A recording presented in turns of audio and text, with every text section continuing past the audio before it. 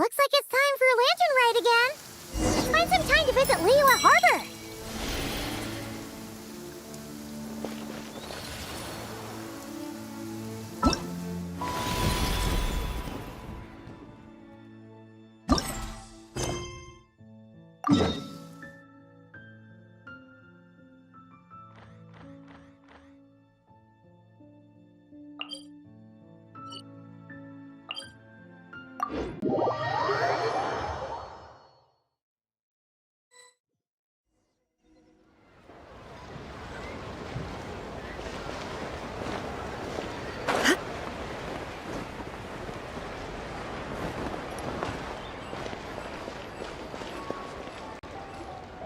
Split the bamboo in the morning, dry it till night.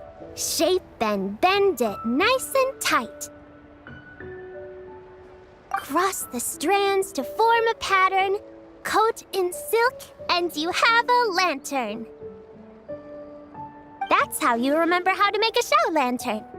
Did you get all that, Chi-Chi? Morning, split bamboo, traveler. Then get silk, make paimon. What? No, that doesn't even rhyme. Look, it's them. Hey, Yao Yao! Hey, Chi-Chi! Whoa, Traveler! Paimon, you're here! Happy Lantern Rite! What you up to? I'm teaching Chi-Chi to make Shao lanterns. It's a real test of finger dexterity, so it'll help keep her nice and loose. Yes, I do finger exercises to be a nimble zombie. Wanna try too, you two?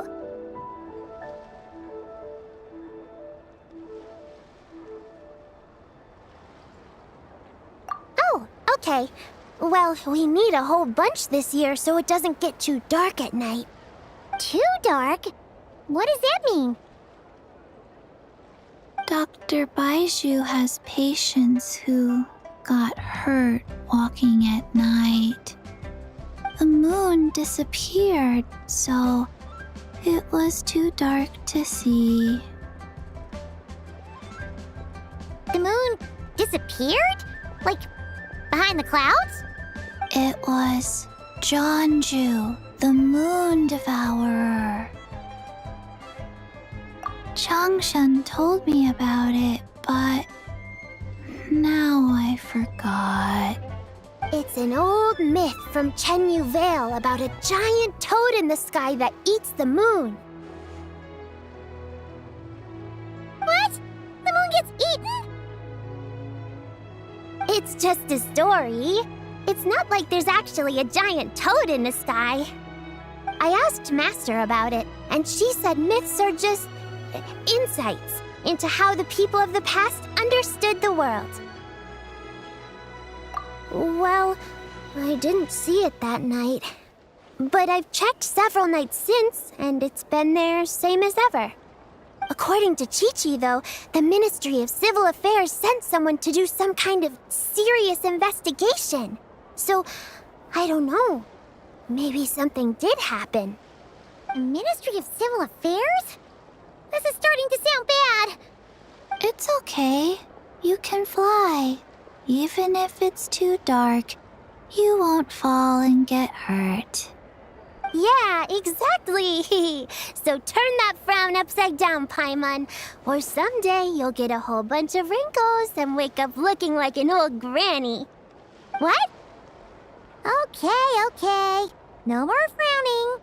But the Traveler can't fly. She could still fall and hurt herself, right? Don't worry. That's what the Shao lanterns are for. As long as we make enough, Liyue Harbor will never go dark. Yeah, and there's the giant lantern too. Oh, right! I almost forgot. Look! This year's Grand Lantern commemorates the Adeptus who guards the moon. With her watching over it, the moon will be safe for sure. A white horse? Wait! So that's the White Horse Adeptus? Yeah! Legend has it she used to live on the moon. So if it were ever in danger, I'm sure she wouldn't just stand by and watch. Huh! We've heard of the White Horse Adeptus before, but we never heard the part about her living on the moon. Probably because it's a folk legend from Chenyu Vale, so not a lot of people know about it. But recently, some ancient artifacts were unearthed in Liyue, and the archaeological team even found evidence of ancient people worshipping an Adeptus who lived in a palace on the moon. It's kind of like how we write wishes on Shao lanterns and release them during Lantern Rite. The White Horse Adeptus would descend from the moon in her jade carriage and grant people's wishes. Ooh! When did that happen? She sounds different from the other Adepti in Liyue. It must have been a super long time ago, 'cause even Master barely knows anything about this Adeptus. Nope. Kinda unbelievable, right? Yanfei said the White Horse Adeptus might even be a made-up legend, just like Janju the Moon Devourer. Yeah, a made-up horse and a made-up toad. You're mistaken, children. The White Horse Adeptus really does exist. Oh, Mr. Liu from the Baiju Guest House. But how do you know that for sure? Have you ever wondered how the guest house got its name, Yao Yao? Baiju... White Colt. So, it's named after the White Horse Adeptus? That's right. And that's because one of my ancestors was once blessed by the White Horse Adeptus. Wait, really? Tell us more! Tell us more! It was a long, long time ago, when this ancestor of mine was still a young girl. She was out gathering herbs and accidentally fell off a cliff, but the White Horse Adeptus rescued her. Oh, that's it? Paimon was expecting something a bit more... special? We've heard a whole bunch of stories like that before. Patience, young one. Let me finish. After the White Horse Adeptus saved my ancestor, she told her a story about the moon and the ancient kingdom of Langan. My ancestor was so captivated that she completely lost track of time. So much so, in fact, that when she returned to her village, she found nothing but a desolate ruin in its place. It was as if, without her knowledge, countless years had passed in the mortal world. Huh? The most extraordinary part of all is that it turned out to be a dream. When she woke up, she found herself at the bottom of the cliff, right where she had fallen. Other than her medicine basket, now filled to the brim with rare herbs, it was as if nothing had happened, until out of nowhere, a horse's whinny echoed through the air, and when she looked up, she saw a pristine white horse leaping over the cliff. A white horse leaping over the cliff? Wow, that sure is a crazy story. But now, it's starting to sound a bit too far-fetched. Another skeptic. You sound just like my son. But I know it's true. Ancestral records don't lie. Wait, so your son doesn't believe it happened? Don't get me started. Not believing is one thing, but he even wants to change the name of our guest house. It's a disgrace, I tell you, a disgrace. Well, it was getting about time for him to take over the guest house. And what's the first thing he does? Starts going on about how the name doesn't attract enough customers and how we're losing business to Wangshu Inn. Can you believe that? As if Baiju Guest House and Wangshu Inn aren't miles apart from each other. Oh, what about something like the Geo Lord's Rest? Paimon bets that would get people through the doors. Geo Lord's Rest. I like that one. This isn't about getting people through the doors. This is about disrespecting our ancestors. Oh, White Horse Adeptus, my wish is this. Let your divine power be known. Teach my foolish son the error of his ways. Paimon wants to learn more about this Adeptus. Hey, maybe we should ask Zhongli. Good idea! Mr. Zhongli is super knowledgeable. He can answer questions even Master has no clue about. Yeah, we just saw him having tea at third round knockout. Alright, then that's our next stop. Chi-Chi and I are gonna keep making Shao lanterns. Careful on the road! Goodbye, Paimon. Goodbye, traveler.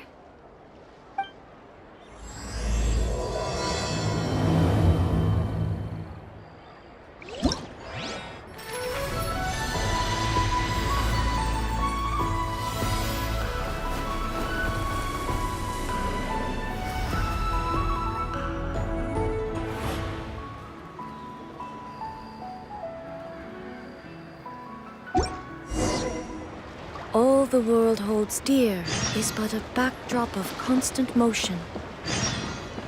I stand before it, alone and unchanging.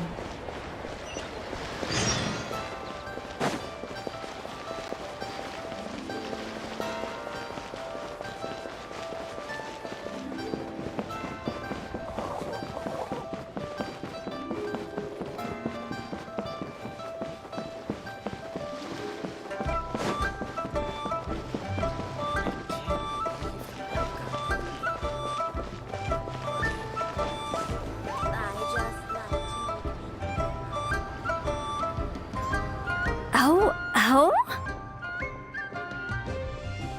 Oh. Curious.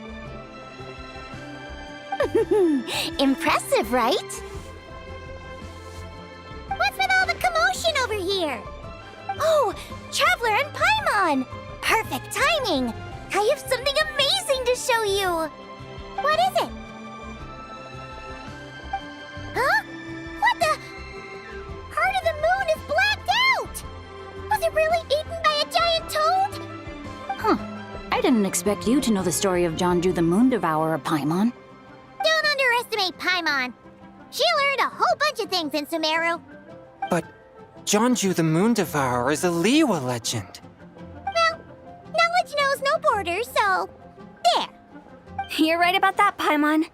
But this dark circle doesn't look anything like a toad to me.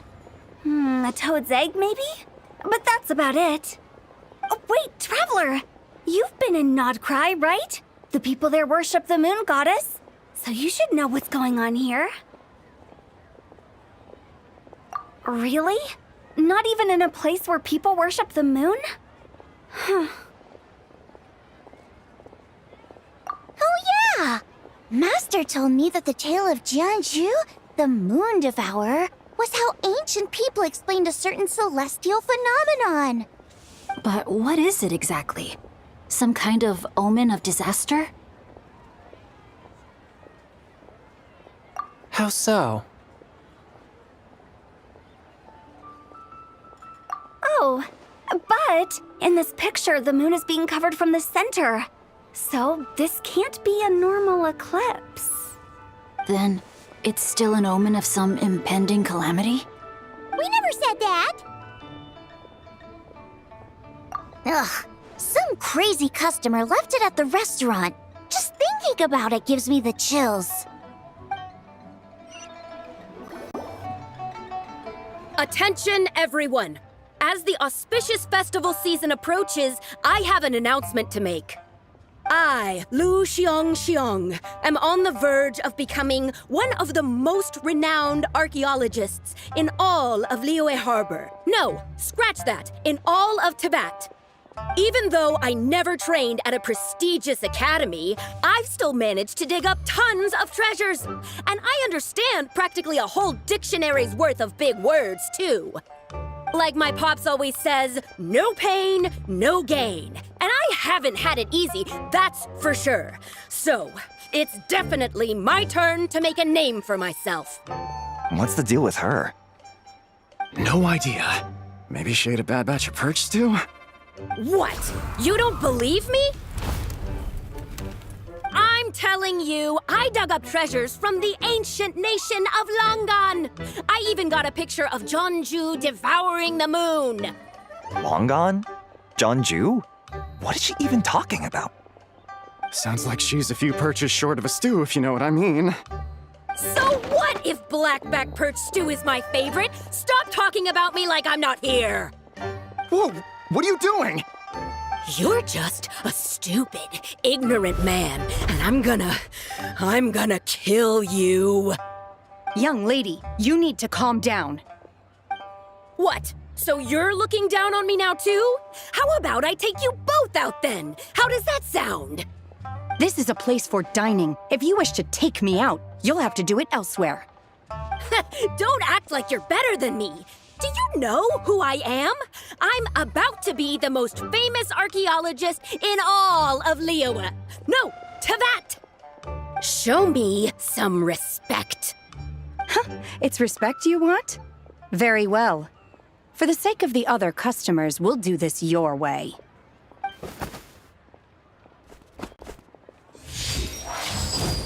What?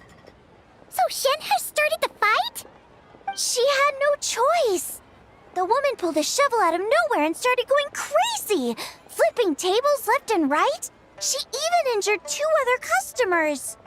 Shenna did what she had to do to restrain her, then took her to the Ministry of Civil Affairs. Thank goodness Aunt Shenhe was there.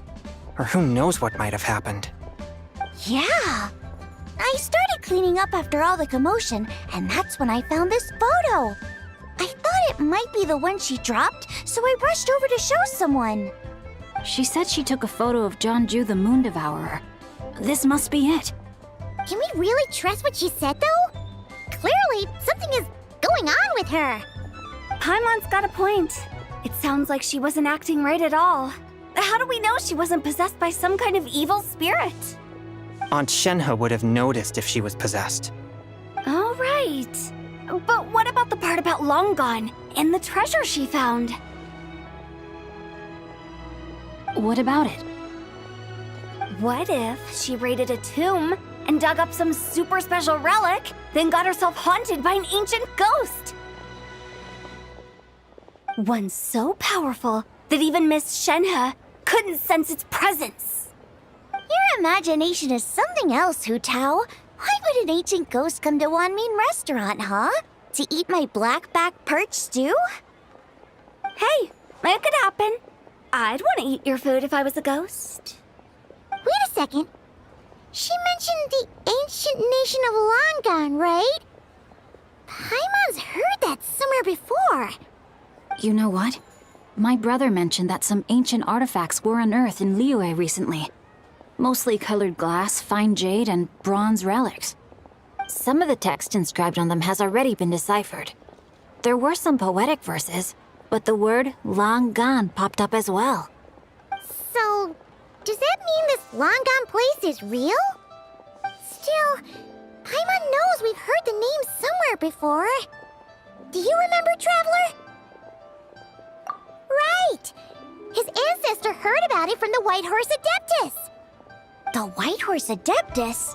Oh, so you must have been to see the giant lantern already. Yep. And it turns out that the White Horse Adeptus is super mysterious, too. Even Madame Ping hasn't met her. Wait, I thought she was the gold-eyed Celadon mare of the 8 Adepts. That's just the interpretation you believe in, Hu Tao. There are other theories out there, too. The elders of Qingce village believe that during the Archon War, a white horse leapt from a clear spring, transforming into an Adeptus who aided Rex Lapis in battle. In Chenyu Vale, some of the tribes take her to be the daughter of time and trace her deeds to an even earlier era. Yet in other ancient texts, including the relics I just mentioned, she appears as an emissary who listens to mortal wishes, bestowing the blessings of the heavens and moon upon the mortal realm. Which is why we write our wishes on Shao lanterns. That's so complicated. So what's the verdict? Which version is the truth? I'm afraid there's no definitive answer to that. You two have been all over Tevat. Do you have an idea? Nope, sorry. We were actually on our way kind of stuff than us.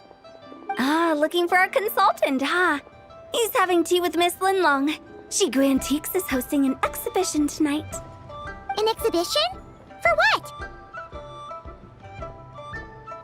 All those antiques Sing just mentioned. So if you head to the big ship docked in the harbor tonight, I'm sure you'll find him. So, where to next?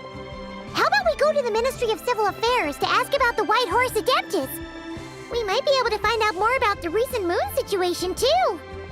If you're heading to the Ministry of Civil Affairs, could you give them this picture for me? Since it belongs to that customer, she deserves to get it back at least. It might even help the Ministry with their investigation. Ha! All right! We're off! Oh, wait! I almost forgot! Happy Lantern Rite!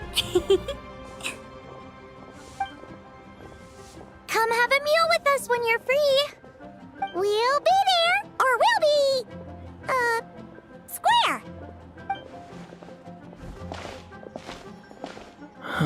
Thinking about it now, could it be possible that photograph was a fake? A fake? You mean like the customer fabricated it to gain academic recognition? Nice one, Changyun. I never even thought of it like that. How about we go check out that place tonight? I know exactly where it is. All right. I'll get scolded if I get home too late. Live a little, Sing-Cho. You act like this is a first for you. Worst comes to worst, we'll get Xiangling to cook you something delicious, okay? Well, when you put it like that, I suppose it's worth the risk. You were just waiting for the promise of free food, weren't you? Fine. It's a plan then. We'll meet up tonight.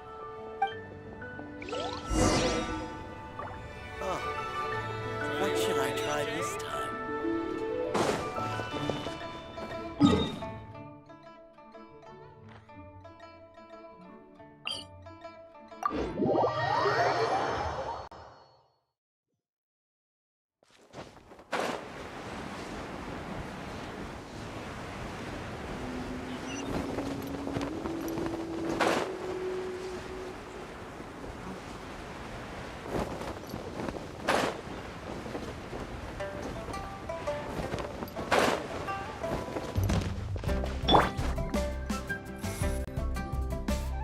Your grandfather is of the same opinion, Miss Lanyan?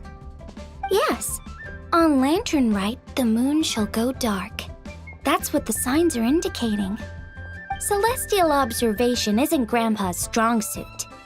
But he discussed it with several other elders from our clan, and their conclusion was the same. It's consistent with the information we've received from other sources as well. You mean the whole thing? About the legend of Jeonju the Moon Devourer? Happening in real life? Yes, that's one of them. So it's true. I thought it was just a rumor. It's true. But right now, the bigger issue is that all our sources indicate the phenomenon's gonna happen again. I'm not sure this bodes well. Let's remain optimistic for now. We're making progress interpreting the artifacts, and Ganyu is consulting with the Adepti as we speak. Besides, apart from the incident at Wanmin Restaurant, there haven't been any other moon-related disturbances. Ningguang, Keqing, and Lanyan! You're all here! Oh, Traveler! And Paimon! It's been a while. Happy Lantern Rite. Yes! Happy Lantern Rite. What brings you here, though? I thought you'd be in the harbor enjoying the Shao lanterns. You're certainly not the type to visit Yujing Terrace for no reason. Is there something I can help you with? What? We're not allowed to just drop in on our friends during the festive season? I was only teasing. You're welcome to visit us anytime you wish. Happy Lantern Rite. Oh, and about all the moon business you were just talking about? We have something to show you. Here, take a look! Whoa! Something really did take a chunk out of the moon.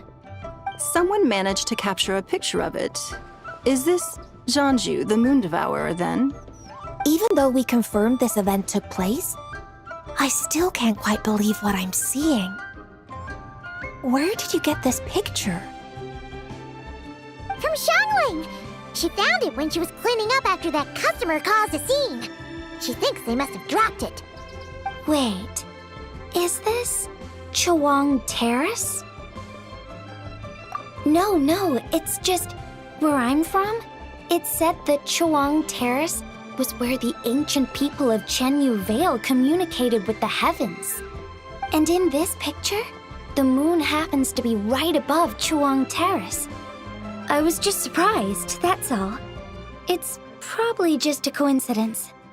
That's interesting because the ancient people of Chenyu Vale migrated there from the chasm area. The chasm? So, that place is involved too? According to our investigation, that customer you just mentioned, Lu Xiangxiang, her father and grandfather are merchants in Liyue Harbor, and her mother and grandmother grow tea in Chaoying Village. A few days ago, she left her home in Chaoying Village to join a civilian archaeological team funded by Hoishan Hall, and ended up excavating some artifacts in the chasm area. These artifacts were then entrusted to Shigu Antiques and are set to be featured in an upcoming exhibition. Then, of course, the incident at One Mean Restaurant occurred. We suspect something happened during the excavation that left her with quite the shock. And now, it seems like she also went to Chuang Terrace and took that picture of the moon disappearing. The chasm? Chuang Terrace? Things are getting pretty complicated. She's not in a good mental state, so we took her to Boo Boo Pharmacy to get some help. Why don't you come with me to check up on her? At this point, you seem invested in this case too. Then let's head there now.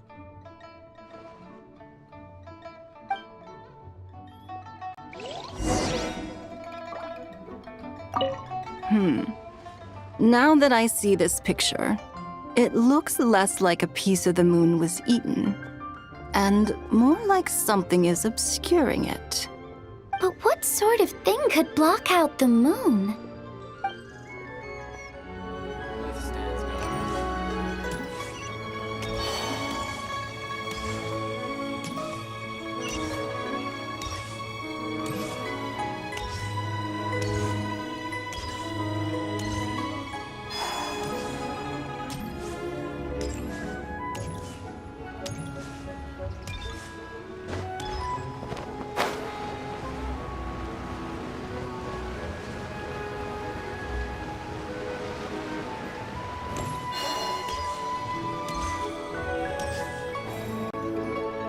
Ah, Lady Yuheng. Oh, and the Traveler and Paimon are here as well. What a pleasant surprise. Happy Lantern Rite. I hope we're not interrupting, Dr. Baiju. Not at all. I assume you're here to see the patient? Unless it's urgent, however, it would be best not to disturb her rest. It's quite unstable. She's even more agitated than when she first arrived. And she refused to cooperate when we tried to check her over. I had no choice but to prescribe a calming draught and to have her rest for 2 days. So she's getting worse? That isn't the news I was hoping for. It's just a precaution. Based on an earlier conversation with her, it seemed more like a fixation than anything else. She hasn't lost her mind. That's right. When we asked about it, she kept insisting she was going to be famous far and wide. Well, it might not be far and wide, but she certainly made a name for herself around Yujing Terrace. Even some of the Qixing know who she is. Not often, that's for certain. From my initial assessment, the patient appears to have experienced some sort of shock, and whatever it was seems to still be haunting her. But what could have caused such a thing? The relics from the chasm? Or the moon above Chuang Terrace that night? Come back in 2 days, and you might just have your answer. I suppose that's all we can do for now. We'll take our leave then, Dr. Baiju. Of course. If you need anything else, don't hesitate to stop by. Speaking of those relics from the chasm, aren't they being featured in an exhibition tonight? That's right. Are you planning to attend? Yeah! We wanted to have a talk with Zhongli anyway, and now Paimon's even more curious about these relics. I would, except every item in the exhibition had to be registered with the Ministry of Civil Affairs. So I'm afraid it's been spoiled for me. I reviewed them all myself. There are some rather peculiar artifacts, that's for certain. We're still working on decoding the ancient text that appears on them. Yeah! The word jade appears a whole bunch, doesn't it? Huh? How did you know? Xingqiu told us. He said there were some ancient poems on them, too. He's quite well informed, isn't he? Well, he's right. We believe they're direct references to the ancient nation of long gone. As for the other text, instead of regular poetry, it seems to be more like ceremonial language used to worship the moon and the gods. The moon and the gods? Well, looks like it's almost time for the exhibition. You two should head over. There's an usher at the harbor who will lead you to the venue. Not at all. The exhibition is free to the public. The people of Liyue have a great respect for our history and are eager to learn from it. Plus, the exhibition is being organized by Linlong, the owner of Shigu Antiques. As far as I know, it's been a long-time goal of hers to hold a cultural exhibition of this scale, where people can learn all sorts of information about the past. Guess we're in for a real treat tonight, then! Yes, have a great time. There's still more artifact decoding work I need to finish, so we'll have to part ways here. After seeing the picture you brought, there's a few ideas I'd like to follow up on. You're hard at work even during festival season? Huh! You haven't changed one bit, Keqing. I'm simply fulfilling the responsibilities of my position. That's all. All right, I should get going. See you later. Well, guess we should head over to the harbor and find that usher.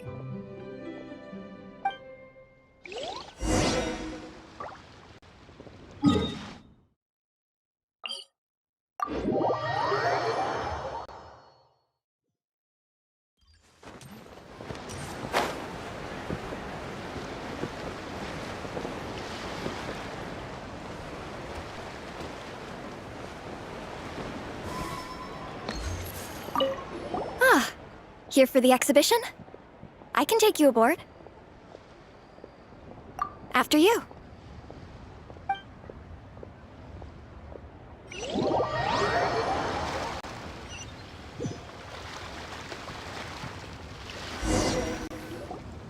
Whoa! Look at all the antiques on this ship! It's almost too much to take in! Greetings. I trust you've been well since last we met? Aha! Speak of the devil! You're right where Hu Tao said you'd be! Ah, so Director Hu gave me away, did she? Don't act like you're up to some super secret business! We know you just do whatever you feel like. Yo, Traveler! Paimon! What's up? It's been a while, you two. Happy Lantern Rite. Beidou! Yunchin! It's great to see you! You're here for the exhibition too? Yes. When I heard these artifacts were from ancient times, I just knew I had to come learn more about them. I mean, what a discovery, right? Yeah, Ningguang pretty much said the same thing. She thought coming here might help culture me up or something. But as you know, I'm more of a fists and punches type of person. I doubt one exhibition is gonna change that. You're too modest, Captain. You're the leader of the Crux fleet. That takes far more skill than just fists and punches. Plus, at the end of the day, you still decided to come, even though you didn't have to listen to Ningguang. Well, she's the Tianquan. If she can't even get an average ship captain like me to do her bidding, how's that gonna look? You sure know how to think from her perspective, huh? I guess I do. Anyway, how's everyone enjoying the exhibition? I heard that if you see something you like, you can negotiate the price with the owner and take it home. Wait, so we can buy this stuff? Indeed. Although Shigu Antiques is hosting this exhibition, many of the items come from private collectors. As long as both parties reach an agreement, you can make an offer of mora or an equivalent trade. Well, shall we continue our conversation as we look around? Let's go! Paimon's super curious about all this stuff.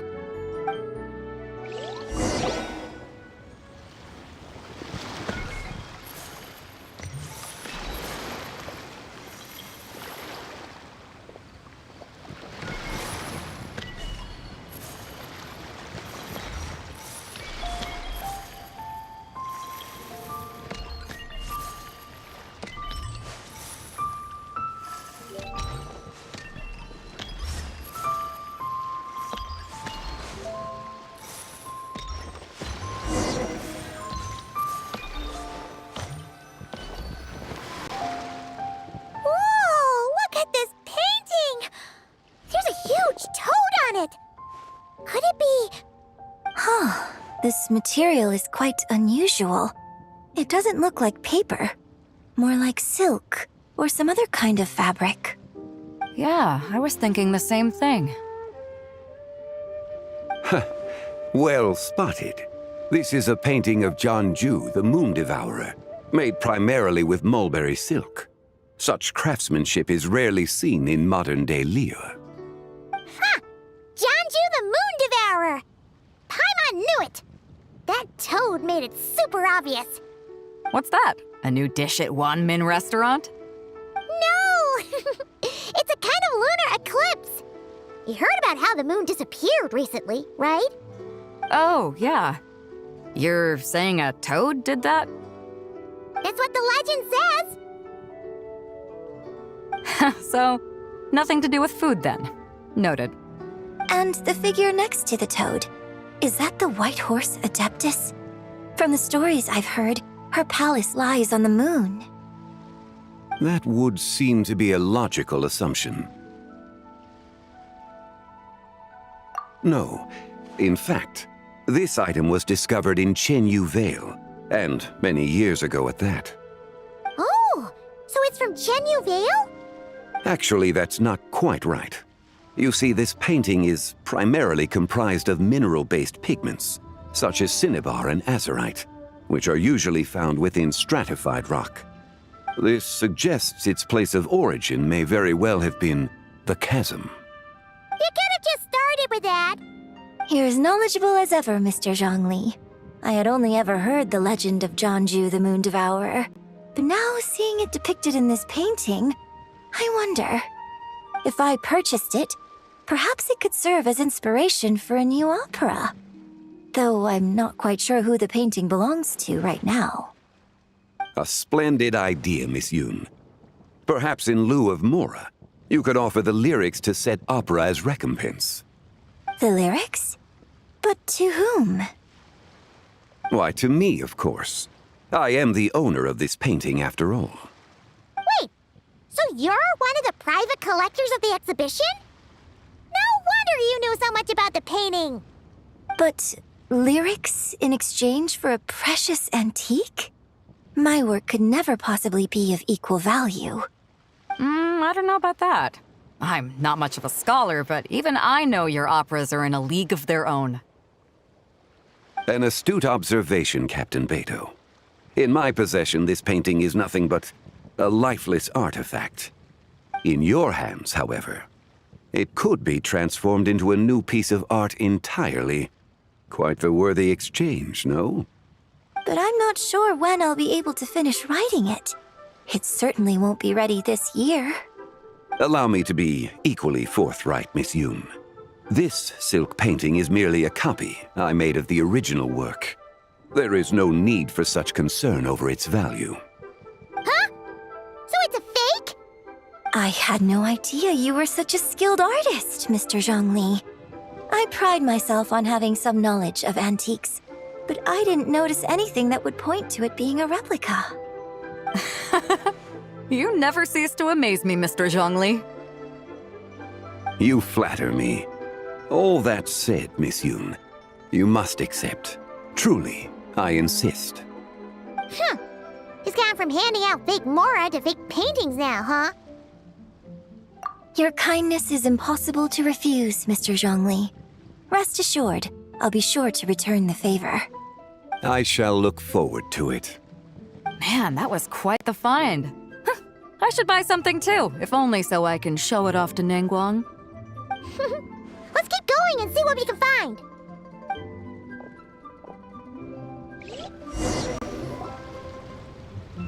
Wow, this bronze war chariot is really something. It must have quite the story behind it. I've never seen anything like it before. Do you know what this is, Zhongli? Ah, I heard from Miss Linlong that a carriage made of Celadon jade was unearthed in the chasm.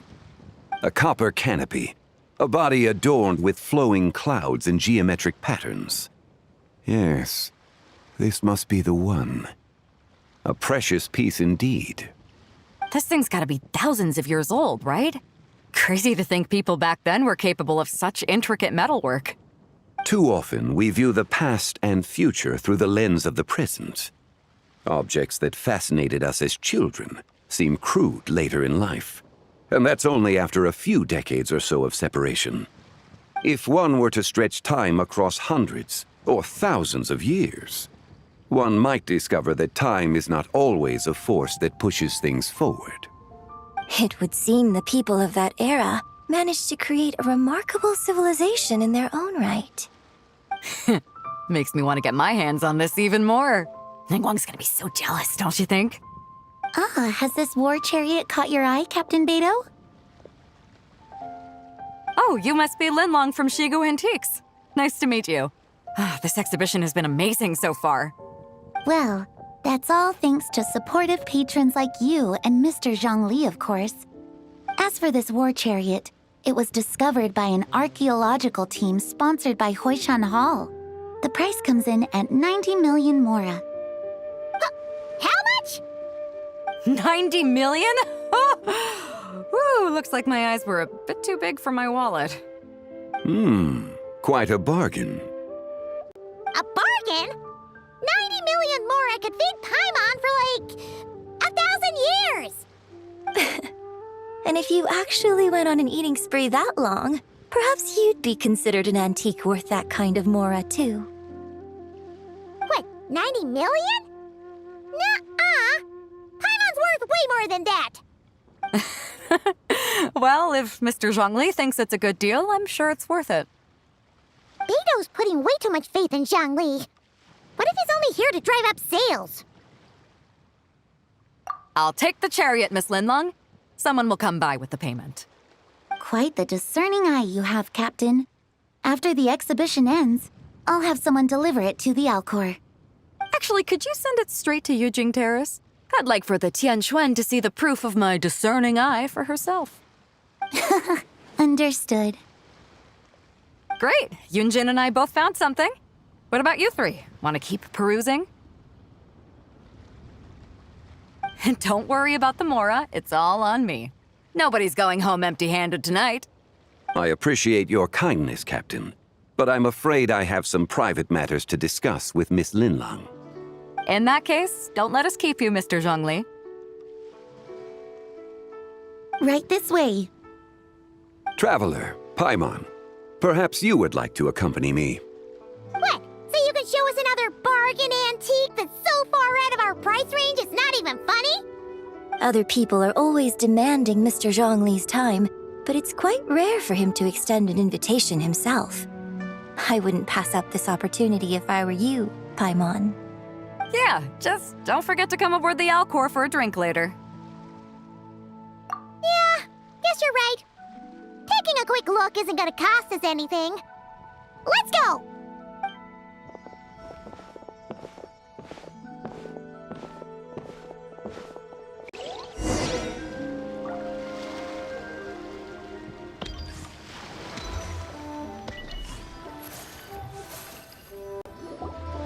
These are all the jade pieces that were found, Mr. Zhongli. Wow! So many styles! What kind are these? These are a type of ceremonial jade. You're familiar with Chenyu Vale's rain jade rite, yes?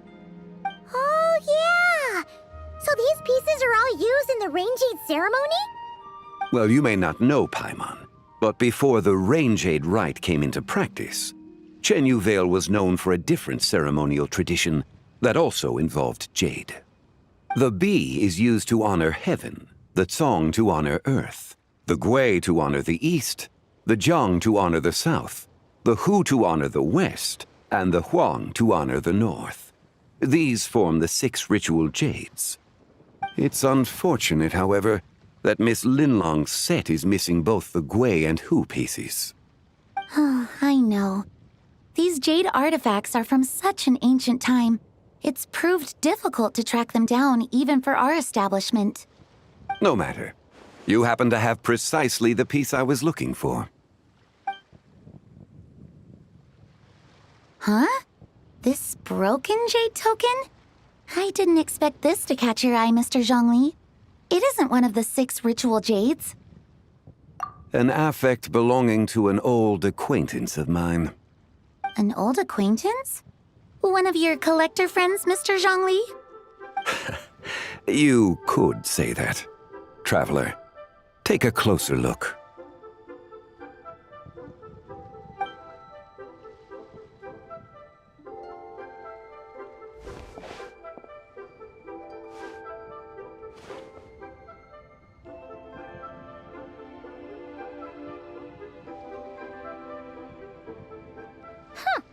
It doesn't look all that special to Paimon.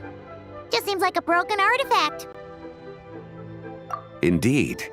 It's been thousands of years since the moon has appeared in such a form. So, in the past, the moon wasn't always full. Then, could this missing chunk be from when Jianzhu devoured part of the moon? It's worth looking into. Your insight is invaluable, Mr. Zhongli. I had no idea how special this piece was. Since it has caught your interest, allow Shigu Antiques to cover the cost. Oh, that is far too generous, Miss Linlang. Not at all. I've always wanted to give people a chance to appreciate these snapshots of history. So holding an exhibition like this has been a lifetime wish of mine. And it never would have been possible without your help, Mr. Zhongli. I merely put in a good word with a few acquaintances of mine. And it had a profound impact. Without your recommendation, I doubt half of these collectors would have come to the exhibition. So, on both a personal and professional level, I owe you my thanks, Mr. Zhongli. Wow! Zhongli actually did something useful for once.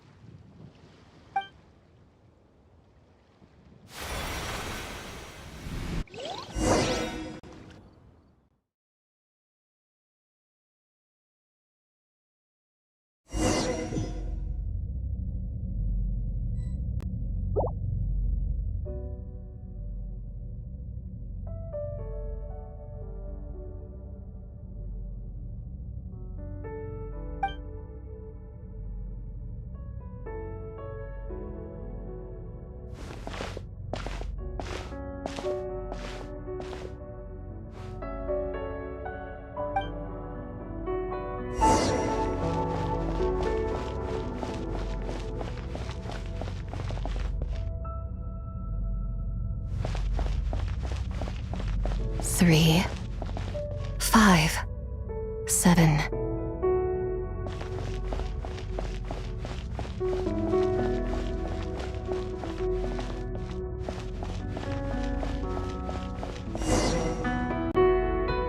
Eleven, 13, 17, 19, 23, 29.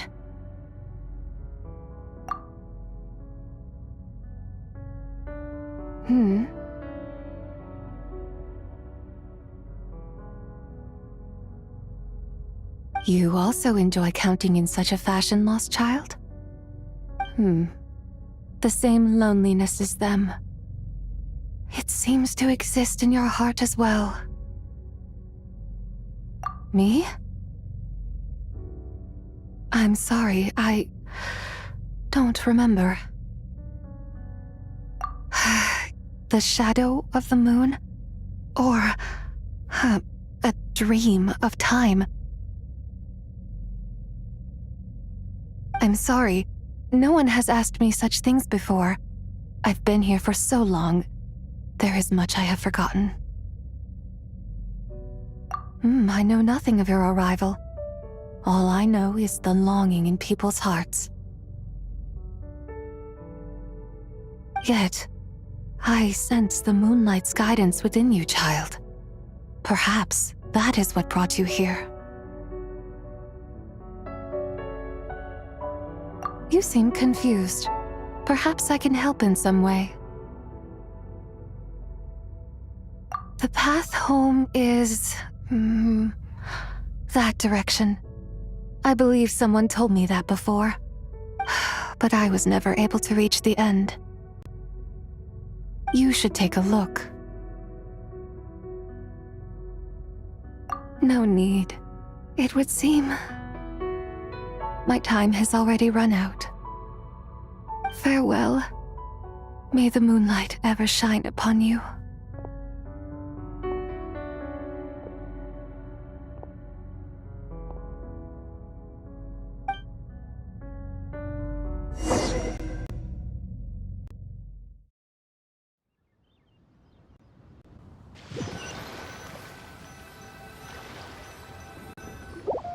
Wow! Jiangwei actually did something useful for once. Your complexion looks rather ashen, traveler. Are you feeling all right? Yeah, what's wrong? Does your stomach hurt? Huh? What are you talking about? You were right here the whole time. Ah, I see. I'm afraid we must take our leave, Miss Linlong. My friend has taken ill and I must escort her to get some rest. Of course. Traveler, Paimon, please, come with me. Ah, yes. Regarding the payment for the Jade Token. Charge the expense to the Wangsheng Funeral Parlor if you would.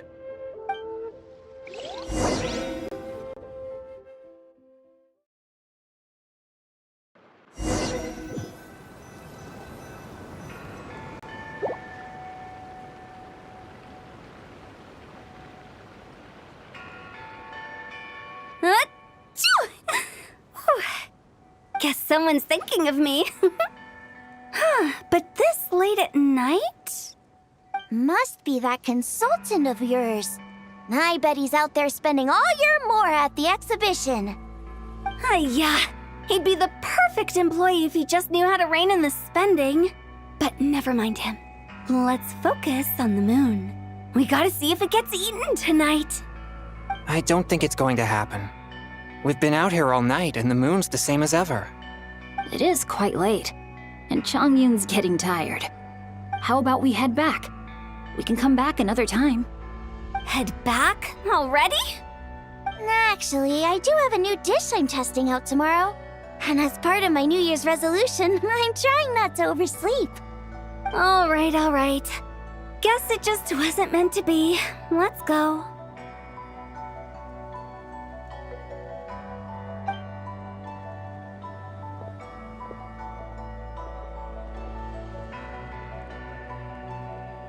When the sun's out, bathe in sunlight. When the moon's out, bathe in moonlight.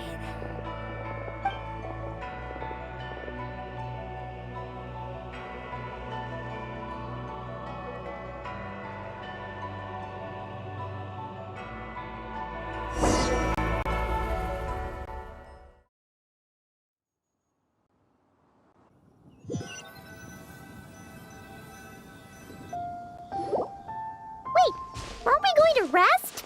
Why did you bring us here? Because I imagine the traveler would like to know what just happened to her. Oh, right. Paimon's confused, though. She could have sworn were there the whole time. Oh, how is that possible? It sounds like her spirit formed an inexplicable connection with the being in that space. Ah, you suspected from the beginning, didn't you? Indeed, the being you met is the fabled White Horse Adeptus, and the original owner of this jade token. Her name is Zibai. Wait, does that mean she's inside this token? No, she does not reside within this token, but rather within the moon's shadow. This token is merely a medium. Word has it you accomplished quite the feat in Nodcry. You and your friend brought the Frost Moon back to Tevat. Tell me, did you ever wonder about the other moon? The one that hung in its place for thousands of years? We never really thought about it, but it must have been a fake, right? A fake moon! Indeed, it was false. Its true nature, nothing but a projection of the moon. It also happens to be the prison that confines Zibai to this day. Wait, the White Horse Adeptus is trapped inside that projection? Then we need to rescue her! But the moon in the sky right now is the real one, right? Where did the fake moon go? And why can't Paimon see it? With the return of the true moon, the shadow naturally lost its place in the heavens. Now, it is disintegrating bit by bit. It's a process that comes and goes. When it occurs, it looks like the moon is being obscured by a black shadow. But when it stops, the shadow disappears and becomes invisible to the eye. So, you're saying there's an invisible fake moon blocking the real moon right now?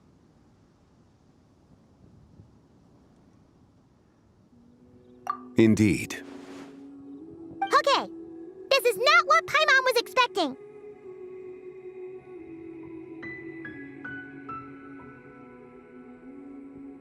My hypothesis is that people's wishes could be what trigger the periods of disintegration. After all, when you experienced that episode just now, it was precisely when Miss Linlong spoke of her own wish. Wait, is that because the White Horse Adeptus answers people's wishes? The legend must be true then. So, that means the more wishes we make, the faster the fake moon will disintegrate, right? Then it won't be long before the White Horse Adeptus is free! Quite the contrary. After countless years trapped inside, the two have merged into one. When the moon shadow is gone, Zibai will cease to exist in this world. Oh no! So, by bringing the moon back, we actually hurt the White Horse Adeptus? Do not burden yourself with such thoughts. Because of your actions, a promising opportunity has presented itself to us. Let us not forget, what is crumbling is also precisely that which imprisons her. Yes, and that is why I invited you here tonight. Your connection to that broken jade token confirms that you can do what I envision. However, while I had hoped to receive your assistance, this matter could have significant ramifications. I must admit a certain reluctance to implicate you in more of Tevat's secrets. Often, the deeper one's knowledge of such matters, the harder it becomes to extricate oneself from them. You are someone who once traveled through the boundless sea of stars. I cannot help but wonder, perhaps it is wrong for your fate to become too entangled with the fate of any one world.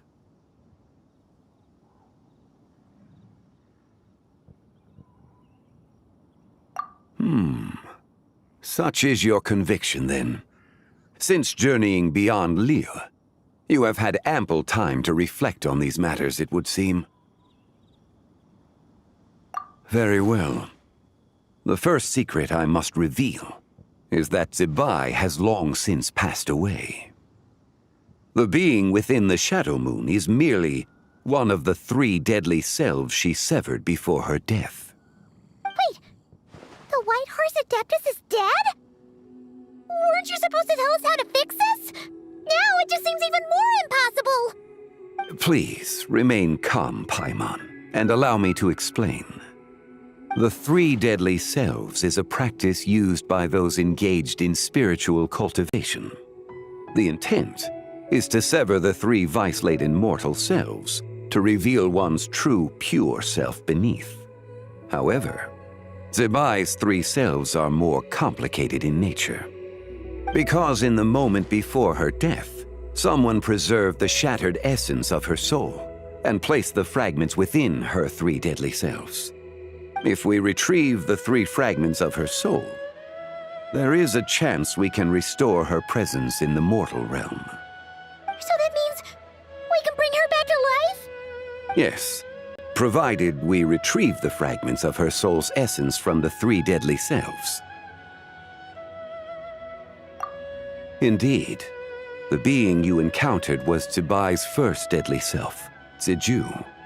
After Zibai's death, she ascended to the heavens and became one with the Shadow Moon. The essence that resides within her is a heavenly soul, also known as Taiguang. Thus, this self is the closest to Zibai's true nature.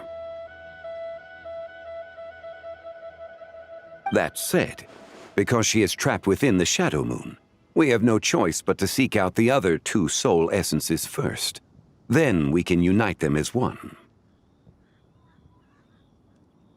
Her second deadly self is called Ziju. After Zibai's death, she fell into a slumber deep beneath the earth in what is now known as the Chasm. The essence within her is the Earth Soul, also known as Shuangling. She is the self that inherited most of Zibai's memories and wisdom. The chasm?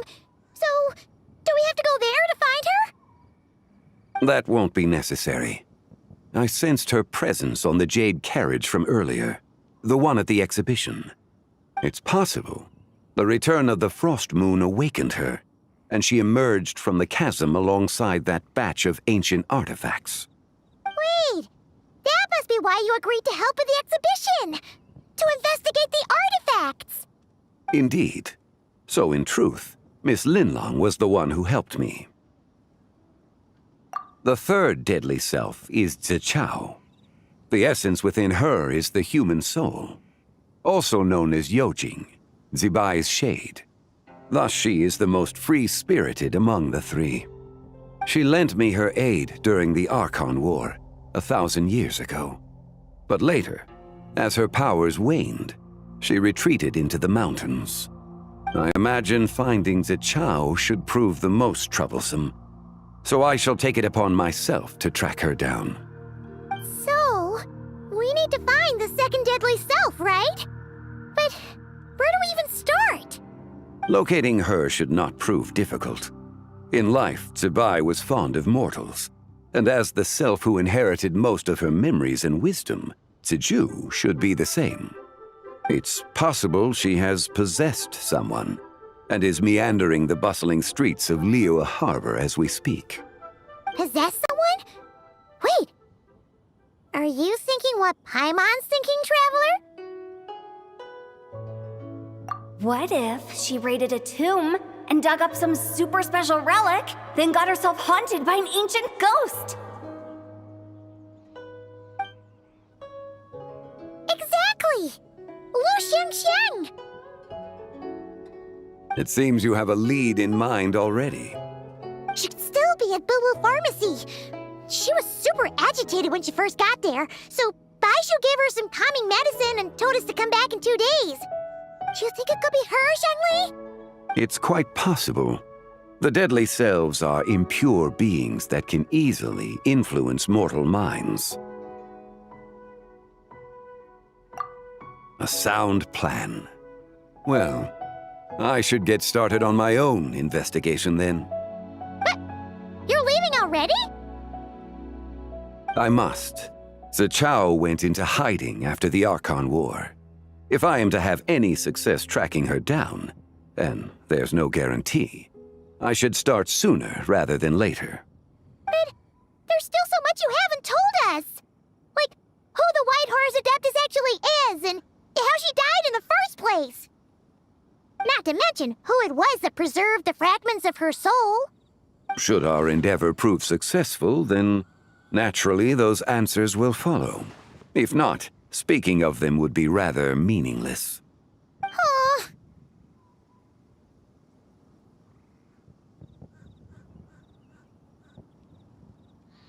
It would seem that this is a question you are unwilling to set aside.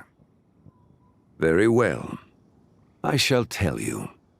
It was the Avatar of Time. Ah, so you know of her existence. The ruler of time saved her soul. Indeed. Preserving what remained of Zibai's soul in the moment before her death. Only the power of time could be capable of such a thing. However, there is no telling what effect it has had on the three deadly selves. In other words, you must exercise caution when seeking out Ziji. On the night of Lantern Rite, countless Shao lanterns and the wishes written upon them will be released into the sky. I estimate that this event will trigger the Shadow Moon's collapse. When that happens, the cage that confines the first deadly self will open. That is our moment to act, but also the moment where all could be lost. For if we fail to retrieve the other two soul fragments in time, Zibai's resurrection is hopeless. As I mentioned before, the answers to your remaining questions should come in time, providing our efforts bear fruit. Let us hope that all proceeds smoothly in the days to come.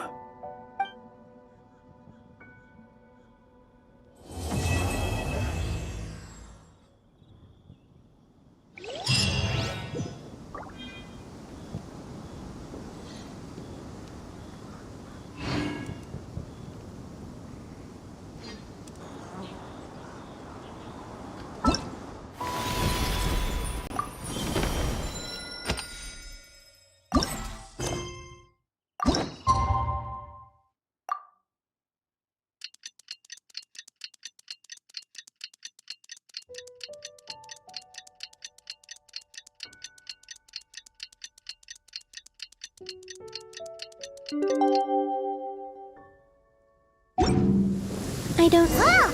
Should we head to Boo Boo Pharmacy today? Fingers crossed we learned something useful. All the same.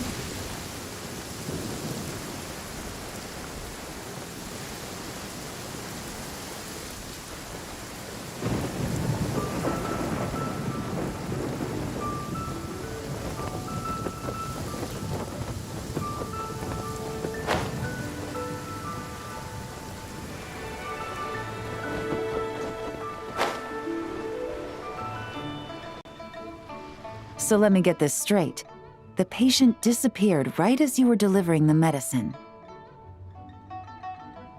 I know it's hard to believe, but that's exactly what happened. It's true. 1 minute she was there, and the next she was nowhere to be seen. Hey, it's Yelan! Fancy seeing you here! Oh, is this a bad time? Not at all. Just a small roadblock in the case I'm working. Ningguang asked me to investigate a patient named Lu Shangshang. If you're here to find her too, then you're out of luck, I'm afraid. She went missing this morning. What? According to Dr. Baiju, the patient vanished right under his nose. But it just seems like that should be impossible. There 1 second and gone the next? Pretty sure Xiao can do something like that. Then you're suggesting this Lu Shangshang is the Vigilant Yaksha in disguise? Or some other Adeptus? Guess not. But this is so weird.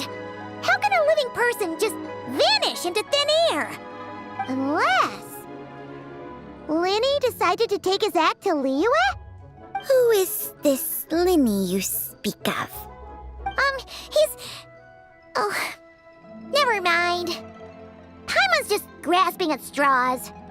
Let's set aside the how for now, and focus more on the where. You mentioned this patient has a strong obsession with achieving fame and recognition? Yes. She kept talking about becoming a renowned archaeologist and making a name for herself. So, are we looking for a place where it's super easy to become famous? I think we should check out the Shao Lantern crafting stalls. Because it's easy to become famous by making Shao lanterns? Not exactly. When the people of Liyue need a solution to a problem, their first thought would be to pray to the gods and the Adepti. If her wish is to become famous, she might write it on a Shao lantern in the hopes that the fabled White Horse Adeptus might make it come true. That certainly sounds probable. Turns out, the White Horse Adeptus might be a lot closer to home than she thinks. What was that? Nothing! Let's go check out those stalls!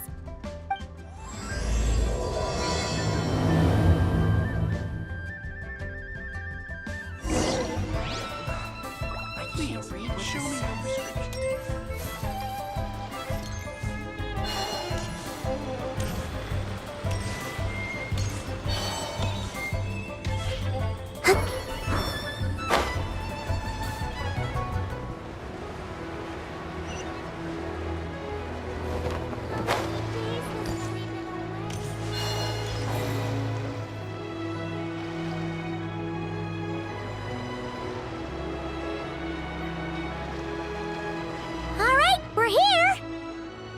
Still no sign of Lu Xiangxiang, though.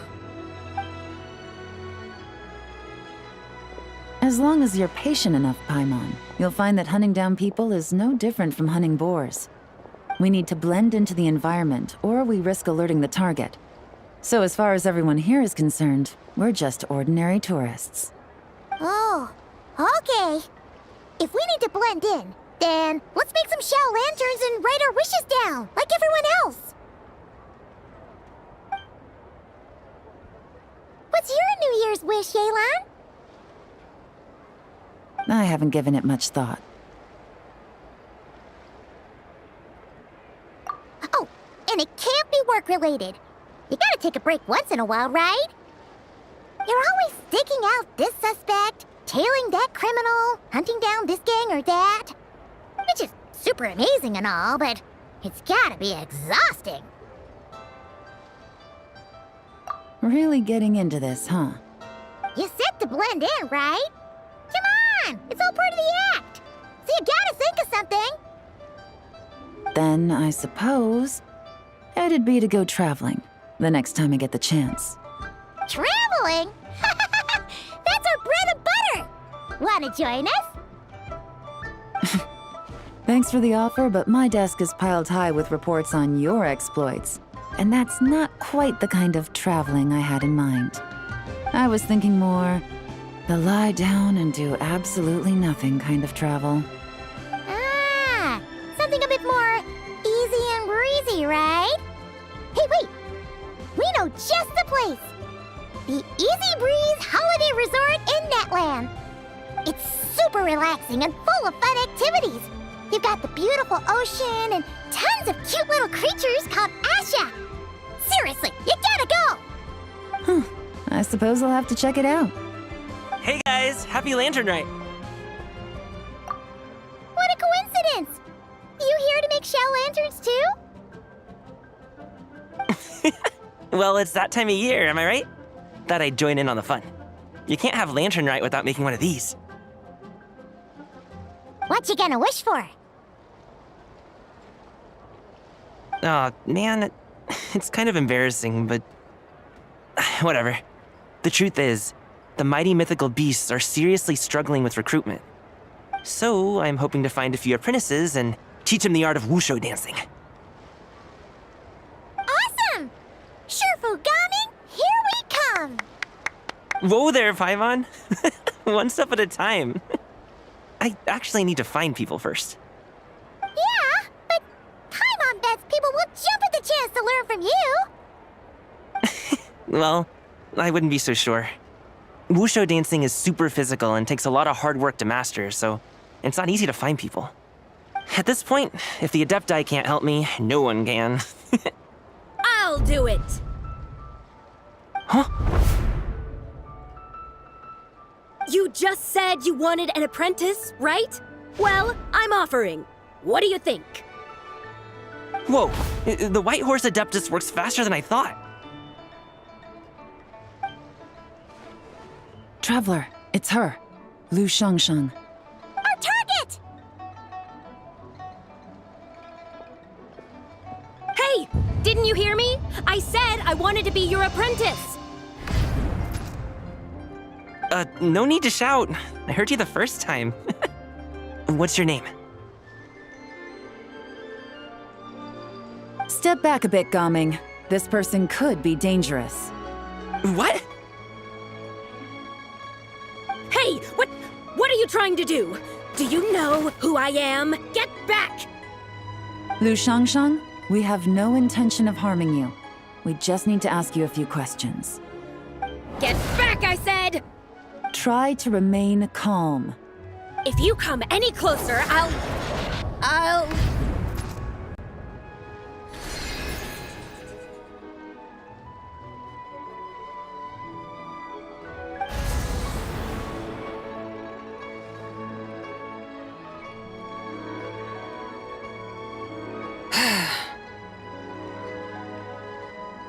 Little wisp of a being. How are you able to see me?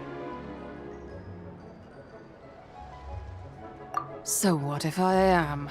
Leave at once!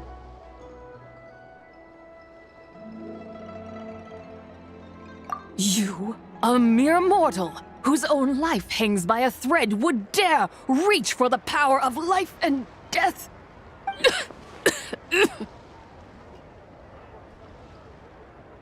Unless you wish to be condemned to eternal damnation, you would do well to abandon this foolish endeavor.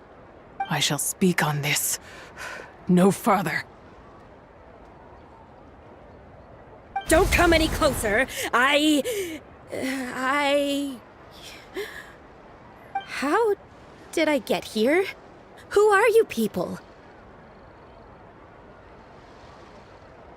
Playing dumb, are we?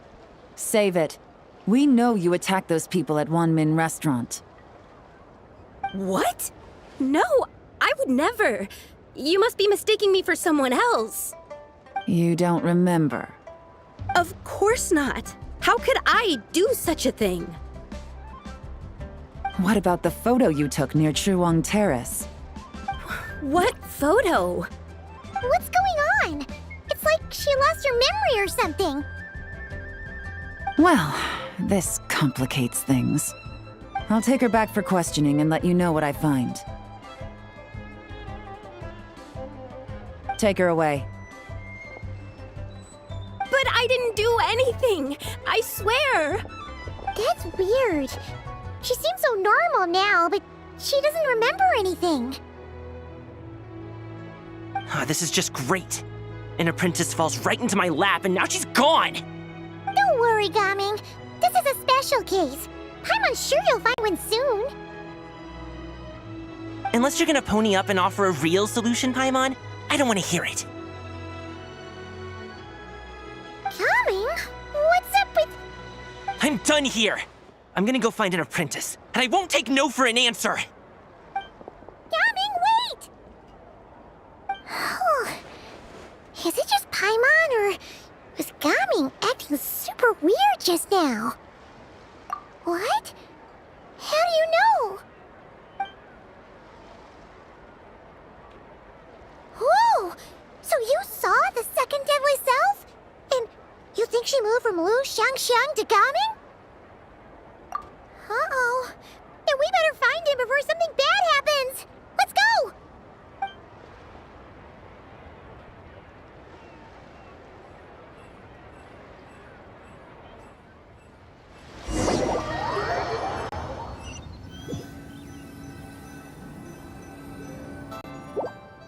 Alas, why must Cloud Retainer inflict such woe upon us, Mooncarver? By the order of Rex Lapis, we were supposed to make haste to the harbor to stand watch.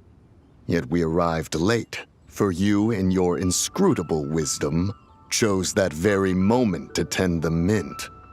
It is no wonder Cloud Retainer banished us to the wilderness in anger.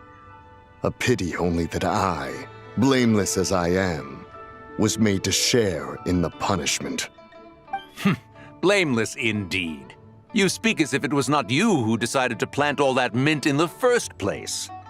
Yet now, in its wretched state, overrun by blight and vermin, you would turn away? Utterly heartless, I say. Were I truly that heartless, would I have rescued those seedlings from this desolate wasteland, granting them haven in your hallowed garden? Alas, if blame must be laid, let it fall upon Cloud Retainer for failing to recognize the virtue of our plight. Ah, at last a sentiment with which I can agree. If ever Cloud Retainer is away, we should steal into her abode and plant a veritable field of mint. A tempting little ruse, is it not?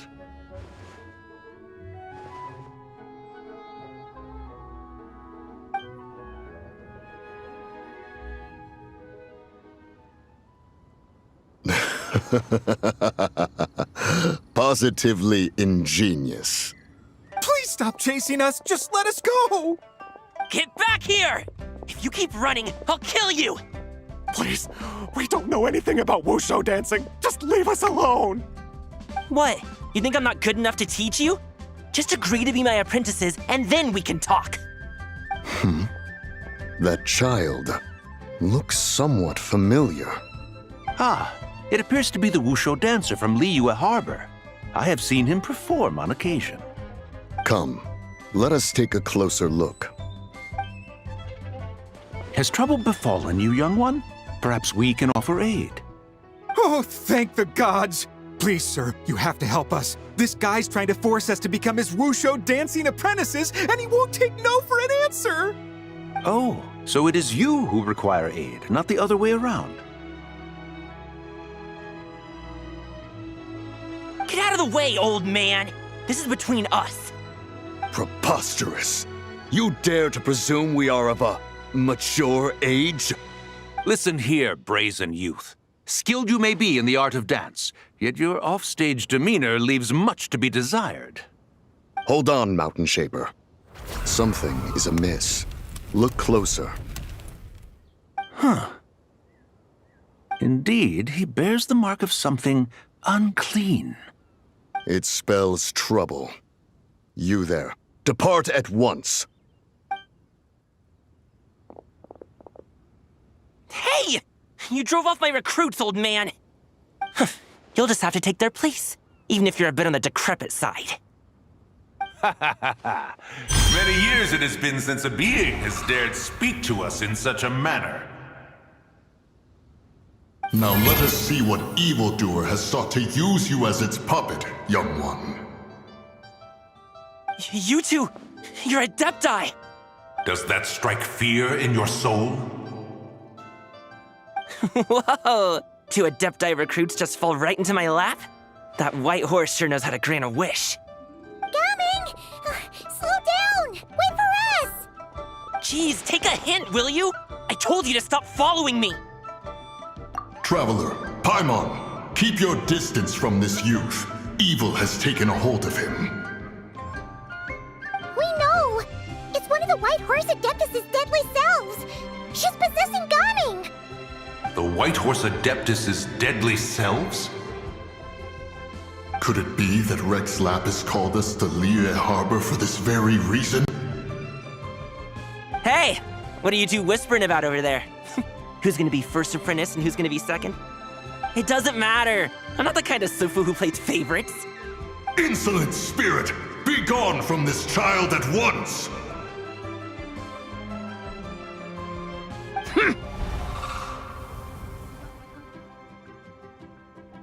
Little mite of a mortal. Getting in my way again, I see.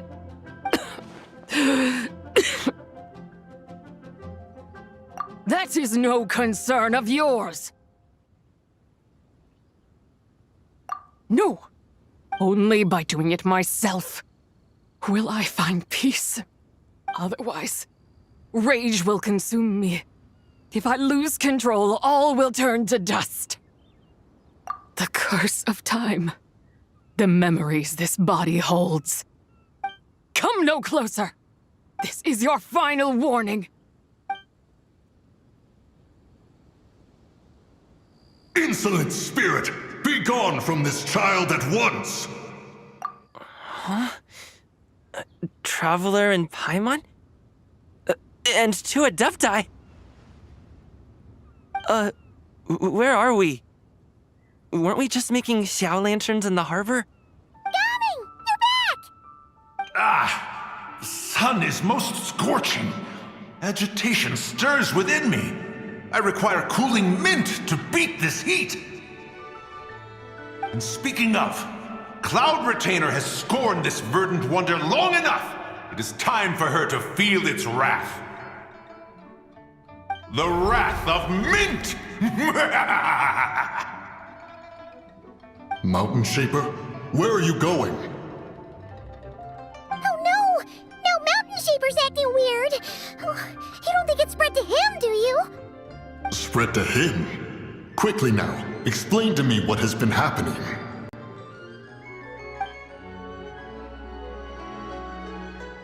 What? Was I really that rude? Jeez, someone get my dad to throw a slipper at me. I'm so... Oh, you okay, Gaming? He is fine. It is simply exhaustion. But to think Mountain Shaper would succumb to something like this, it is most unexpected. So, what do we do?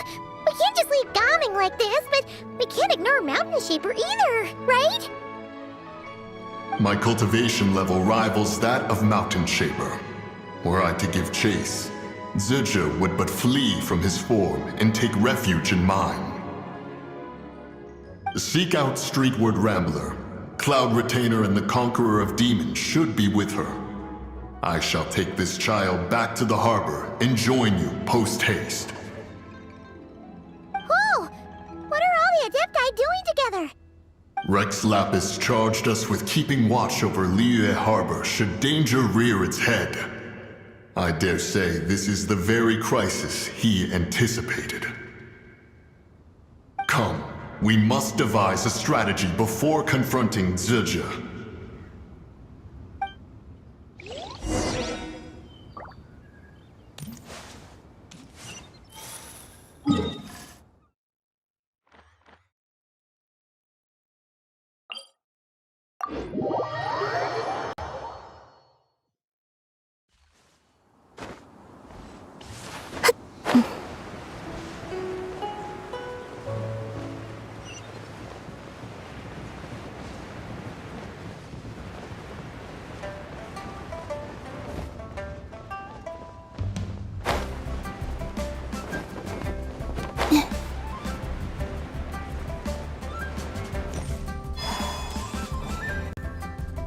The White Horse Adeptus?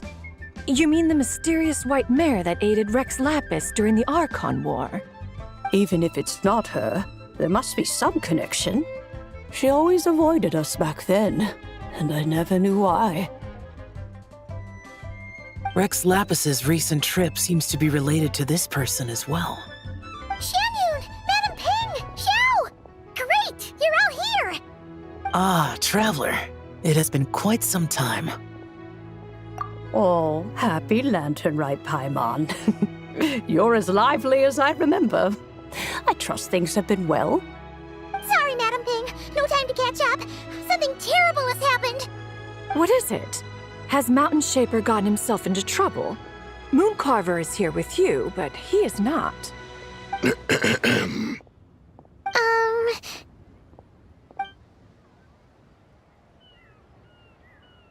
The Wrath of Mint? That old fool dares to utter such nonsense behind one's back. Yeah, that's not really our biggest concern here. So, even a mere deadly self of the White Horse Adeptus was able to possess Mountain Shaper and affect his mind. No wonder Rex Lapis told us to gather here and await his orders.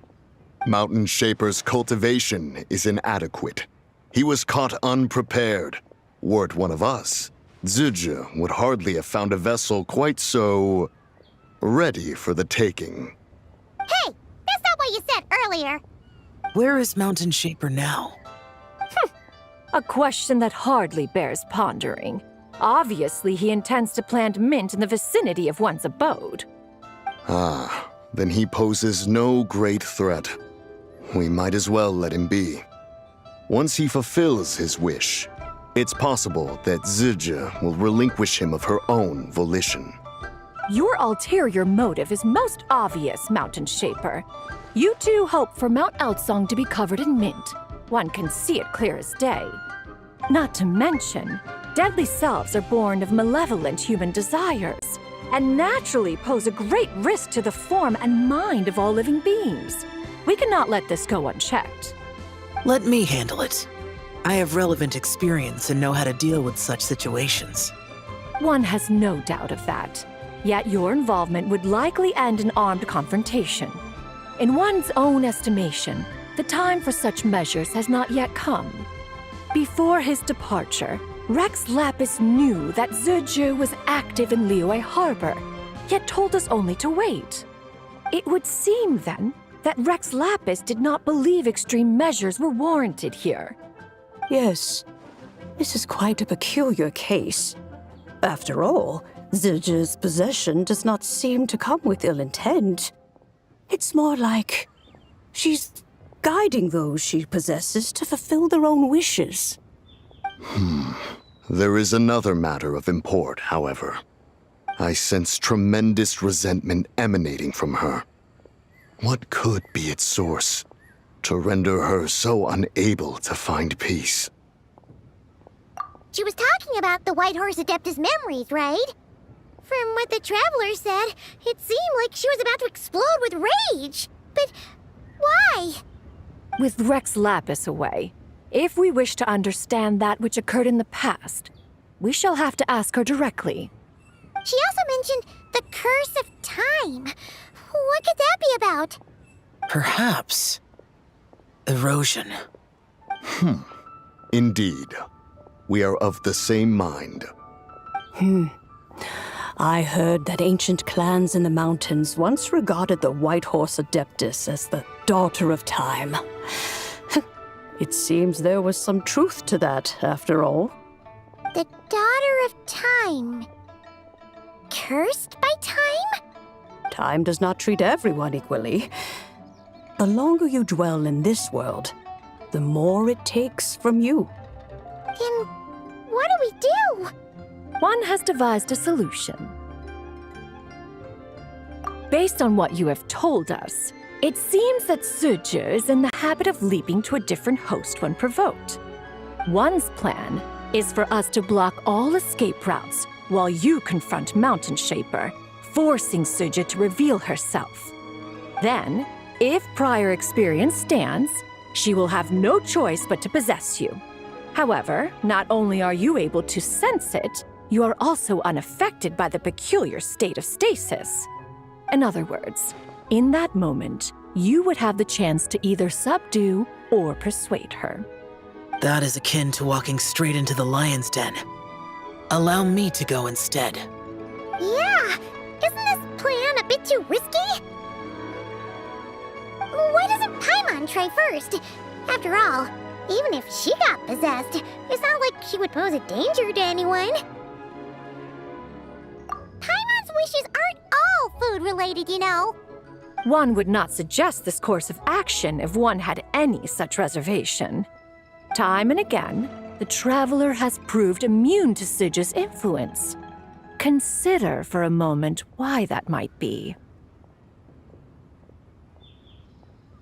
Oh yeah, that's what the first deadly self told you, right? Perhaps your time in Nodcry left you with the blessing of the newborn moon goddess, Traveler. And this White Horse Adeptus clearly has a profound connection to the moon. Indeed. Indeed. I see. Have you other concerns, Conqueror of Demons? I was just trying to fathom why Rex Lapis left without explaining the situation in detail. But now I think I understand. Rex Lapis entrusted this matter to the Traveler, which means in his estimation, The Traveler must be the key to its resolution. So I have no other concern. I trust Rex Lapis, and I trust you. Then we are all in agreement on proceeding with this plan? Very well. We should depart at once, lest we lose our chance. Let us see whether that old fool truly dares to face one's abode with Mint.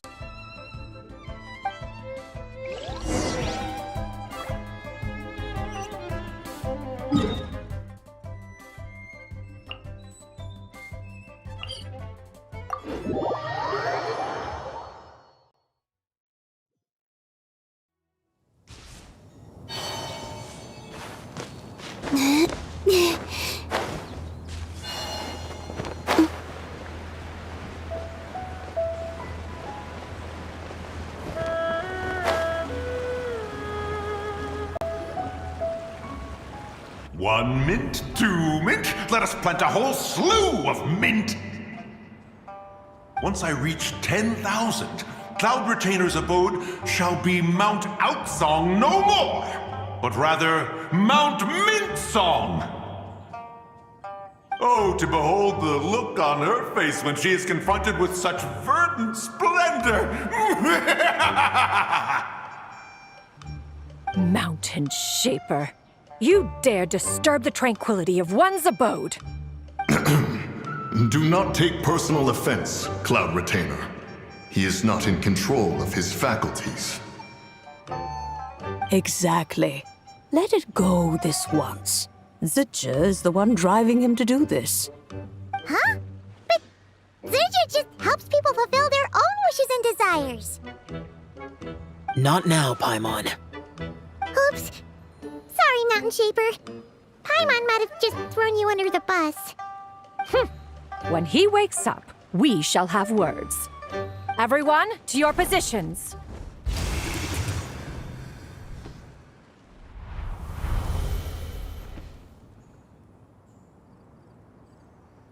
Be careful. A pest? I must catch it! Again!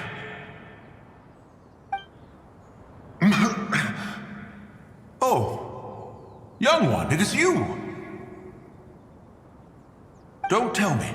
Cloud Retainer sent you? Ha! Such brazen insolence! Such presumption, such boundless avarice. That wretched adept's impudence knows no end.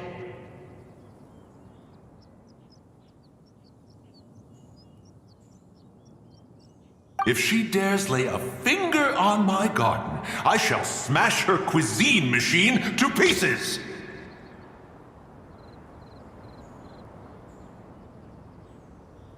You think I am one to fold so easily?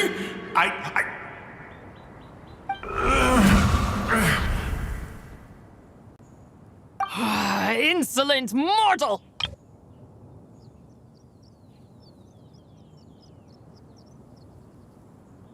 Time and again, you interfere in that which is beyond you. You make it exceedingly difficult to contain my rage.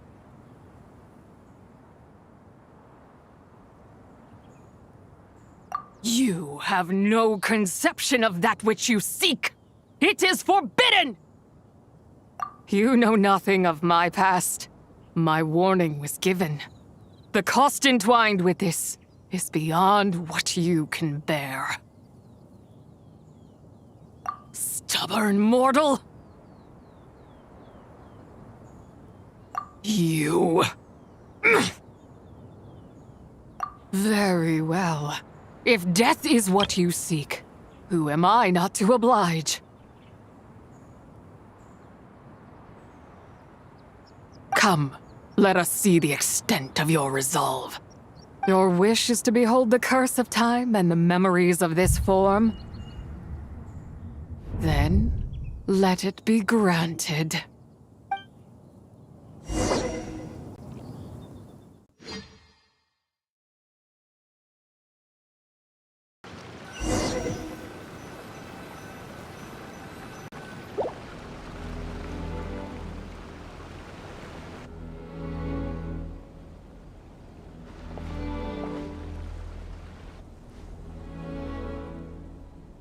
You who seek death, stand before me.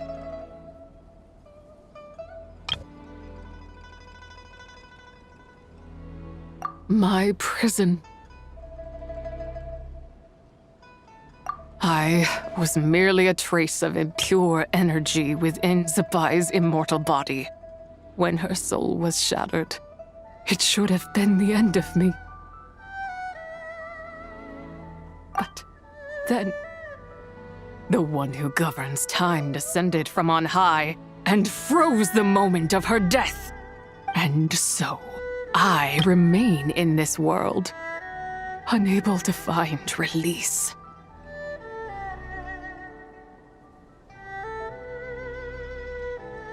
A mortal who knows of her existence and would dare to speak her name. Who are you? Help. No, there is nothing we can do for each other.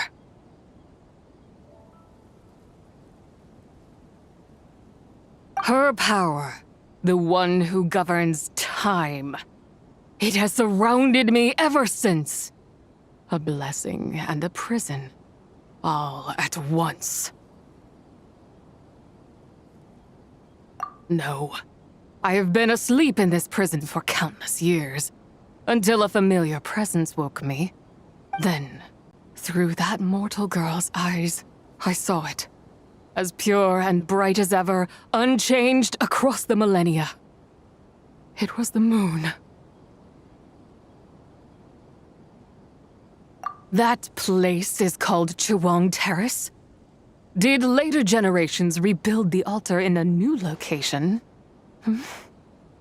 It looks just like the one used to honor Zabai. Could it be that traces of what happened back then still remain in this world?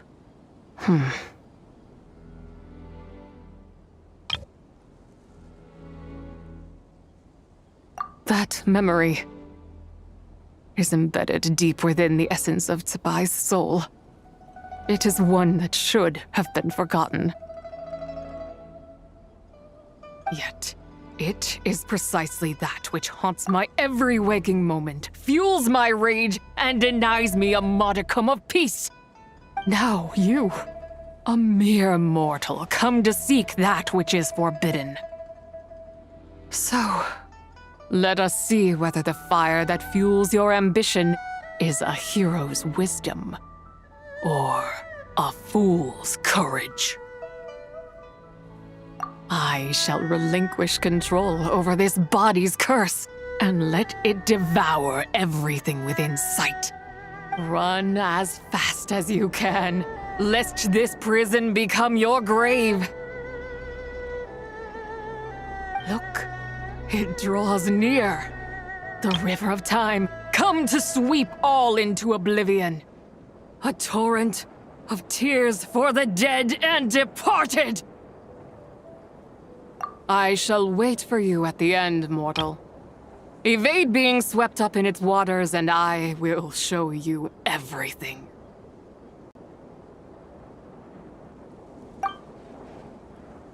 Fail. And we shall sink into oblivion together.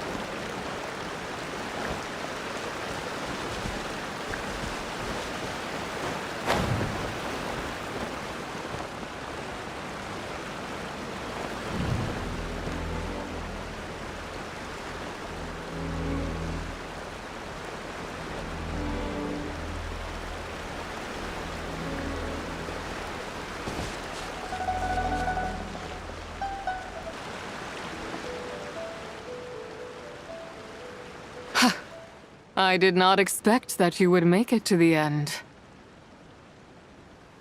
Yes, it would seem even time cannot hold you back. In that case, perhaps this truth is one you can bear.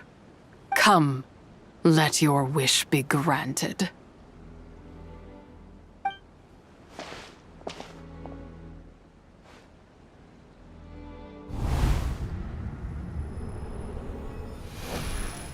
Under moon eternal, in radiant night, a maiden grants silk, soft and light. Under moon iridescent, in night divine, a maiden grants fiber for cloth so fine.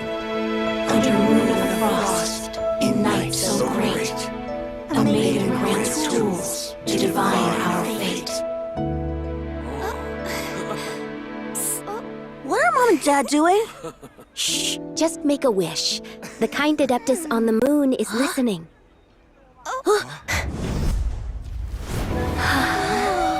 Look, it's Lady Tsubai. Wow, Lady Tsubai? Is she powerful? Of course. She taught us how to grow grain and beans, millet and rice, how to peel hemp and reel silk, spin thread and weave cloth, how to cut stone and build houses, cast bronze and forge tools. According to Mom and Dad, the Adeptus Tsubai is the god of soil and grain, who blesses our land and its crops. Huh? Lady Tsubai's leaving? It's all right. We just have to wait till next year. She'll be back.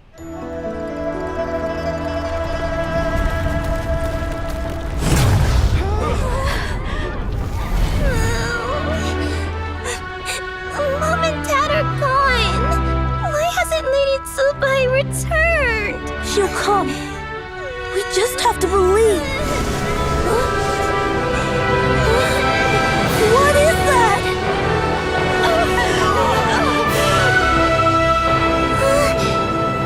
Lady Tsubai abandoned us. All places tainted by the abyss need to be purified. That includes Longan. And what of its people? You know what will happen. You are but an emissary to the mortal realm. This is Heaven's will. There is no need for guilt, and no place for hope. I wouldn't dare. But the people of Longan honor me, worship me, pray to me. If I do not answer, the guilt will be too much to bear. And if you do, you will meet the same end. Then as their god, I shall die among them.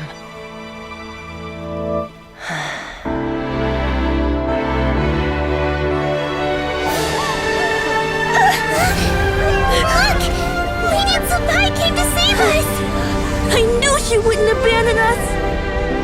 Run!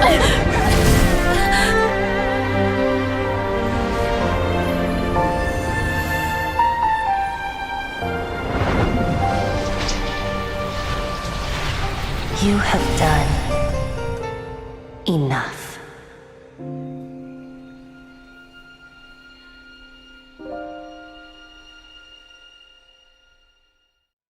Now you know the truth. These are the memories that suffocate me where I stand and crush me under their weight. Not just my nation, but the people I loved.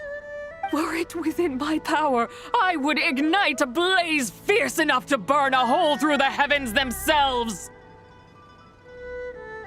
It was a time of war, one that ravaged heaven and earth.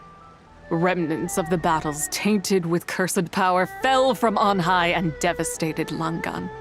The heavens decreed that the tainted filth had to be cleansed. No matter the cost, if I just had more time, I could have helped more people to escape. But it wasn't enough. I just needed a bit more, and they all could have survived.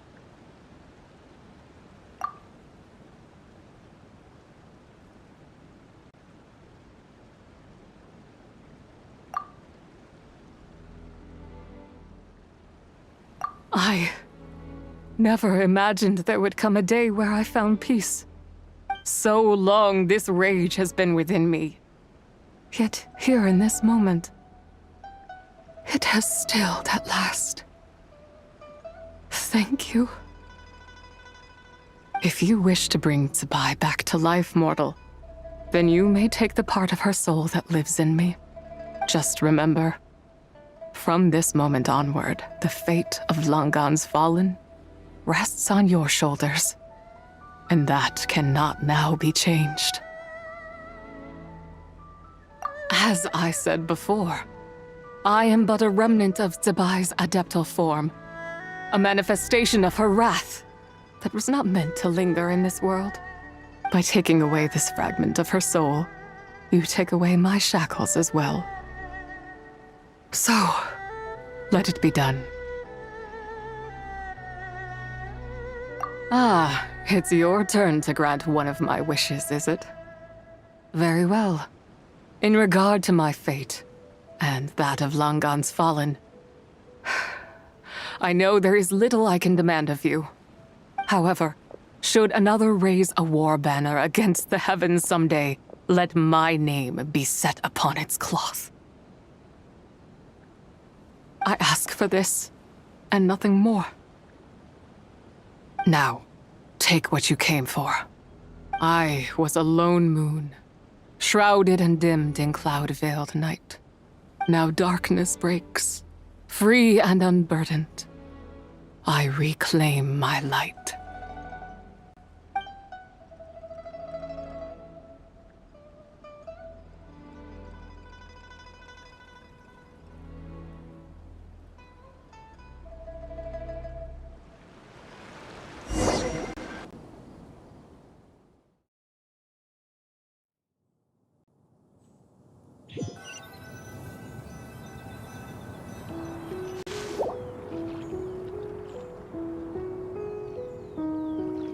You think I am one to fold so easily? Ah, young one. What brings you here? My, what exquisite mint seedlings. Was it you who planted them? I had not taken you for one so versed in the horticultural arts. I must insist that you visit Mount Hulao. There is much we could learn from one another. Ah, but this is Cloud Retainer's abode. She does not appreciate the verdant wonder that is mint. We should leave at once. If she sees us here, there is little I can do to protect you. You weren't? Was it Mooncarver then? My, what nerve he has. What? Looks like Mountain Shaper is back to normal. Has the matter with Zizhi been resolved then? Wow, that was fast. That took, what, like a second? A second to us, perhaps. But for the Traveler, I imagine it felt much longer than that. One's plan was most successful then. And you're all right, Traveler. You don't feel strange in any way? Well, sounds like good news all around. I'm glad this matter is resolved. What is this matter you speak of? The possession of that mortal child? The matter of Zizhi may have been resolved, but there is another that is far from over. The mint you planted around my abode. Perhaps you have a moment to spare for a little chat, Mountain Shaper.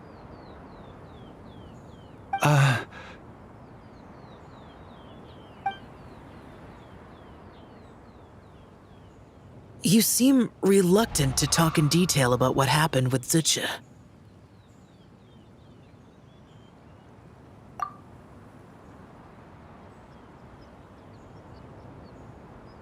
Don't worry.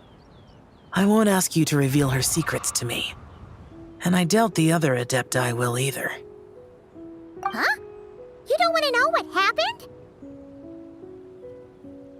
The expression on your face. I know it well, Traveler. It's one I've seen Rex Lapis wear on many occasions. Whatever you learned, it must be too heavy to share. But you're okay, right, Traveler? That deadly self didn't hurt you, did she? Well, as long as you're not hurt, Paimon doesn't need to know anything else. Even so, I hope you feel like you can entrust me with it. If I learned anything from our time together, it's that one should not have to shoulder such a weight alone. Not to mention that certain knowledge brings danger in its wake. I would never want you to feel forced to be the sole keeper of such secrets. Yeah, kind of like how one person can't finish a whole slime, you know? Better to grab a bunch of friends and get it all together. Exactly! Wait, no! Paimon's just saying we've got loads of friends who'll be more than willing to lend an ear.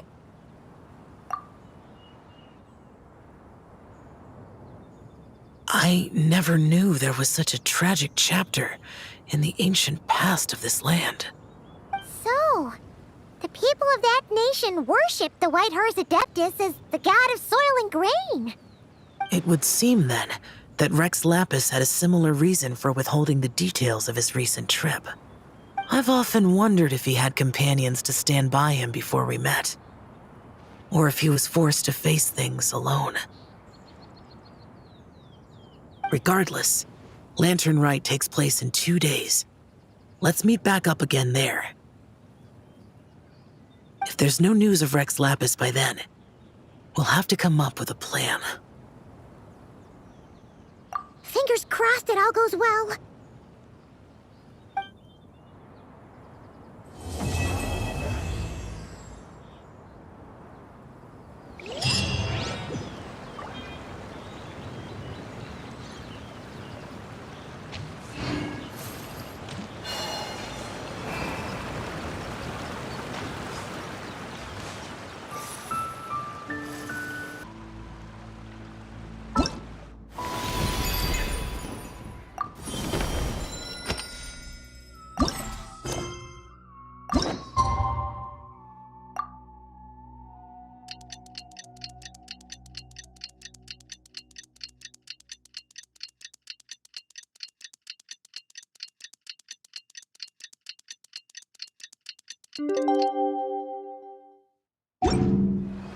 It's time to meet back up with Xiao. Let's head to Mount Outsong.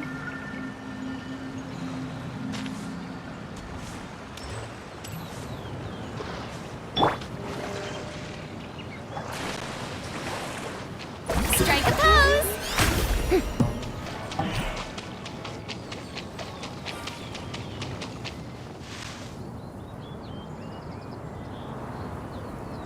Xiao, Cloud Retainer, Madam Ping! We're here! Any news on Zhongli? Wait, are we missing 2 Adepti? Well, Shenyun banned Mountain Shaper from Mount Outsong for 3 days. Oh, then what about Mooncarver? The scheme to plant mint in one's abode was one those 2 fools devised together? And when it comes to punishment, one does not discriminate. His banishment ends in 3 days as well. Wow, that's pretty harsh, Cloud Retainer. Let's get down to business. We have news of Rex Lapis. Huh? Isn't that... Yes, Rex Lapis's geopillar. It descended from on high this morning. He must have sent it for a reason, but it does not respond to our touch. So, what does it mean? Is he in trouble? Not necessarily. It could be a message only a specific person is meant to receive. Traveler, you alone spoke to Rex Lapis before he left. Oh, so it must be for the Traveler. Give it a try.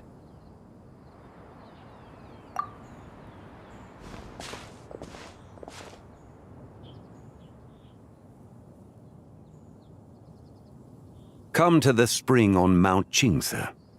I have left an entrance for you.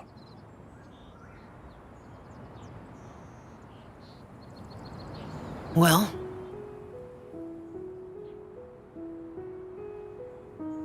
just as one surmised, it seems that Rex Lapis will not countenance our involvement in this matter. That would not surprise me in the slightest. He's always had a soft spot for the traveler, after all. But be that as it may, we have served Rex Lapis for millennia now. In other words, I'm sure this has nothing to do with favoritism. He's probably just trying to protect us. that's right. So you mustn't let your guard down, even if Rex Lapis is by your side. All right, let's get going. We'll try not to keep you all waiting.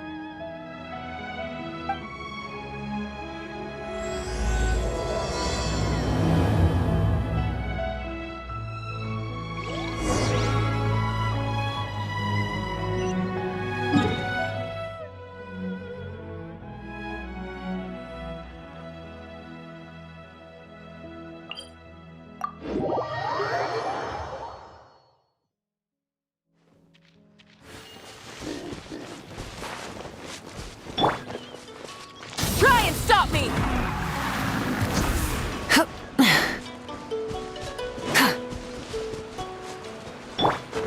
Keep your eyes peeled. They should be around here somewhere. Another test subject.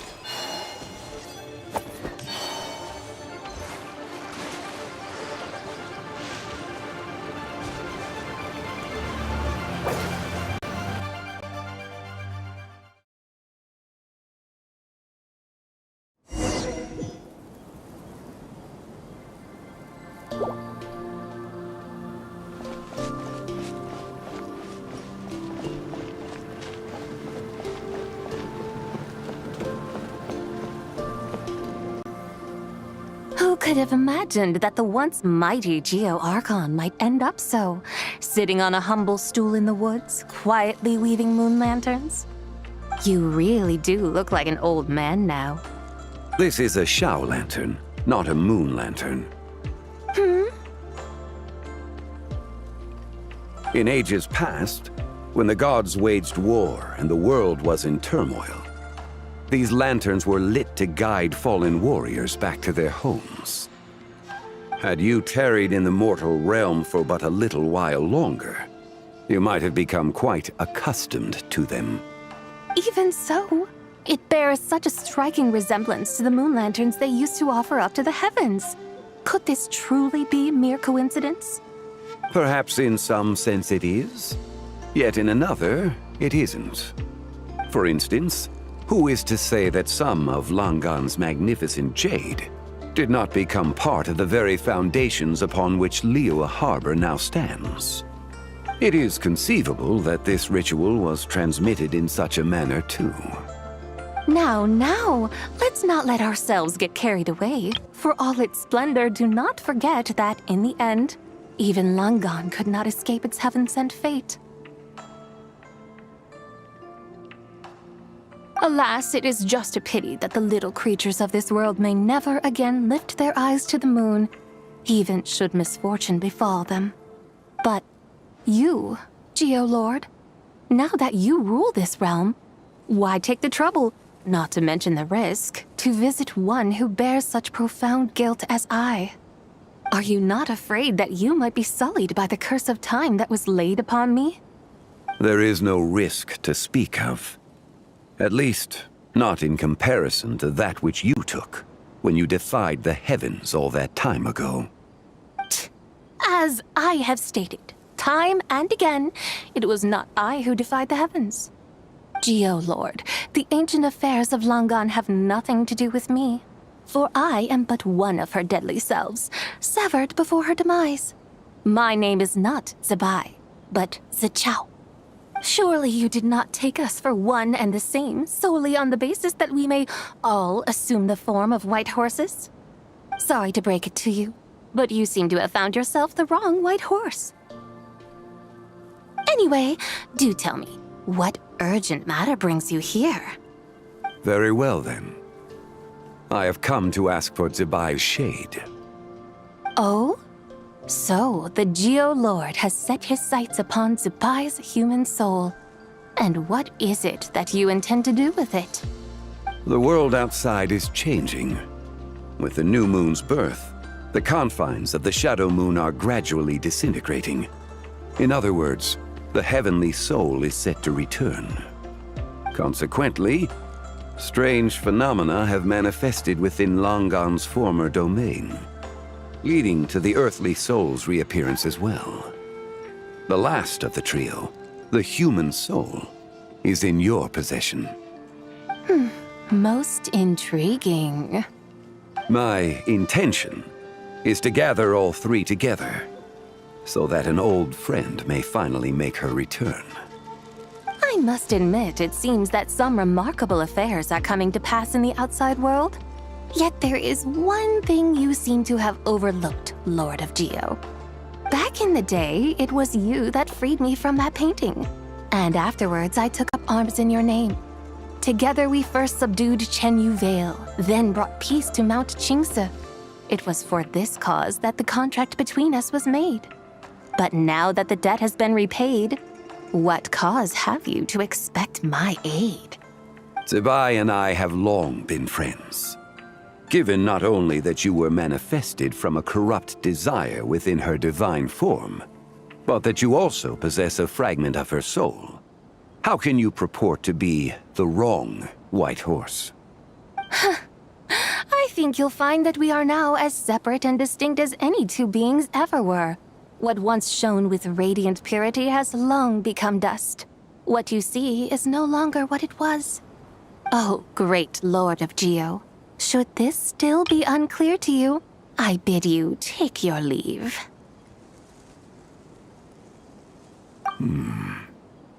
It seems that the fault lies in my own lack of consideration.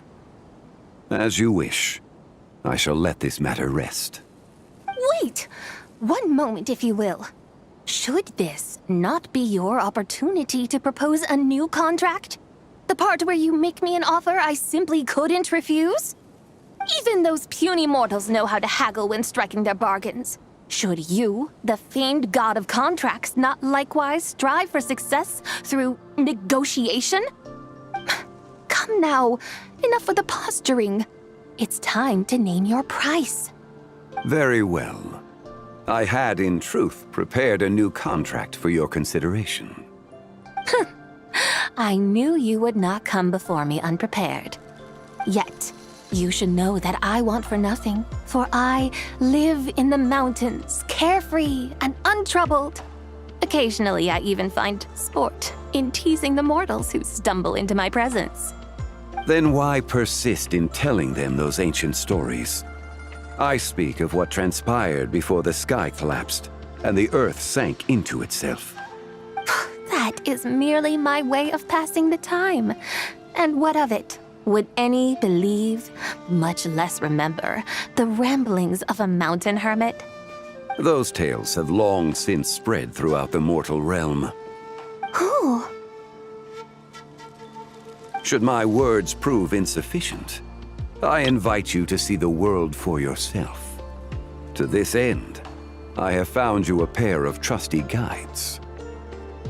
The Lantern Rite is presently underway in Liyue, and should prove quite intriguing for you. So this, then, is the contract you have prepared for me? Indeed it is. Think of it as a contract for a one-day festive excursion. Surely you do not hope to offer this in exchange for Tsubai's shade. The foundation of my very existence for a little excursion seems a little steep, wouldn't you say? Why not see for yourself? You can always decide afterwards. The final determination, of course, shall rest with you. Is that so? Then perhaps this deal might not be entirely off the table after all. Where then are these guides of which you speak? Hey, it's Young Lee! Oh, we've been looking for you everywhere. We thought you might have gone missing. You're here. So these are my guides. Well, well. They certainly look the part, I'll give you that. Guides? Oh, you poor innocent little creatures. The benevolent Lord of Geo has sold you to me, which means that for the rest of this day, you belong to me. Sold us to you? Just what have you gotten us into, Zhangli? The situation is not quite as dire as that would sound. I ask only that you accompany my Adeptus friend on a tour of Liyue. I would suspect that depends on how well you entertain me.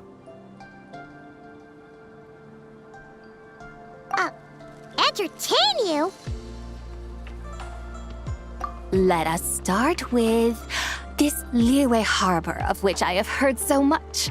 Nowhere is quite so fascinating as a place teeming with little mortals. How come this Adeptus sounds so different from what Paimon imagined? Okay, we'll take care of it. Get ready to find out why they call Paimon the best travel guide in all of Tibet.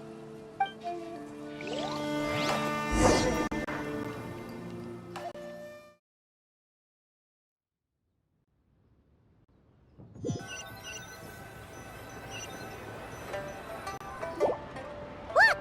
We've arrived at Liyue Harbor! Not only is it Tibet's busiest port, it's also the beating heart of Liyue. So, dear Madam Adeptus, where would you like to go first? With humble fare and wine to sip, in comfort clothed and soul at ease, one eats, and all the heart's ills cease. So we're heading straight for the good stuff? Well, you're in luck, because Paimon's an expert when it comes to food. There are two main cooking styles in Liyue. Li cuisine, which is all about mountain delicacies, and Yue cuisine, which is centered on seafood.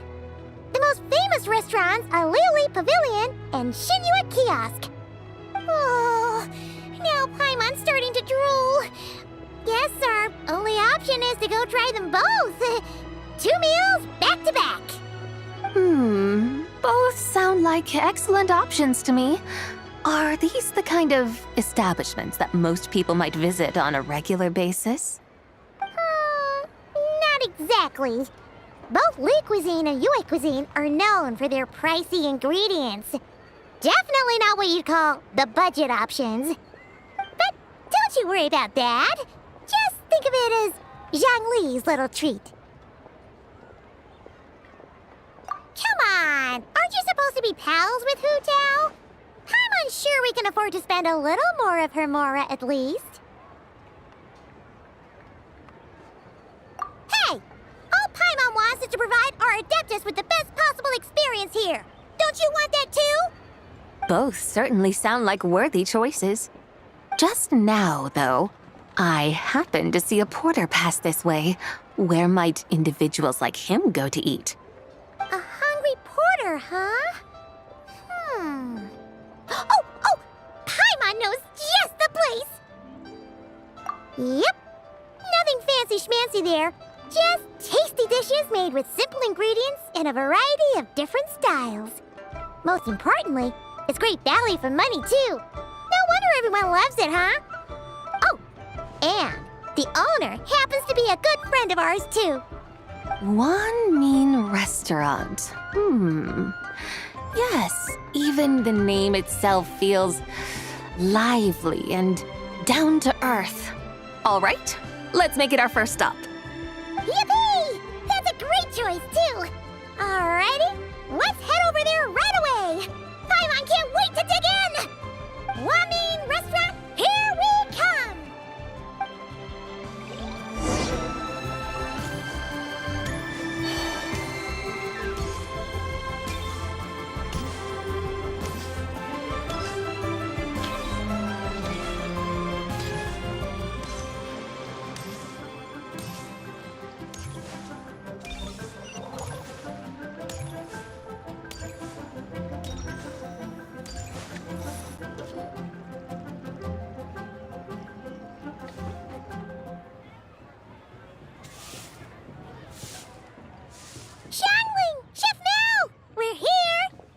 Oh, hello there. What a surprise to see you two. Welcome, welcome.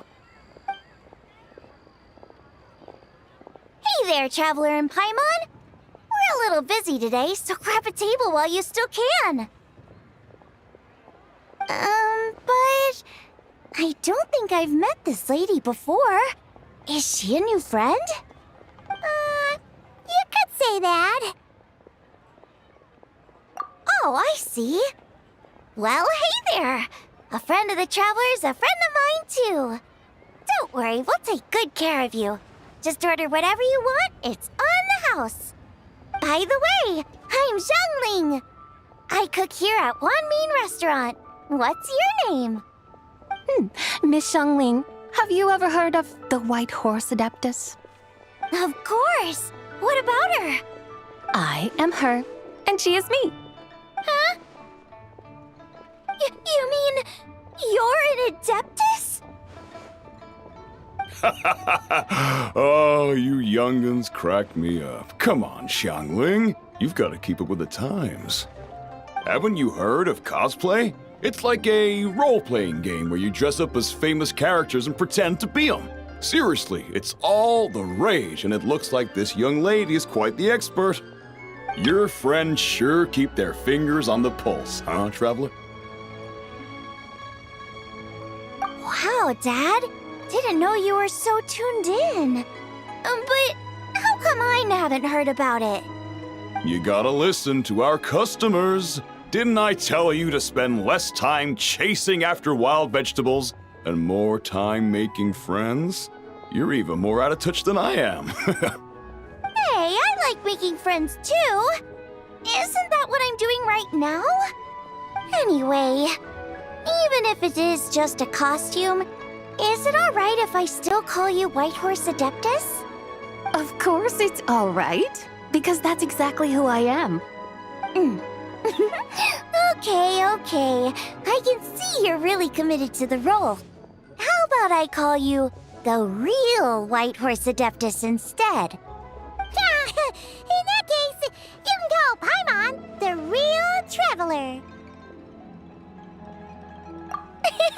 You're right. You could have at least switched outfits. Puny mortals. Nevertheless, I suppose it might be amusing to indulge in your little charade for a while at least. All right, go grab yourselves a table. I'll come take your order in a bit.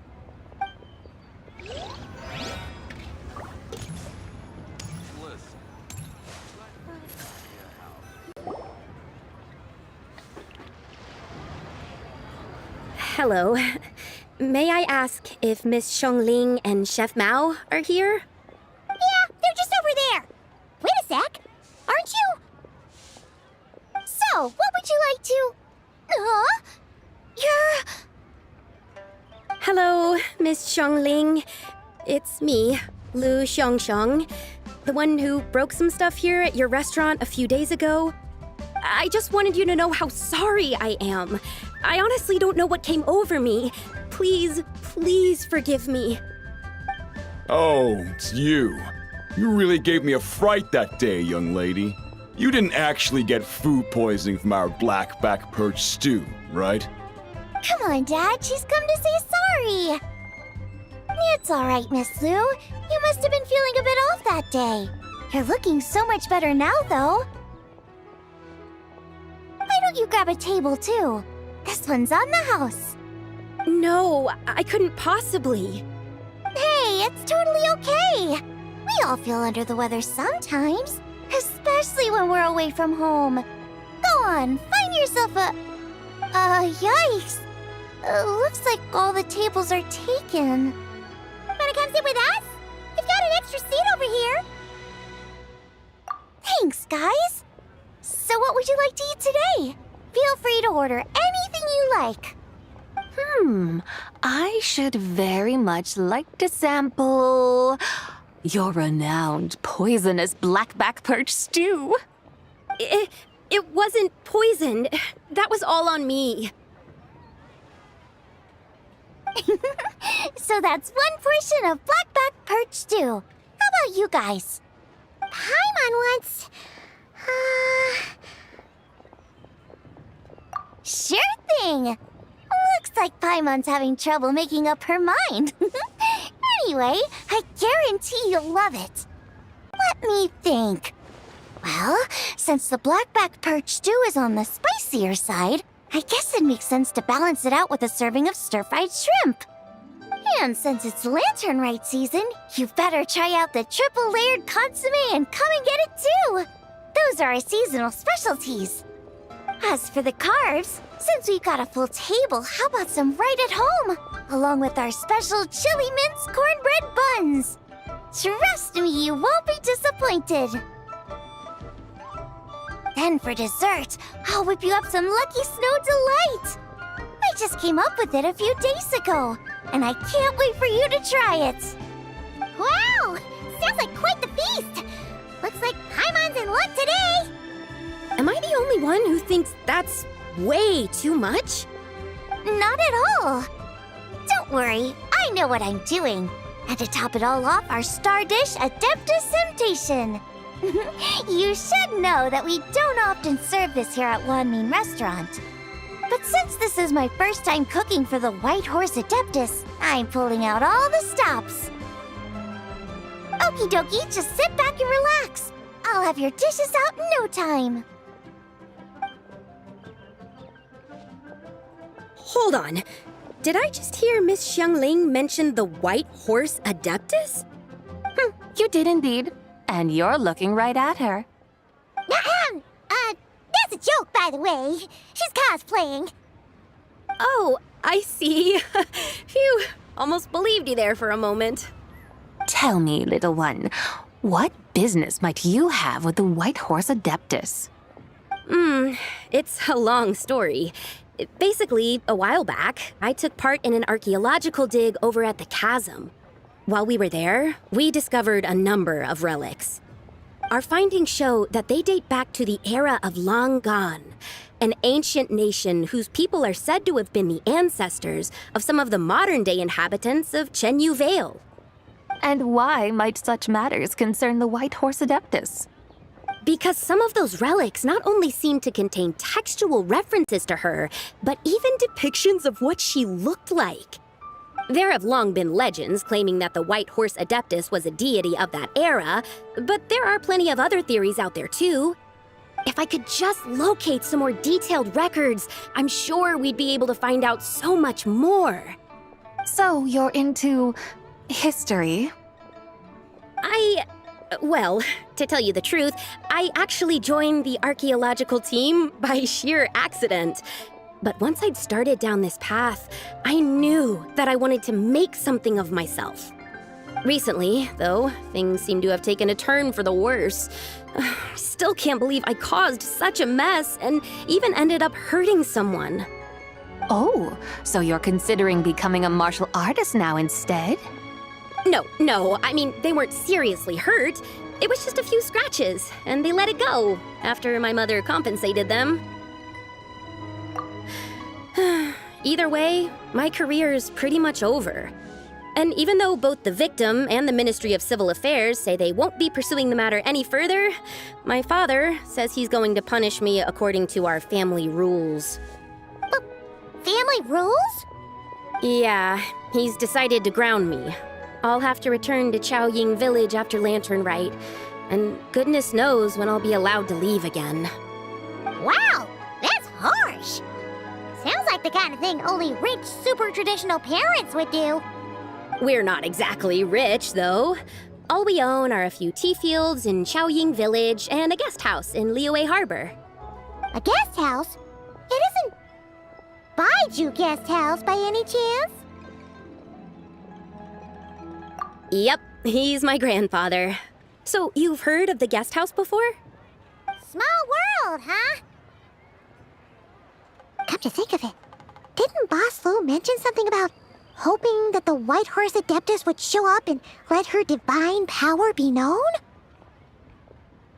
Sure, but Paimon's guessing this wasn't exactly what he had in mind. Little one, it sounds to me that your family is rather well off after all. What then drew you to archaeology? Why subject yourself to such unnecessary hardships? Even if I stayed at home, there's no guarantee I'd lead a nice, easy life. Just look at my father. Recently, my grandfather put him in charge of the guest house, and he came up with a bunch of ideas right away, starting with changing its name. That didn't turn out well, though. My grandfather yelled at him for days, even calling him a bad son, and they still haven't let it go. Oh! Paimon thinks we might have heard about that too. Long story short, being dependent on others is never fun. You just end up being completely under their thumb. That's why I want to make it on my own out here, no matter how hard it is. After all, as the saying goes, to rise above others, one must endure the hardest of hardships. What's so funny about that? You poor, innocent little creatures never fail to amuse me. To think you would endure all manner of hardships in your brief time on this mortal plane, and all that merely to rise above others. I would have thought that the wiser path would be to simply roam this world as I do. Huh? Tell me, what is it that you truly delight in? Archaeology? Martial arts? Tea planting? Or perhaps the keeping of a guest house? What I delight in?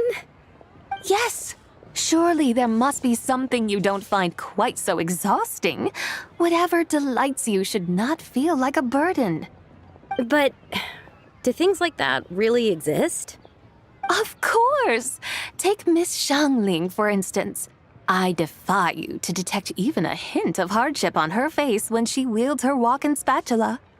So, since it seems you are resolved to tread the rocky path, you should strive with all your might to pursue that which brings you delight. You mean, like cosplay?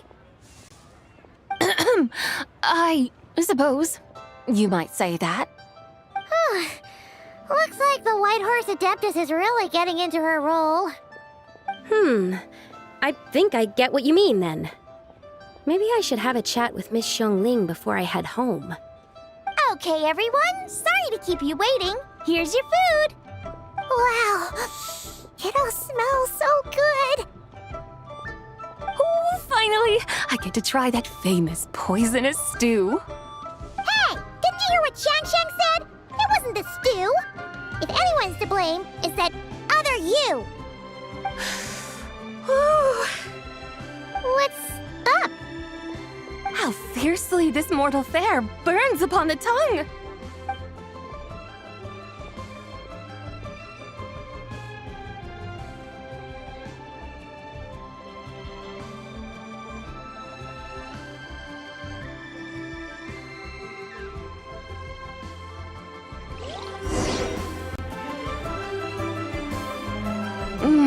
Most satisfying as poisonous stews go. So, where to now? Time, I think, to seek out some diversion? Oh, there's plenty of entertainment options in Liyue. Paimon will tell you that. The locals like to drink tea, walk their pets, play chess, watch operas, attend storytelling performances. Storytelling performances? You know, like listening to people telling stories. They're usually based on old Liyue legends, just like their operas. Stuff like The Divine Damsel of Devastation, Through the Eyes of a Dragon, or The Sanctification of Tao Do.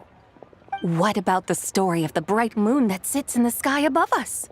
Paimon doesn't think she's heard that one. Still, the moon does come up quite a lot. It's even in the name itself. The Yue in Liyue actually means moon. Since we're on the subject, you like telling stories yourself, right? Why don't we go check it out? In that case, I'll have to trouble the two of you to lead the way. Awesome! Let's go! Third round knockout, here we come!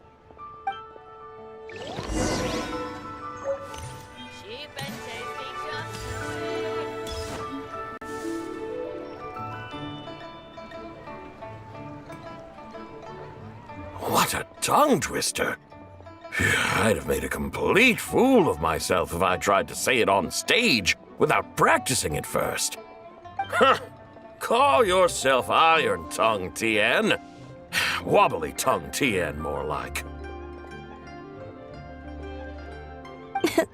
I used to have that problem a lot. But if you just take your time to grasp the meaning and commit it to memory, you'll be able to say it smoothly in no time. You're right, Miss Yoon.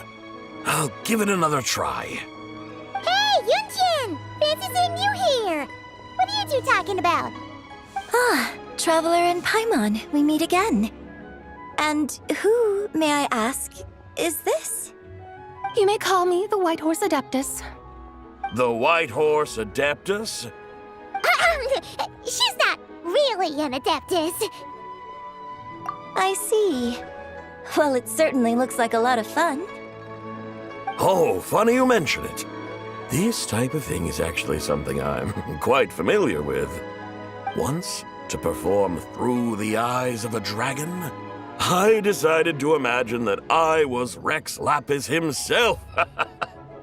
It was the only way to truly inhabit his mindset and understand his resolve to quell those demons. Sounds like you just wanted an excuse to feel all big and powerful. Hey, that's... You just don't understand how inspiration works. You're one to talk. Paimon's traveled all over with the Traveler, and she's seen things that would make your jaw drop. All right, then. Since you claim to be so knowledgeable, why don't you prove it by reciting an ancient poem? An ancient poem? Which one? Ha! See? You mean to tell me you've never even heard of the ancient poem called An Ancient Poem? What kind of a title is that? Quit teasing, Paimon. We only just found out about that ourselves. He's talking about the writing on those ancient relics. When we first saw it, we couldn't figure out what it all meant. So in the meantime, we decided to just refer to it as an ancient poem. However, thanks to the painstaking work of the scholars who were tasked with decoding it, it seems like that's exactly what it was. Or rather, an ode offered in veneration of the moon and the White Horse Adeptus. Oh yeah! Didn't Keqing mention that before? It's got something to do with Long Gone, right? That is correct. The Ministry of Civil Affairs has issued a notice stating that, although it is true that the moon may disappear tonight, we should be in no danger. In other words, there's nothing to fear. But if you're worried, we can always take a leaf from the Book of the Ancients. By reciting this poem, I mean, and calling for the White Horse Adeptus' aid. If we do that, I'm certain she'll protect our moon and keep us safe. Whoa, seriously? Paimon has to get a look at this.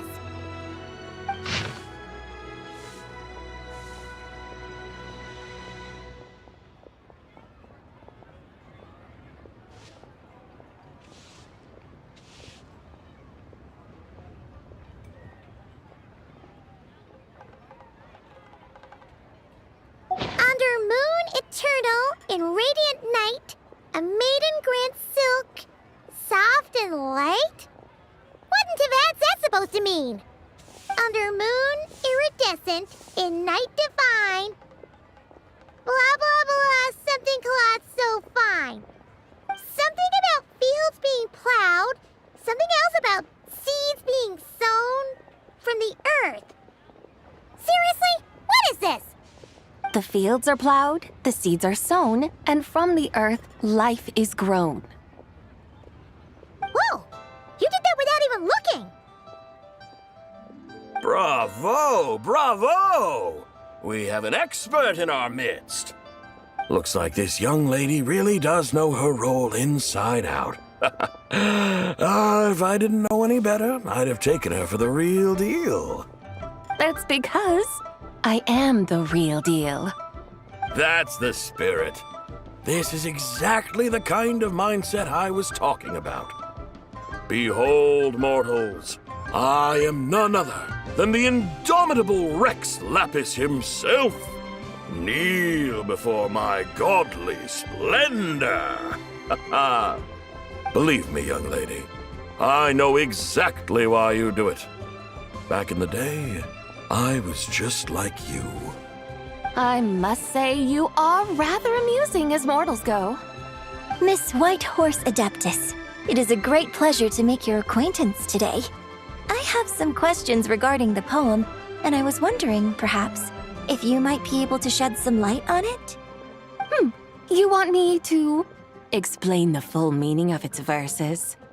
Your guidance would be much appreciated. Fascinating. Tell me, do all the people of Liyue still express such reverence for the ancient ways? Well, it's true that we hold a deep fondness for our history, but it is hardly our only pursuit. One of my good friends, for instance, is even more devoted to the modern Fontanian art of rock and roll. Exactly! And don't forget, great practitioners of the role-playing arts walk among us too. People like me and you, young lady. Yes. So rather than placing too much emphasis on our reverence for the ancient ways, it might be better to say that here in Liyue, 100 passions bloom, each with a voice of its own. I see. Then, I suppose it wouldn't do any harm for me to enlighten you. In truth, it is but a simple poem of blessings. Its meaning is this. As the eternal moon rises in the night sky, a maiden adorned with lustrous jade descends upon the earth. She blesses the kudzu vines and mulberry leaves, so that they may be used to make coarse cloth that is nevertheless soft, light, and comfortable to wear. As the iridescent moon rises in the night sky, a maiden adorned with lustrous jade descends upon the earth. She blesses the kudzu vines and hemp, so that they may be used to make fine, luxurious cloth. As the frost moon rises in the night sky, a maiden adorned with lustrous jade descends upon the earth. She blesses the mugwort and artemisia, so that they may be perfect for divination. So she really did come down from the moon? She shows the people how to use the plow and spade to purge the land of weeds, till the soil, and heap up the earth to make it fertile. Then with the hoe, she teaches them to sow their grain, bestowing the promise of life upon every seed. She blesses the millet and the beans, ensuring that their stalks and vines stretch forth without end. She graces the wheat and the rice, so that their heavy heads are filled with plump, glistening grain. Sounds like she's a real pro at all this farming stuff. The fruits of the field are harvested and brewed into sacred wine for honored guests. This we reverently present to the divine maiden, with every ceremonial step flawlessly observed, so that she may witness the depth of our piety and respect. Oh, divine maiden, how can your graceful presence in the sky not seem like that of a fairy descending from the heavens? Oh, divine maiden, how does your pure and radiant form not resemble the guardian spirit of our land? I send my heart's desire, ascending to the heavens, beseeching you to grant us good fortune and blessings in the coming year. Huh? So, that's what it's supposed to mean? I find myself speechless, moved beyond the power of words to convey. Oh, young lady, you have shown me the heights to which a true role player might aspire. A truly remarkable performance. I did not anticipate that anyone could unravel this poem with such depth and clarity, and so soon after the Ministry of Civil Affairs noticed, too. I'd even begun to consider myself somewhat versed in the matter, but as they say, there's always someone more knowledgeable out there. Allow me to extend my thanks to you, Miss Whitehorse Adeptus. You are far too humble, young one. I must confess, it is I who have been surprised, not only by you, but also by this Liyue harbor of the present day. Ah, so you're not from Liyue. And what, may I ask, has surprised you about it? Oh, it's nothing really. Just some old memories scattered here and there. Very well, my guides. I suppose it is time we set forth on the next part of our excursion. I'd like to go see that wharf now. What say the two of you? No problem. We'll take you wherever you want. Oh, leaving so soon? Before you go, allow me to introduce myself. I am Yunjin, director of the Yunhan Opera Troupe. May I ask your name in return? My own name is scarcely worth mentioning, but since you asked, perhaps I'll tell you the title of that poem instead. Huh? So, it isn't actually called an ancient poem? Of course not. Its real title is Odes of Long Zabai. Odes of Long Zabai. All right then, until we meet again.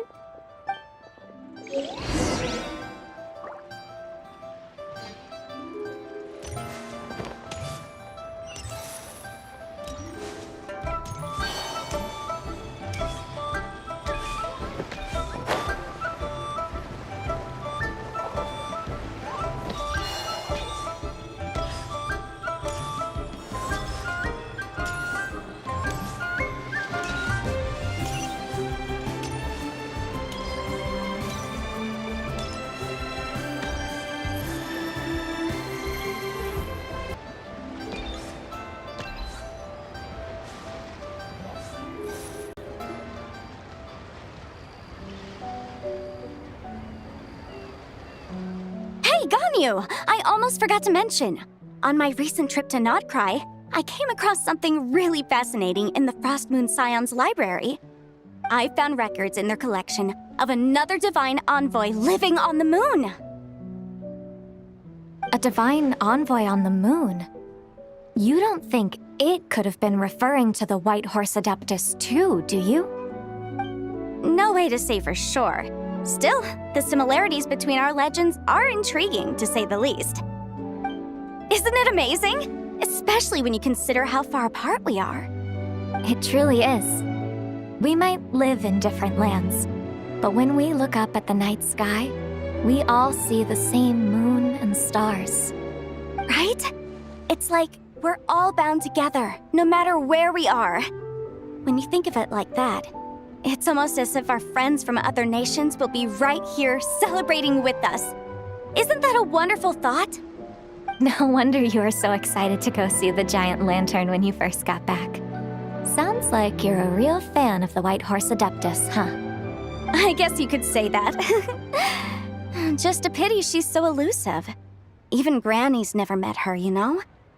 Maybe she really is just a legend after all. Hey, Yanfei and Ganyu! Trust, Paimon. The White Horse Adeptus is as real can be. Huh? Oh, look! It's the Traveler and Paimon! Feels like I haven't seen you two in, like, forever. Happy Lantern Rite. It's so good to see you again. Hey, you two. Happy Lantern Rite. Did I hear you right just now, Paimon? Does that mean you've actually seen the White Horse Adeptus? She has indeed. And now, so have you. And you are? Why, who else? The White Horse Adeptus, of course. Could you maybe start with something else next time? You're the White Horse Adeptus? That's right. Allow Paimon to introduce you to our new friend, Zichao. She's been low-key obsessed with cosplaying the White Horse Adeptus ever since we met her. I see. Well then, greetings, Miss Zichao. My name is Yanfei, and recently I've been low-key obsessed with learning everything I can about the White Horse Adeptus. I'm sure the two of you will get along like a house on fire. Oh, and by the way, I'm Ganyu. So, Miss Zichao, you must be here to see the giant lantern too, right? A horse-shaped Zhao lantern? Is that what I think it is? That's right. A lantern made to honor the White Horse Adeptus herself. Isn't it gorgeous? Huh? What are you laughing at? Both the lantern and myself. What do you mean? Oh, this lantern truly is an artistic masterpiece. But tell me this, have any of you ever seen a horse before? Come to think of it, Paimon actually seeing one herself. What about you, Traveler? This horse appears to be mid-trot, but it has adopted what is called a lateral gait, where the legs on one side of the body move together in unison. A rather rare sight indeed. Just now, I suddenly pictured myself, I mean, the White Horse Adeptus running the same way. The image was so absurd, I could barely contain my mirth. Oh, really? I never knew that. You learn something every day, huh? Oh, come on! It's basically a giant piece of fan art! Who cares if it's different than the original? I was merely laughing at my own ignorance. I came here thinking that the White Horse Adeptus's tale had been long forgotten. Yet here I am, gazing upon a lantern made in her honor. Well, you couldn't have been more mistaken. There are so many tales about the White Horse Adeptus, I'm starting to lose count. Just off the top of my head. Just so you know, Yanfei, we've heard it all like a million times before. Uh-huh. But there's one thing I can guarantee that you haven't. Huh? You mean like a new chapter of her stories come to light? Mm-hmm. And I heard it from Ganyu just yesterday. Hey, why don't you share it with the others? Sure, no problem. Where to begin? Do you guys still remember what Liyue's Moon Chase Festival is about? Of course! It's a festival held in honor of the Stove God. That's right. But it took a really long time for the Stove God Festival to become what it is today. In its earliest form, it was actually an adeptal ritual known as the Moon Chase Rite. Paimon remembers Madame Ping mentioning that before, but she never explained exactly what it was. According to Cloud Retainer, the Moon Chase Rite was originally a ritual meant for communicating with the moon. Communicating with the moon? But for what purpose? At first, Cloud Retainer wasn't entirely sure either, as it was always Rex Lapis who performed the ritual. Whoa! Rex Lapis did it himself? Must have been a really important ritual. That's right. Unfortunately, despite numerous attempts, they never actually received any response from the moon, which is why they eventually stopped performing it. But then, just yesterday, Kaching took a picture of the moon being obscured by a dark hole to Cloud Retainer and asked if it had anything to do with the Moon Chase Rite. The moment Cloud Retainer saw it, it suddenly dawned on her that the rite might have been an attempt to reach the White Horse Adeptus all along. Does that mean Zhongli's been trying to bring back the White Horse Adeptus all this time? So how about that? Bet you never thought there might even be a link between the White Horse Adeptus and the Moon Chase Festival. If Kaching hadn't taken that picture to Cloud Retainer, we would never have known any of this. This is probably what Kaching was referring to that day when she mentioned there were some ideas she wanted to follow up on. So, Geo Archon, all this time, you've been striving to awaken her. Huh? What do you mean, awaken? Nothing.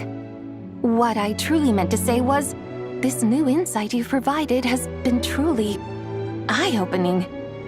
Oh, by the way, my trusty guides, I've been meaning to ask, where in Liyue Harbor might one enjoy an expansive scenic view? Huh? We're off to the next stop already? But Paimon's barely done digesting that lore bomb just now. All the more reason to find the right spot to let it sink in. Oh, so that's what you're up to. A tour of Liyue Harbor? In that case, if you're looking for a spot with a panoramic view, I'd recommend Yujing Terrace. That's a great idea.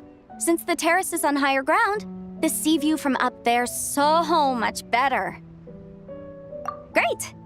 Well, the Lantern Rite's about to start, so we should get back to Granny's now. Hope to see you all at the festival tonight. Oh, you're off too? All right then.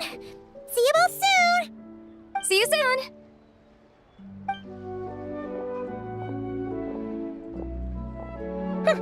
Very well, my guides. What are we waiting for? Okay, you're the boss. Eugene Terrace it is. After all, the customer's always right. Something else you needed to do? Oh, Paimon likes that idea. And what, may I ask, is a photo?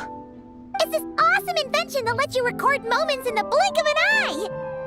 Except, you've gotta try not to actually blink. Oh? What must I do in preparation then? Nothing. All you gotta do is choose a pose. The Traveler will handle everything else.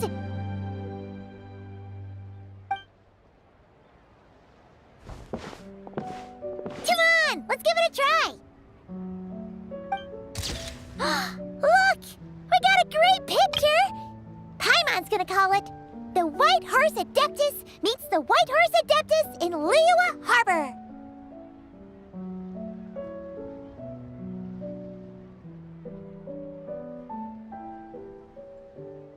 Huh. They've even discovered a way to preserve moments in time. Now I truly am curious to witness what else these mortals might accomplish. Very well, let us proceed. Eugene Terrace lies in that direction, does it not? Hey, wait for us!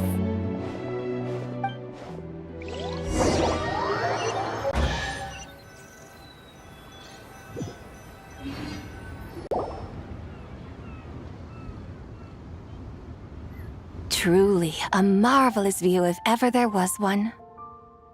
It seems the charm of this Liyue harbor is only heightened by the sun's dying light.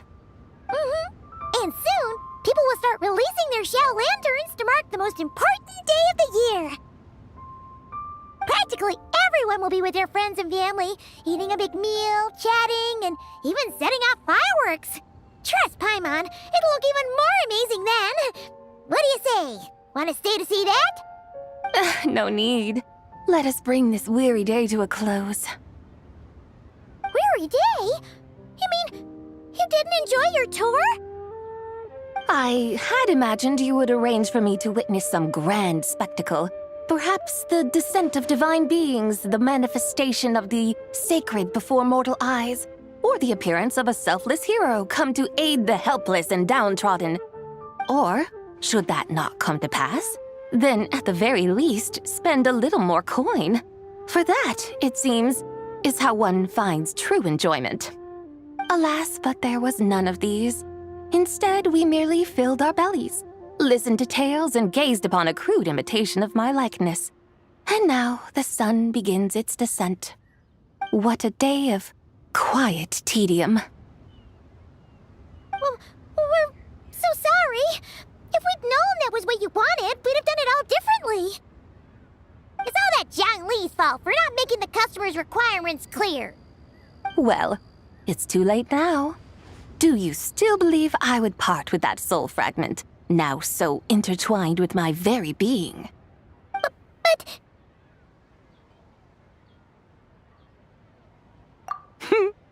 I knew you were the more astute of the pair. Huh? You were just trying to scare Paimon? It seems the realm of the Archon has a way of making one more stony-faced. So, you were just pulling Paimon's leg? Of course. I was merely engaging in a little banter with the two of you. Long ago, I shared tales with various mortals who chanced upon my mountain abode. Never did I imagine that those stories would endure. It seems I greatly underestimated them. Perhaps, as your Geolord said, a few pieces of ancient Langan's magnificent jade have truly become part of the very foundation of this land. So, you've decided to help us? Again, that goes without saying. I made up my mind some time ago now. When I beheld a rather intriguing scene as I set foot in this city, I saw porters passing through the alleys, setting down heavy wooden crates from their weary shoulders. Peddlers pushing carts as the kites and lanterns upon them rustled gently in the breeze. I saw cooks cooking, actors acting, scholars reading, soldiers marching, children playing, elders resting, officials officiating, and the common folk absorbed in this or that, reveling in the simple joys of life. Some, it seems, have already found that which stirs their hearts, while others continue to fret, troubled by uncertain futures. Yet, in this gentle and serene order, each holds fast to their anticipation, not only for the celebrations to come, but also for the first light of the morrow. Scenes I once yearned to behold now unfold before me, no longer in Langan, but in Liyue Harbor, thousands of years on. How wondrous is this mortal realm! Thank you, Whitehorse Adeptus! Thank you so much! Adeptus, Adepti, perhaps the singular art in which we are truly proficient is that of sequestering ourselves within the high mountains. But once we leave our mountain refuge, we find ourselves drawn back to mortal ways all the same. So, it is I who should offer my thanks to the two of you. Traveler, Paimon, you have made this day more delightful than any I've known in a long, long time. Come now, and take what it is you need. You mean, like, right now? But don't you think we should wait for Zhangli? That won't be necessary. All things shall meet again in their time, for the waters know no rest, and the flowers their appointed season. One need not fear that life is but a journey of goodbyes.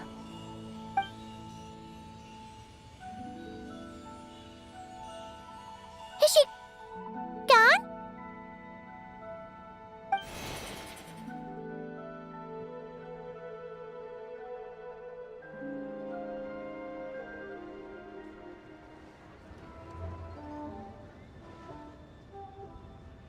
Yes, she's gone.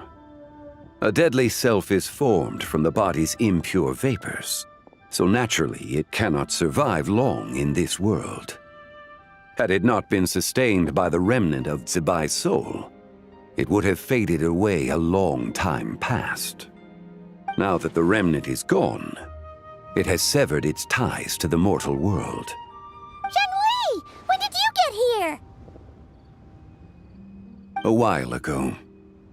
Paimon would have thought you'd at least want to say goodbye. Though mountains endure, the ceaseless waters will, at last, wear away their sharp edges. Thus must I meet the marks wrought upon her by the ruler of time with great caution.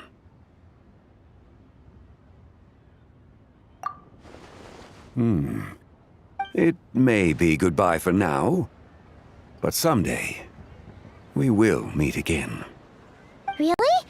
And when might that be? Who can say for sure? Years and years from now, perhaps. Or maybe tonight, at the Lantern Rite.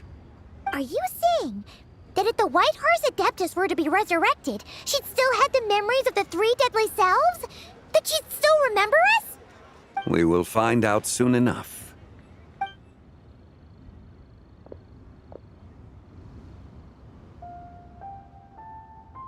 It is time. The rite is about to begin.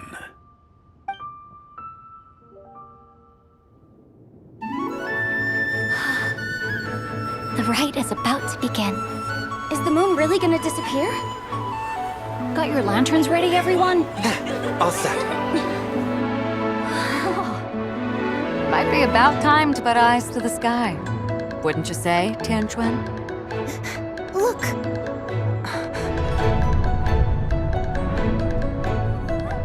When the sun's out, eat the sun. When the moon's out, eat the moon. Whoa, is this the lunar eclipse? Under moon eternal, in radiant night, a maiden grants silk, soft and light. Under moon iridescent, in night divine, a maiden grants fiber, her cloth For so you. fine. Under moon of frost,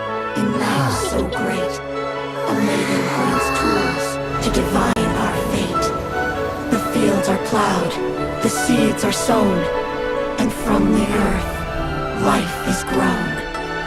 The seedlings stretch, the crops do rise, and all unfolds before our eyes. Fruits are gathered, sweet wine is poured. These gifts we offer to our Lord. Pure as heaven, so fair and bright, she shines as light in this dark night. And with her does this, wish take flight.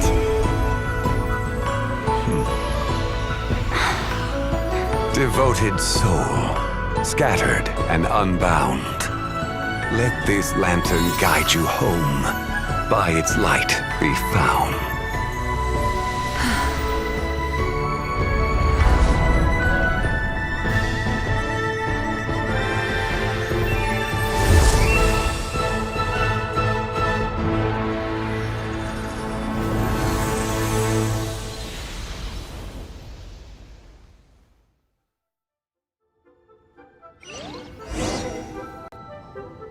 Did we do it? Do we finally get to meet the real White Horse Adeptus?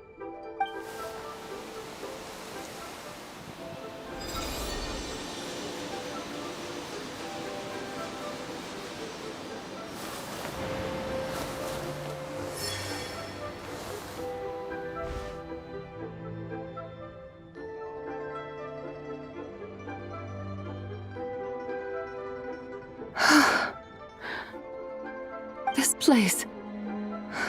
Where am I? A familiar land, now known by the name of Liyue. Liyue? The peaks adorn the clouded moon. Then, who might you be?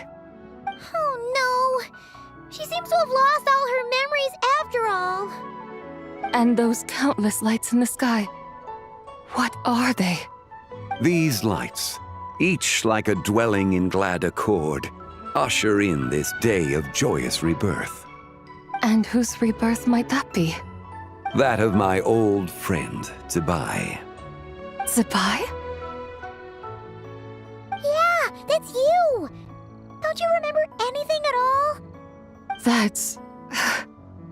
me? Oh, yes. The envoy of the Lunar Palace. My name is Zibai, indeed.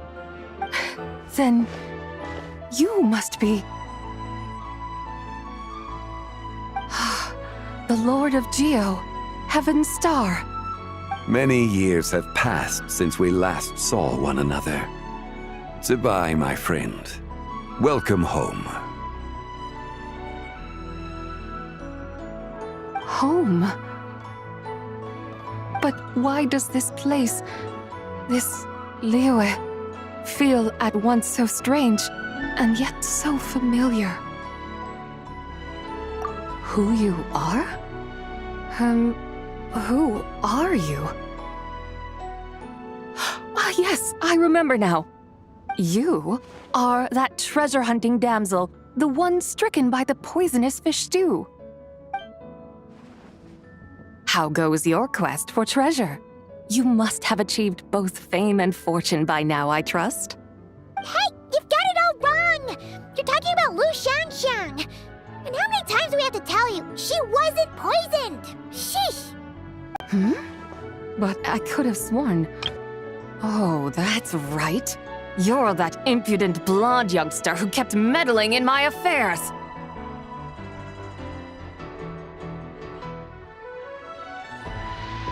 And to think you even had the audacity to presume yourselves worthy of being... What was it again? Ah, yes, of being my guides. How very wonderful to see you again, my most faithful and beloved guides. I trust all has been well in my absence? Well, she finally got it right. But that sudden mood swing felt even weirder. It's like her head's packed full of slimes. It is possible that her cells have not yet settled. After all, they've only just been brought back together. It may be some time before she fully recovers. Huh? You mean, kinda like she's still half asleep? That I cannot say for certain. Perhaps a few days, perhaps a few years.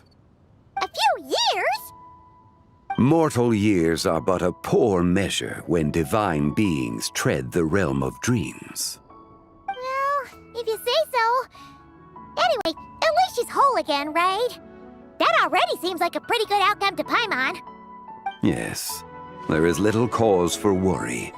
We need only wait and let time take its course. Say, what are those little creatures over there up to? Celebrating Lantern Rite, of course. And those lights up in the sky? Those are all Shao lanterns. This year, each and every one of them carries a little wish inside.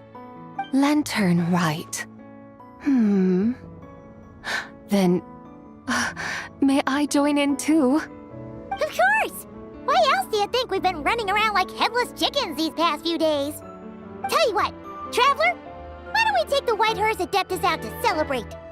Who knows? Maybe seeing some familiar faces might help her find her feet? Hey, Zhongli! You've got some time on your hands now, right? Why don't you come along with us? By no means a bad idea, Paimon. Oh, and Sabai, before Paimon forgets, when we meet the others later, remember to wish them a happy Lantern Rite. Happy, Lantern Rite? Happy Lantern Rite! Yes, happy Lantern Rite indeed. Well then, let's go!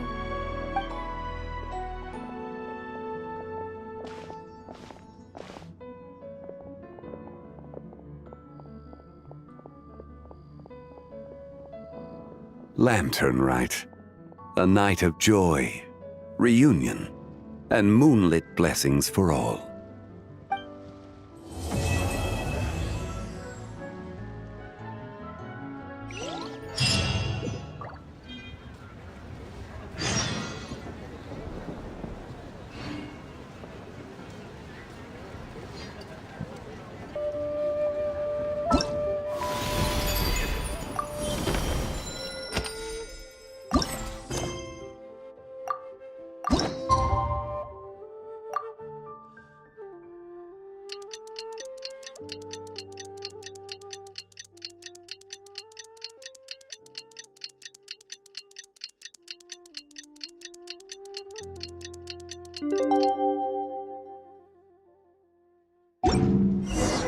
Paimon wonders how the White Horse Adeptus is getting along. Maybe we should check in on her? We could ask Zhongli where she is.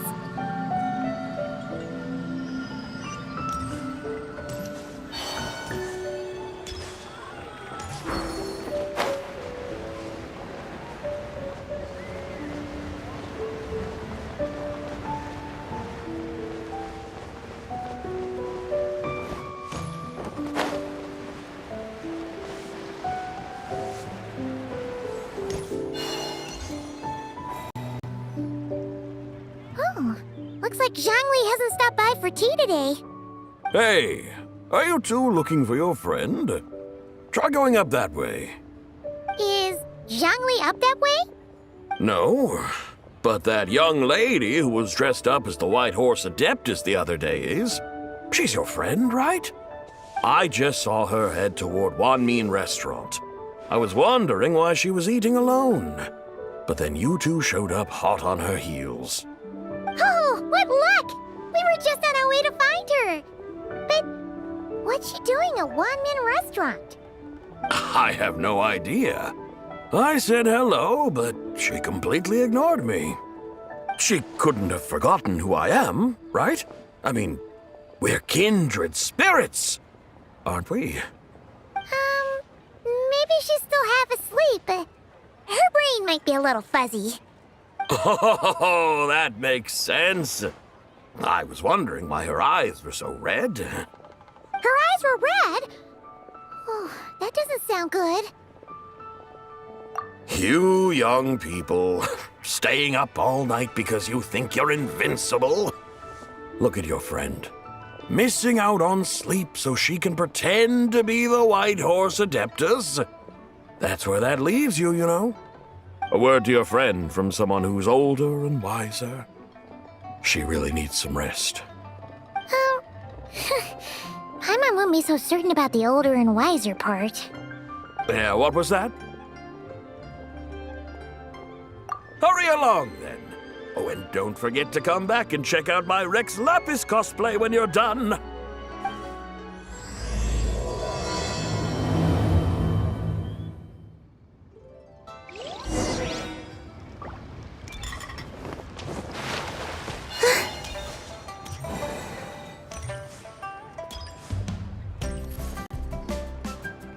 Where's the proprietor? Come out and see me at once! Xiangling and Chef Mao aren't here right now. What can I help you with? And who might you be? My name is Shenhe. I work here at Wanmin Restaurant. Shenhe. Shenhe. Are you that crane adeptus who loves planting mint? It's been a few days. Have you improved your gardening skills? Did you manage to cover the slopes with mint? Mint? I don't know anything about mint. But I am familiar with Qingshen and glaze lilies. Ha! Already casting mint from your mind. How can a practitioner of self-cultivation be so fickle, chasing after every new plant that catches their eye? I'm not sure I get what you mean. Are you delirious from hunger? Would you like something to eat? Shenhe! Whitehorse Zabai! So this is where everyone is! Traveler, Paimon. It's been a long time. Happy Lantern Rite. Is this customer a friend of yours? Don't mind her, Shenhe. She's just a little cranky because, she didn't sleep well last night and she's only just woken up. Look how red her eyes are. I see. In that case, Miss Zabai, I have a tonic here infused with Qingshen. It's cool and soothing when applied to the eyes. Would you like to try a few drops? Stop right there! Who are you two noisy children? Hey! Have you forgotten about us already? Guides. Yes, I seem to recall something about some guides. Ah, yes, now I remember. What luck! I was just looking for someone to show me the way to Elong Wharf. Huh! Is she starting to come around? Someone requested my help in purchasing some tea leaves. I was informed they have discounted prices during the festival and that I shall get a good deal there. Tea leaves? This sounds like Zhongli's doing. He sure knows how to get people running errands for him. Your friend Rex Zhongli initially requested the most expensive tea, but then a young lady in a hexagram hat mentioned he'd burned through the Wangsheng funeral parlor's yearly expenses at an exhibition a few days ago. As such, he is only permitted to buy items that are discounted this month. Oh, that's his boss, Hu Tao. It's about time she realized the problem and put a stop to his spending sprees. Oh, I see. So that's why you're here. Unfortunately, Wanmin Restaurant doesn't sell tea leaves. If you're truly in need, I could gather some wild tea from the mountain slopes. You don't sell tea leaves? But I remember your boss, Miss Liu, saying that she owns tea fields. You really should get some rest. The person you're talking about isn't the boss of Wanmin Restaurant. She's just like you. She came here to eat. Is that so? Life really is full of surprises. What surprises? Your brain really is as gooey as a pack of slimes. Paimon can't believe Zhongli entrusted you with going all the way to Yilong Wharf and buying tea. That would be excellent, my dutiful guides. Ah, yes, Miss Crane. I apologize profusely for my improper behavior just now. Please forgive me. I completely understand. Master often says that the human body is like a mechanism in need of regular maintenance. When a person cannot rest at night, they are sure to become irritable and on edge. Miss Crane, you appear reasoned and compassionate on the surface, yet I sense dark forces churning within your spiritual core. Those red ropes you wear are what bind them, am I correct? Oh. You can sense that? Indeed. I also sense that with your strength, you might try undoing one or two of those bonds when training. Untie Shenhe's ropes? Wouldn't that be risky? Though the use of red ropes to bind the soul is a wondrous technique, practitioners must eventually learn to break free from external aids and look within themselves for restraint. Master has told me similar things, but I am not ready yet. Your self-cultivation has progressed far enough. Then I will seek further guidance from my master. If you still have doubts, you can find me at the Baiju Guest House. I'll be taking up residence there for a while. For now, my dutiful guides, let us be off.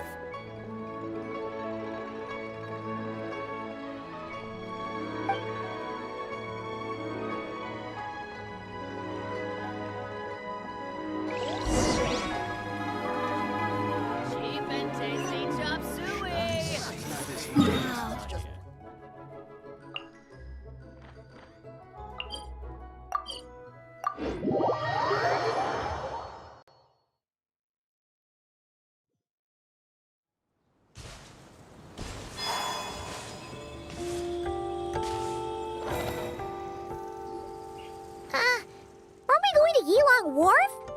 How do we end up on this mountain? Is that small town over there not Elong Wharf? I sense a familiar scent wafting through the air. You're right! Except for the smell part. Paimon doesn't smell anything. That is because this scent is the essence of jade, which can nourish the spirit. Oh, yeah! Shenyu Vale does have a lot of jade, but Paimon didn't think jade smelled like, anything. Naturally. This has reminded me of something. And what's that? A few simple tricks for mastering one's power.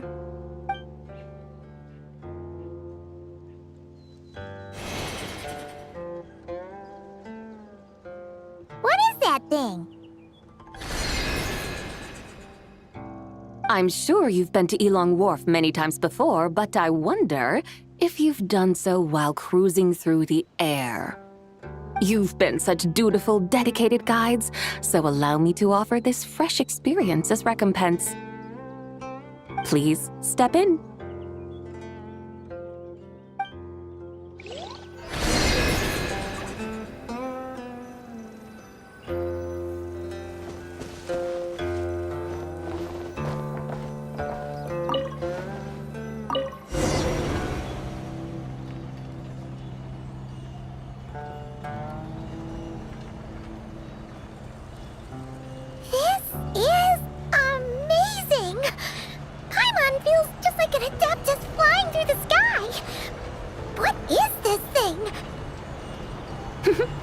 I created it from my memories of the chariot of the Lunar Palace.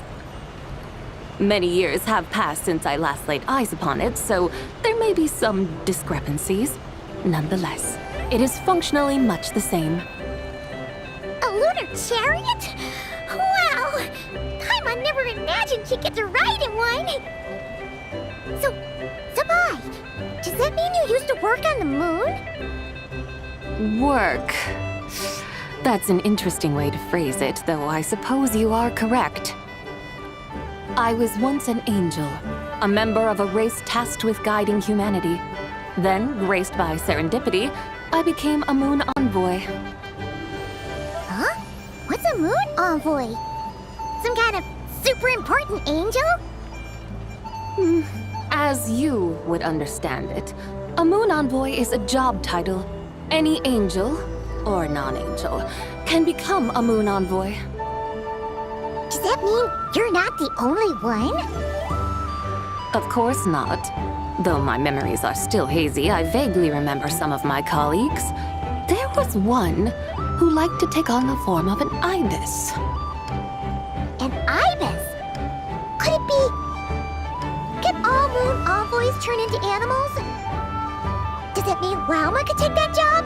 she can turn into a deer, and moonchanters are some sort of Luna envoy anyway, right? Moon Chanter? I have no idea what those are. Oh, okay then.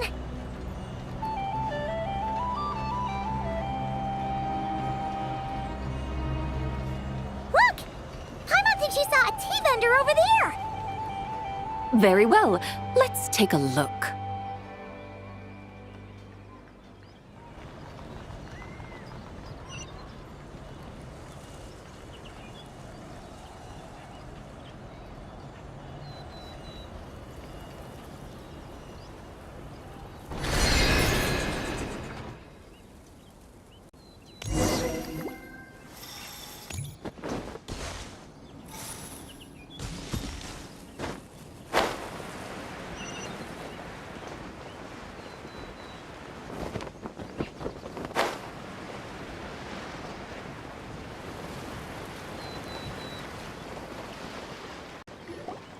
Welcome, please have a look around. We only sell teas of the finest quality sourced directly from Chaoying Village. Right now we're offering a special discount for Lantern Rite. Look over there! Discounted tea!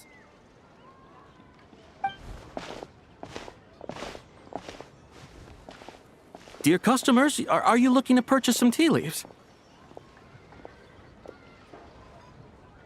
I can see from your bearing that you are no ordinary customers. My humble shop has some exquisite teas that should satisfy your more refined tastes. We're not here for quality. We're looking for a discount. A discount? Well, that's a coincidence. Our Sungla tea is on sale right now. A special festive offer. Something about the name of that tea sounds familiar to Paimon. Buy 3 boxes of Sungla tea during the festival to get 10% off. Buy 4, get 20% off. Buy 10, but...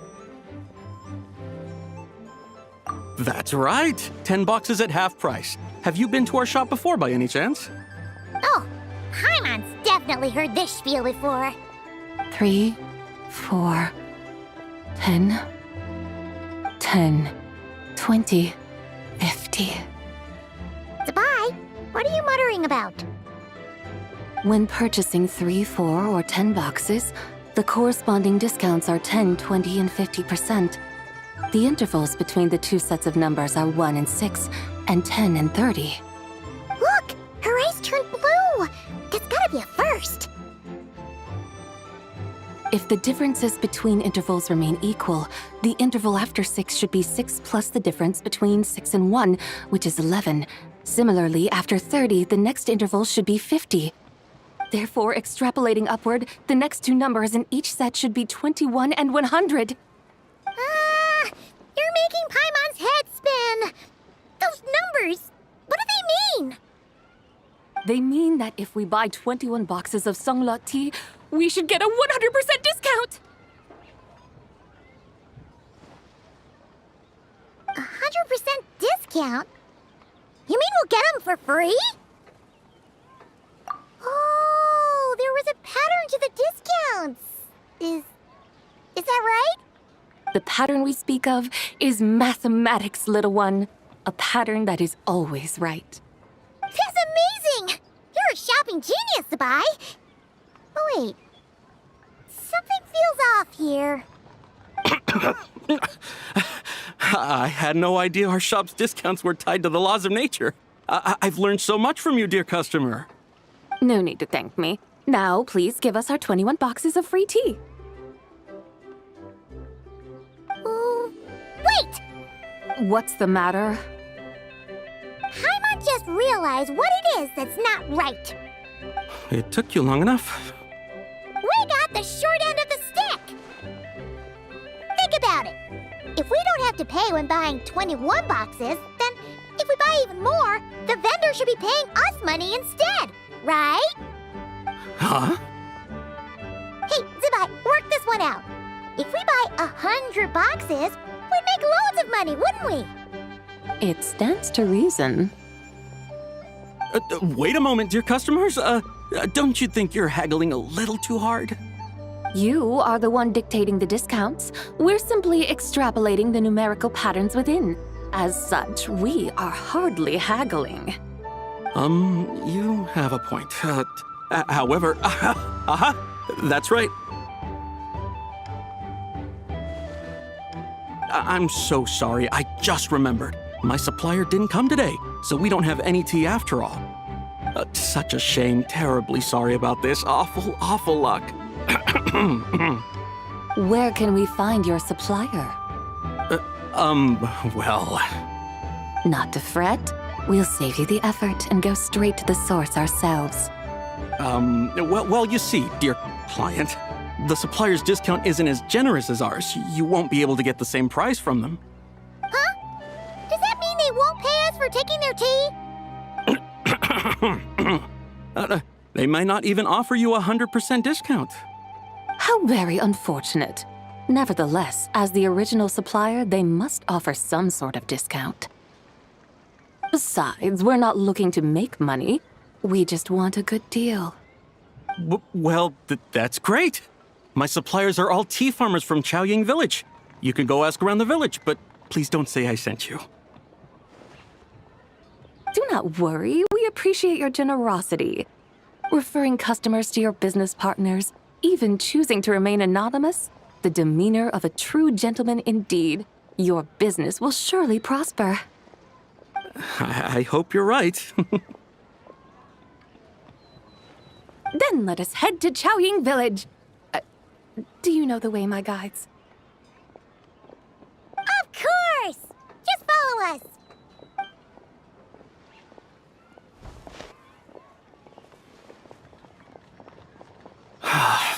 What otherworldly beings were those? Thank the heavens I managed to send them on their way. I should hurry home and pray to the White Horse Adeptus. May she bless me such that I never encounter such customers again.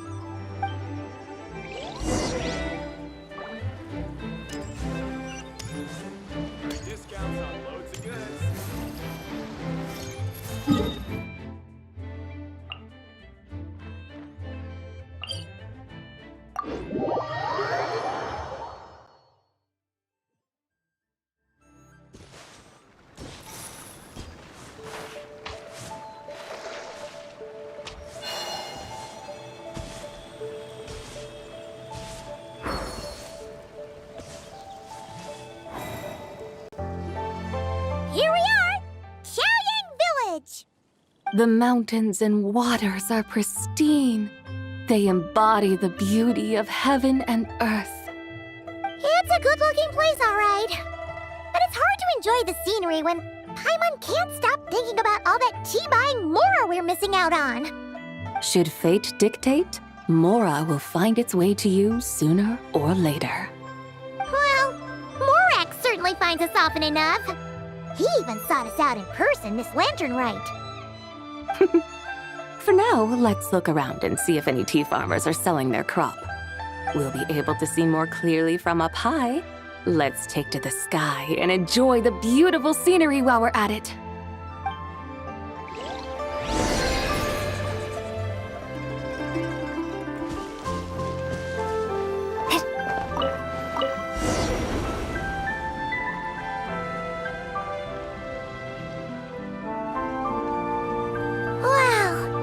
Chaoying Village looks beautiful from up here. Indeed, the houses here are quite different from those in Liyue Harbor. They follow the natural contours of the mountains, forming unique, elegant structures. Yeah, it's super beautiful. The white walls and dark tiles frame the emerald waves of the terraced fields, while the curved eaves and tall gateways juxtapose each other with grace. It's almost too beautiful to be true. The crowing of roosters and barking of dogs, the calls of farmers working the fields, a vibrant pastoral chorus overflowing with earthly vitality. Yeah, it's incredibly beautiful, huh?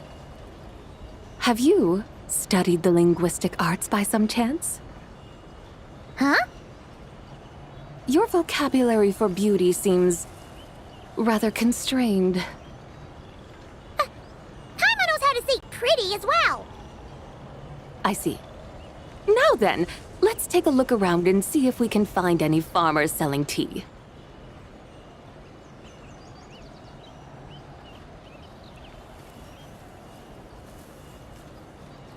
Look! There's someone in that tea field! And they look kind of familiar. Wait, is that Lu Xiangxiang? And who is that? Oh, you'll remember her once you see her up close.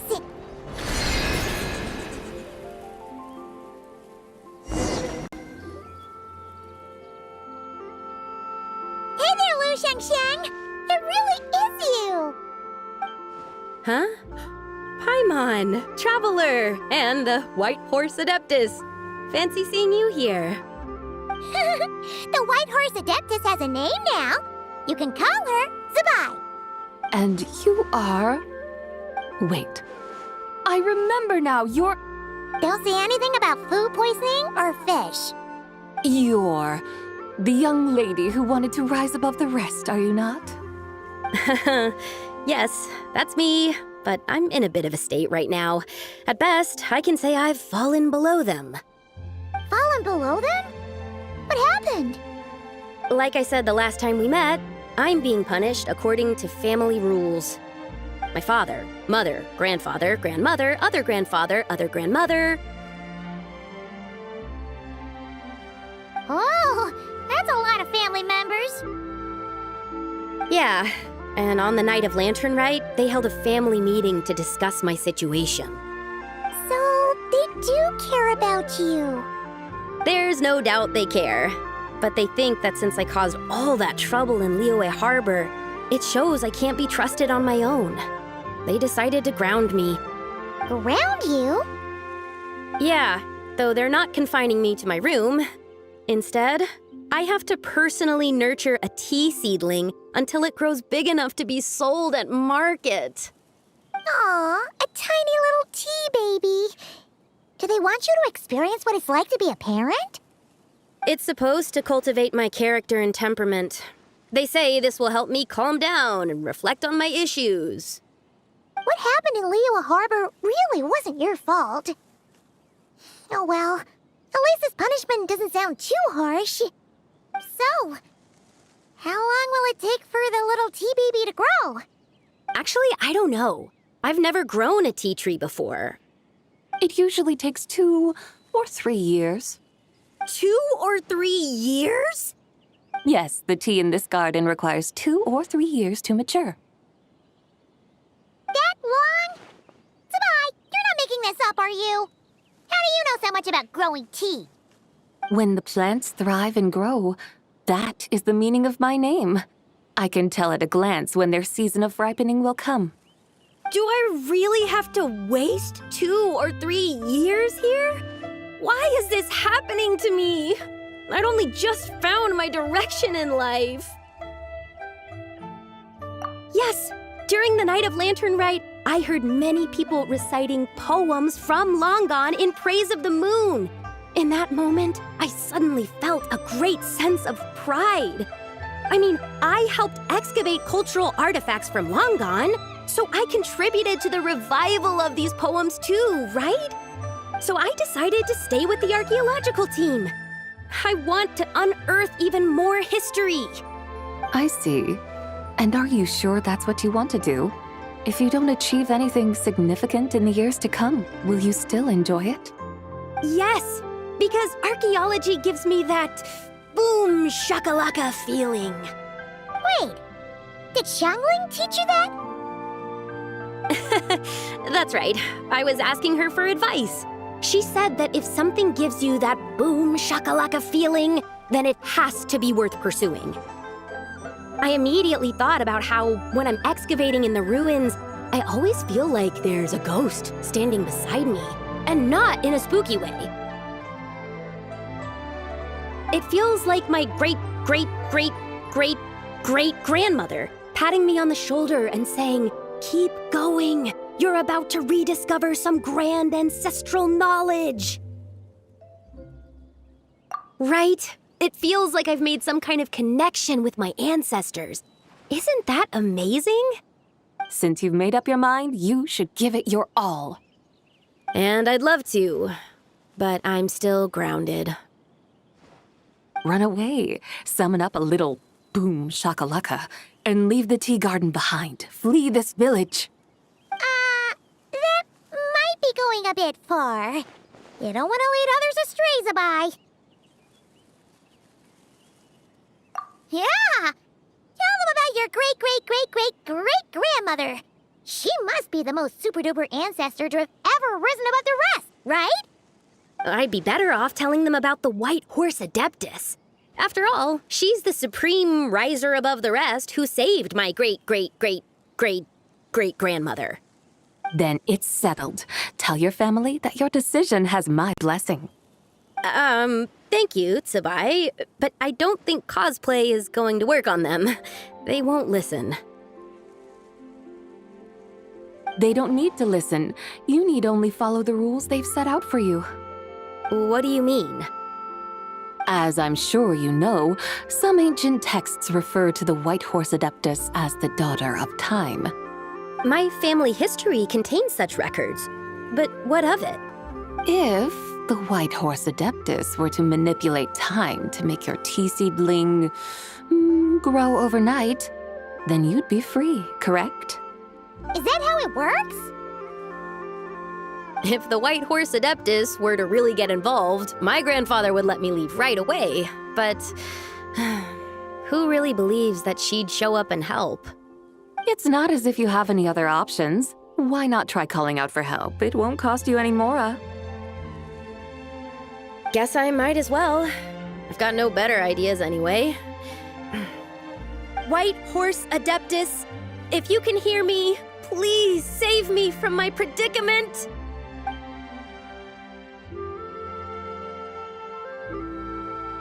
Ugh. Nothing happened, as expected. Perhaps the White Horse Adeptus has already heard your prayer. Why not come back here tomorrow and take a look? By then, the seedling you planted may well have grown into a thriving tea tree. Thank you, Tsubai, for trying to comfort me. I do feel better now, kinda. But can't you really do something like that? Oh, it's getting late. Why don't you all stay at my house tonight? My family may be strict with me, but they're always welcoming to guests. That sounds great! Let's get some sleep and then come back here tomorrow to see if our tea baby has grown.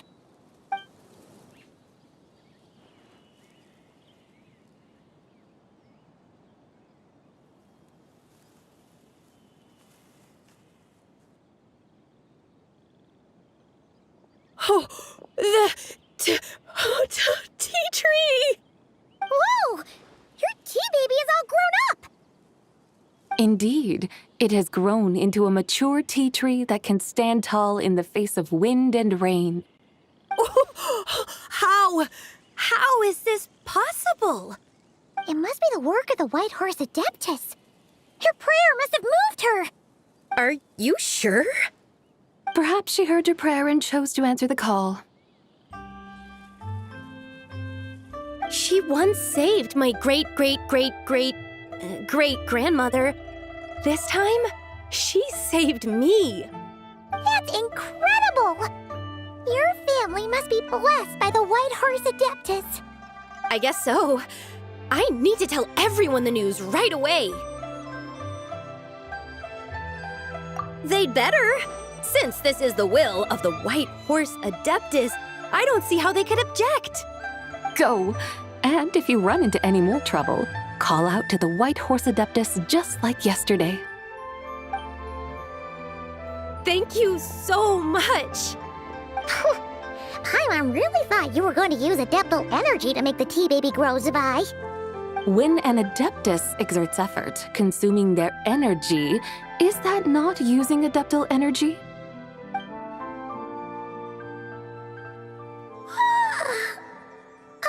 All right. What are we doing out here in the middle of the night? We're here to help Lu Xiangxiang fulfill her wish, of course. Can you really make the tea baby grow? It won't be easy, but there are ways.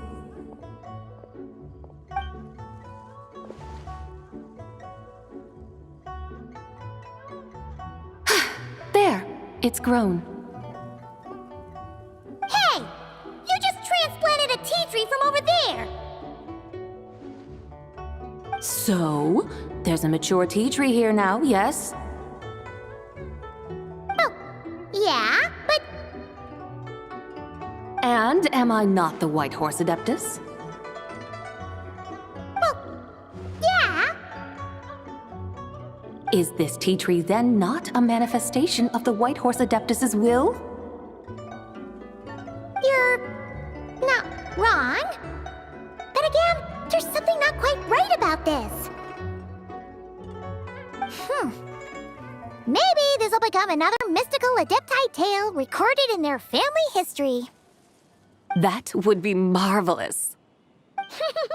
Paimon thinks so too. Hey, Traveler! Sabai seems to be doing much better now, don't you think? Oh! Paimon bets that's why Zhongli chose to send her on this errand.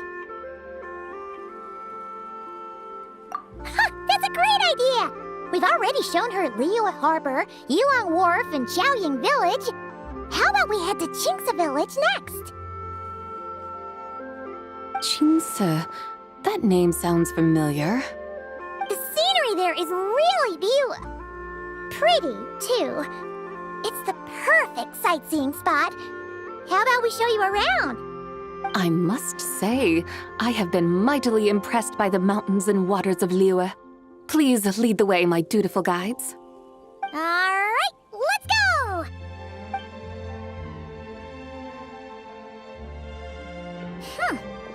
Paimon can't help feeling like we've forgotten something. Pay it no mind. I've already forgotten more than you will ever know. All right. If we forgot something, it can't have been that important to begin with. Qingce Village, here we come!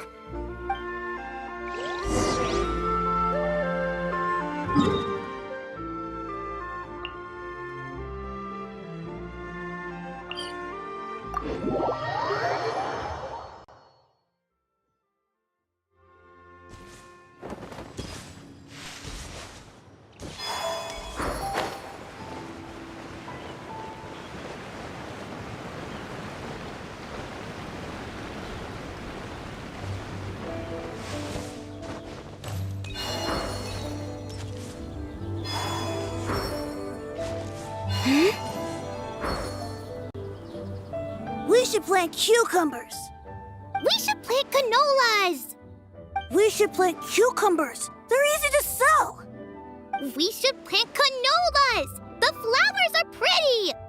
What are you arguing about, little ones?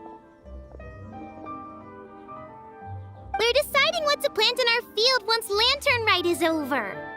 Yeah. Dad gave us a small plot of land to grow our own crops. He said we can keep all the more we get from selling them. We should plant cucumbers, right? Dad plants cucumbers every year. We should plant canolas. We can press the seeds for oil. It smells good and sells for a good price. Ah, an agricultural debate. This should be easy to sort out. Granny, are you a farmer? Could you tell us what to do? Granny?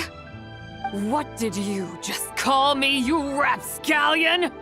Oh no, her eyes are gonna turn red again. It's just, my granny smells really nice, and you smell nice too, so...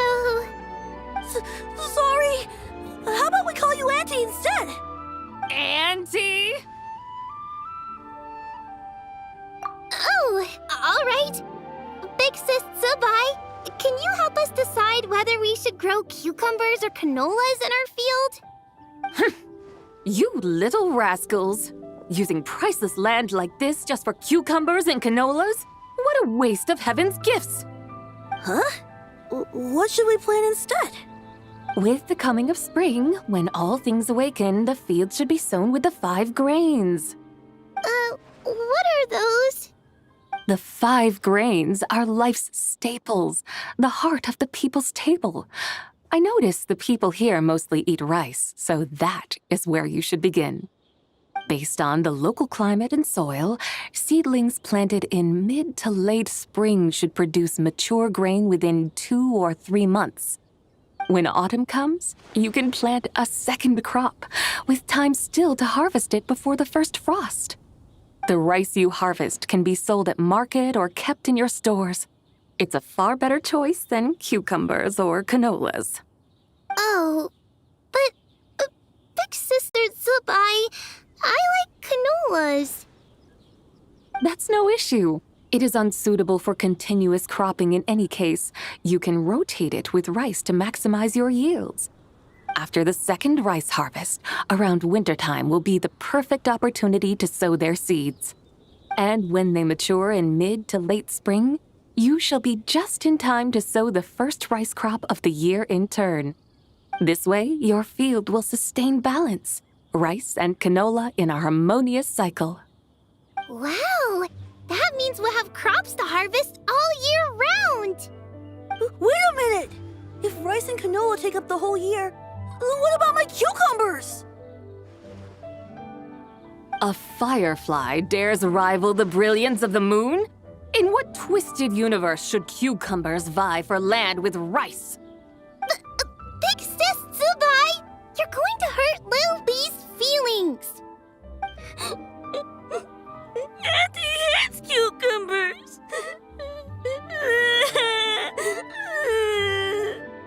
Stop crying this instant! I meant that cucumbers are simple enough to grow. There's no need to devote a whole field to them. Just find an empty corner of your yard, scatter some cucumber seeds in the earth, and before you know it, you'll have a thriving patch of vines.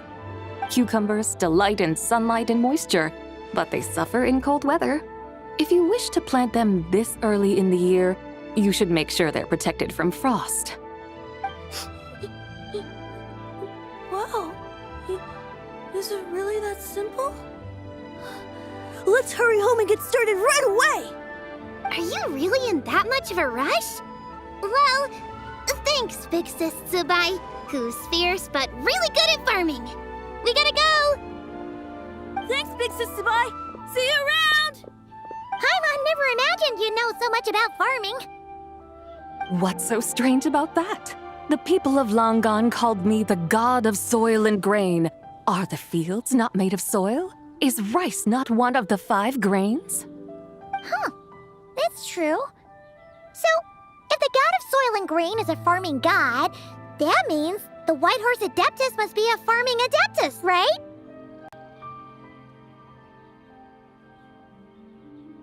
Of course, the god of farming is down to earth. Mind your tongue, impertinent child. How dare you diminish the lofty bearing of an adeptus? Hey! You're the one who said the god of soil and grain is all about farming. Enough! It's time for us to take to the skies once more. Join me now. Witness the majesty of mountain, water, and field, and broaden your horizons.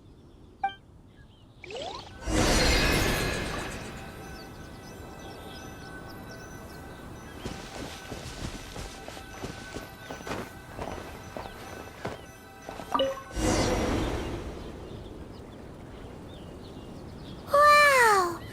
The terraces look so pretty from up here.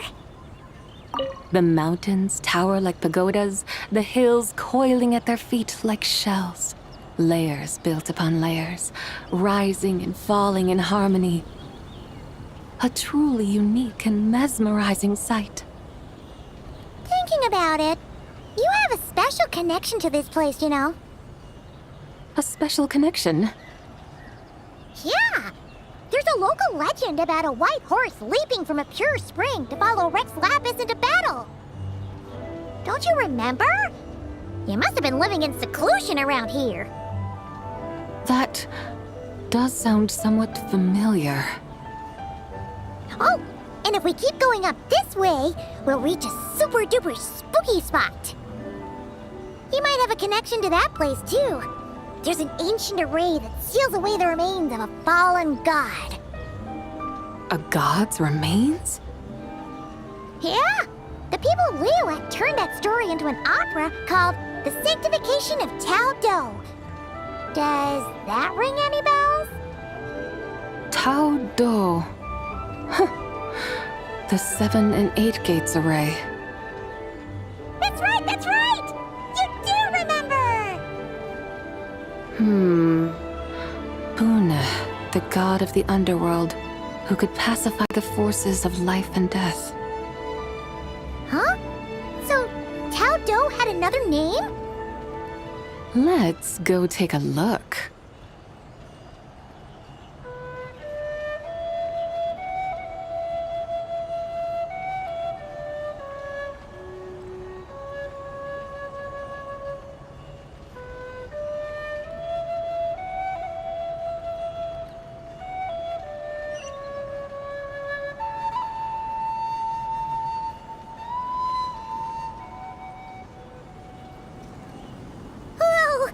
We've arrived at Wulwang Hill.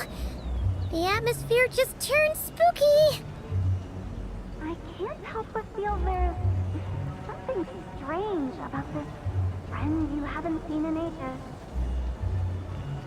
Huh? Paimon thought she heard someone's voice. Let's head down and check it out.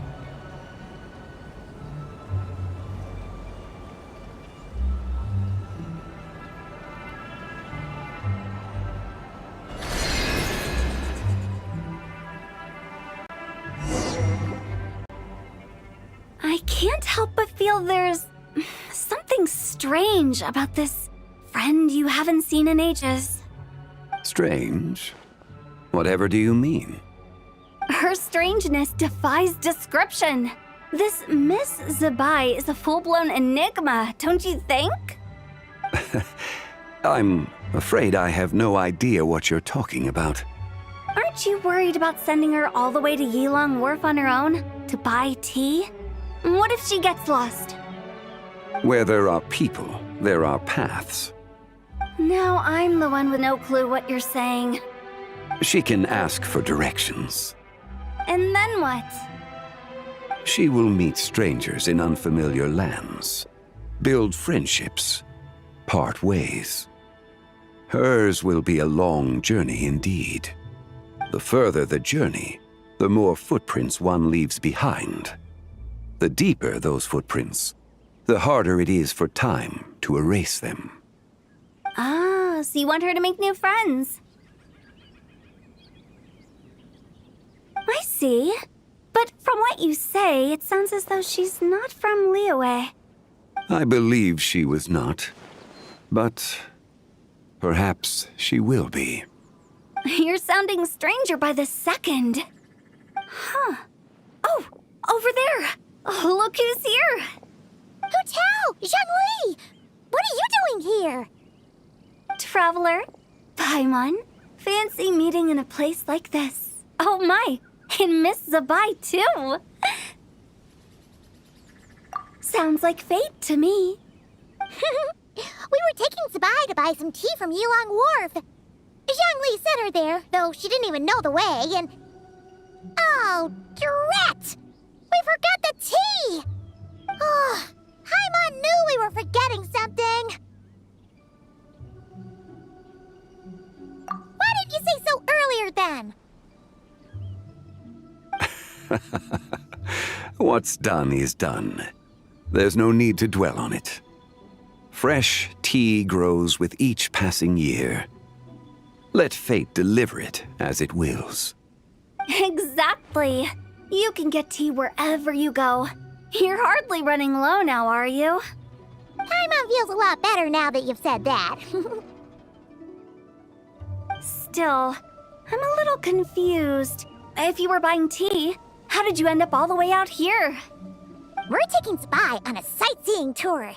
We started at Liyue Harbor, stopped in at Yilong Wharf, went sightseeing around Xiaoying Village, made our way to Qingce Village, and now we're here. Wow, that is quite the itinerary. Yeah, actually, Paimon thinks it's about time we headed back. I'm here to pay my respects to my ancestors. My dear consultant kindly agreed to join me. It is Lantern Rite, after all. Adepti and ancestors should be venerated alike. Ancestors? Wait, could you be? Are you heir to the Wu-Wong kid? Or perhaps the lone butterfly of the Crimson Flame? Whoa! Have you got all your memories back? Huh? Miss Zabai, you know about the Wangsheng funeral parlor and the 8 adepts? I happened to hear a storyteller expound on the sanctification of Tao Do. Lots of people know that story, sure, but very few can discern my family lineage from just a glance. Well, Zhongli, your friend here really is quite something. Unfortunately, there's no time to dally right now. We have a hill to climb. Perhaps once today is done, we can find time to chat over tea, recite poetry, and admire the moon? That would be wonderful, Director Hu. Oh, and before we go, you've been traipsing around all day. I suggest you stop off at the Wangshu Inn on your way back for a good night's rest. Wouldn't do to exhaust yourselves, Don't mention it. All right, we'll take our leave now. See you later. Hotel's so thoughtful. Why don't we follow her advice and stay at the Wangshu Inn tonight? Zabai, you can see the whole of Dihua Marsh from up there. The view's amazing. Plus, you can sample Smiley Yin-Xiao's cooking. Wangshu, an intriguing name. It couldn't hurt to check it out. Awesome! Let's go!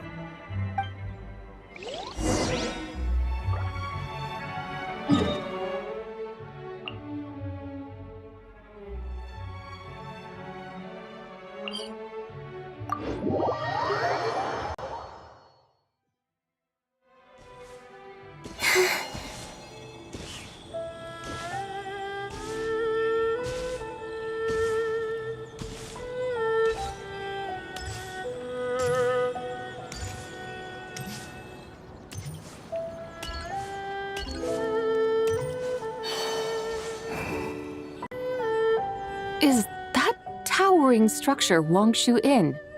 Sure is. We can take the lift up from over there.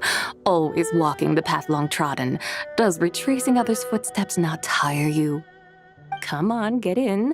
We'll fly to the top.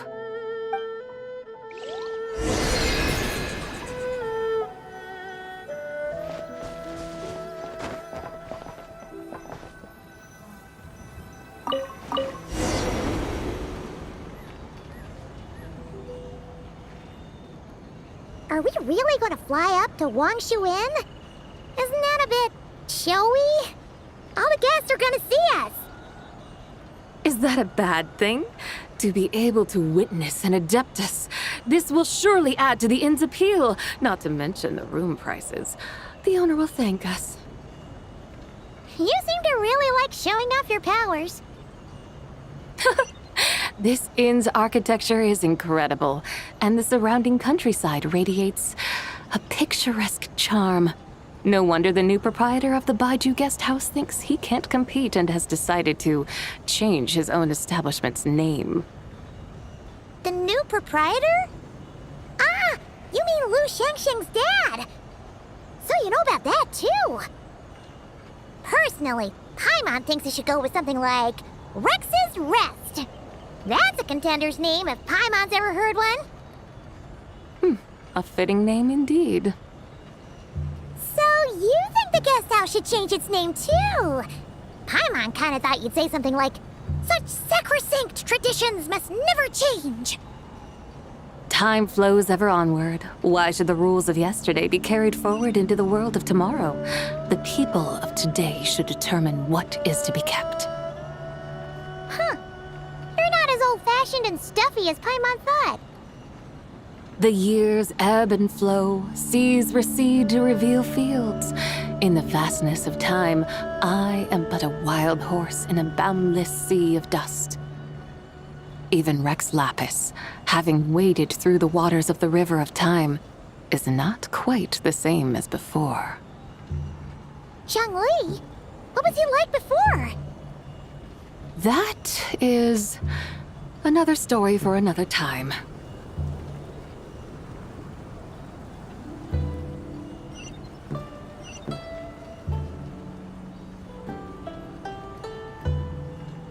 We have arrived.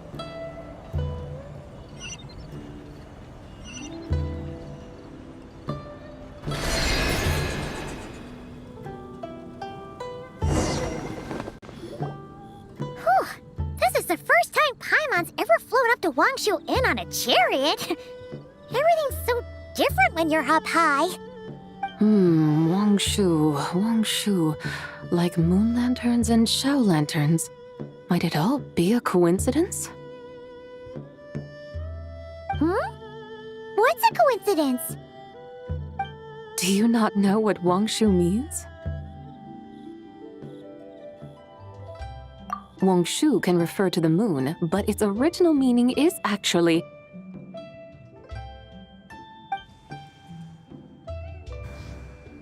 the goddess who rides the bright moon's chariot. And you must be the conqueror of demons. Xiao! Paimon was wondering if we'd disturbed you by flying down from the sky. Not at all. I sensed an unusual presence long before you arrived, though I didn't expect it to be you in a flying chariot. Ah, a witness at last. I was starting to think we should fly a bit lower. 'Twould be awfully dull if no one ends up marveling at my lofty bearing. No need. This is already showy enough. I'm not one to do good from the shadows, as Rex Lapis is wont to do. Then you must be... Oh, nay, I'm only cosplaying as the White Horse Adeptus, in truth. Cosplaying? What's that? Ugh, ignore her nonsense. She's the genuine article, the one and only, completely authentic White Horse Adeptus. It's just... Xiao, did Zhongli say anything about her being a teensy bit... not quite right? Mental instability, perhaps? Did Zhongli tell you that?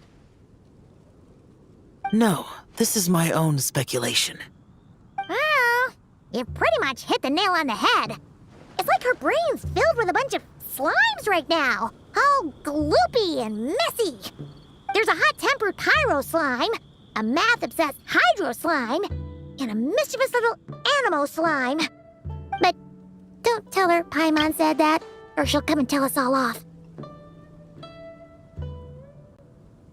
You white-haired rascal! Do you think I can't hear you?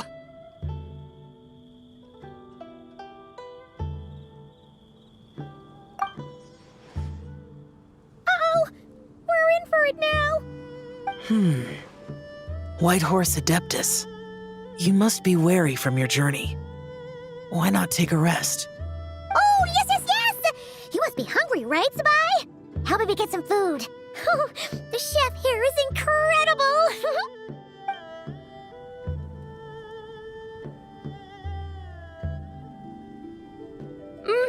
It's so hot! So spicy!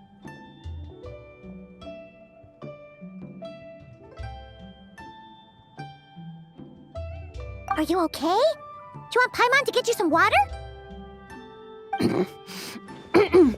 Don't worry about me. I just need to pace myself.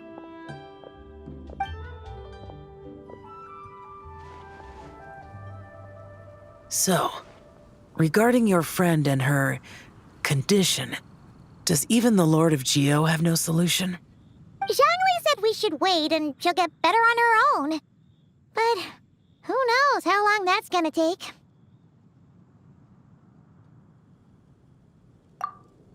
Is that why her personalities change so easily? Paimon thinks that has something to do with her 3 deadly selves. Zhongli told us that the deadly selves are impure, affecting living things that get too close. The White Horse Adeptus's remnant spirit was attached to the deadly selves for a long time. It makes sense that her temperament and memories would have been influenced by them. But Paimon still doesn't really understand what the three deadly selves actually are. Paimon, as you do not practice self-cultivation, I cannot help you fully understand. But you can think of them simply as emotions and desires. The act of severing the three deadly selves is a means of exercising wicked desires and cultivating one's true self. I believe other nations have similar practices. In Sumeru, it is known as shattering Atmagraha. Oh, so it's about emotions, desires, and attachments, that sort of thing. It includes those. I wonder, does she still remember what happened in the past? Some of it, but right now, it's like she was suddenly awakened. Like she's still half dreaming. The half that's still dreaming might remember things, but the half that's awake doesn't quite get it.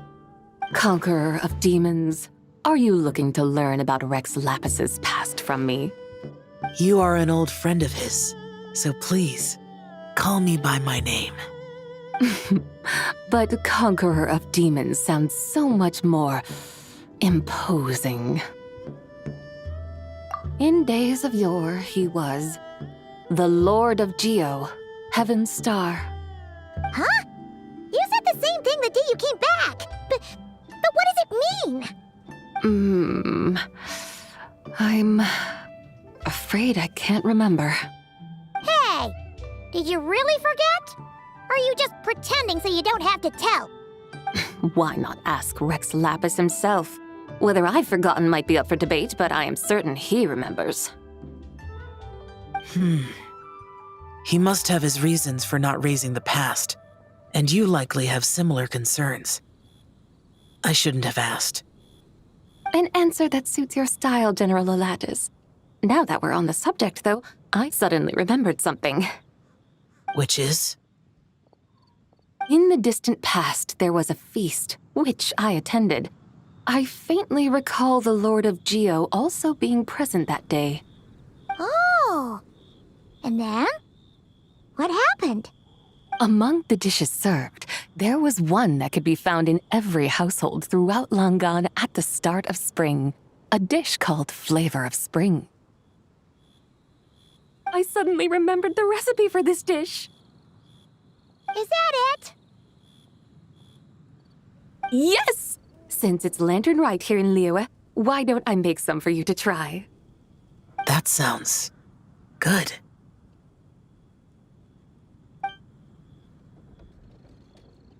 Wow! It might not have been the story Paimon was hoping for, but this looks delicious! The spring breeze stirs. Now is the perfect time to savor this dish. My dutiful guides have gone to great trouble to show me around Liyue. And even the Conqueror of Demons has graced us with his presence. I feel deeply honored. This Flavor of Spring is my way of expressing my gratitude. There's no need for such grand words. What's this? Hey! It's that broken jade token from the Antiques exhibition!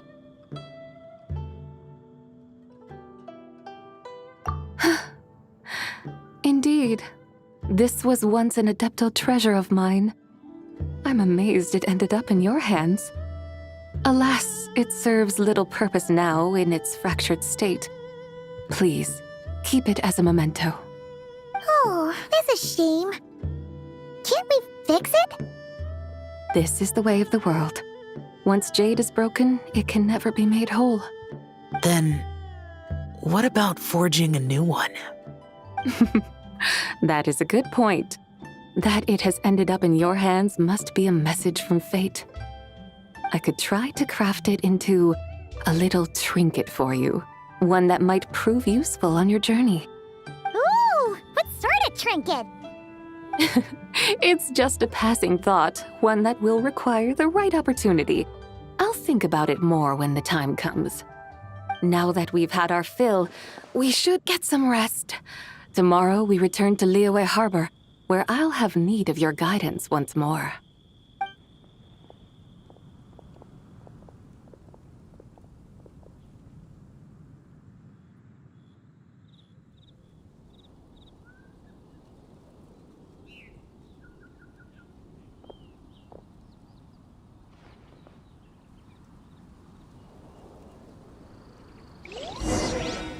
party. Please, head straight on in.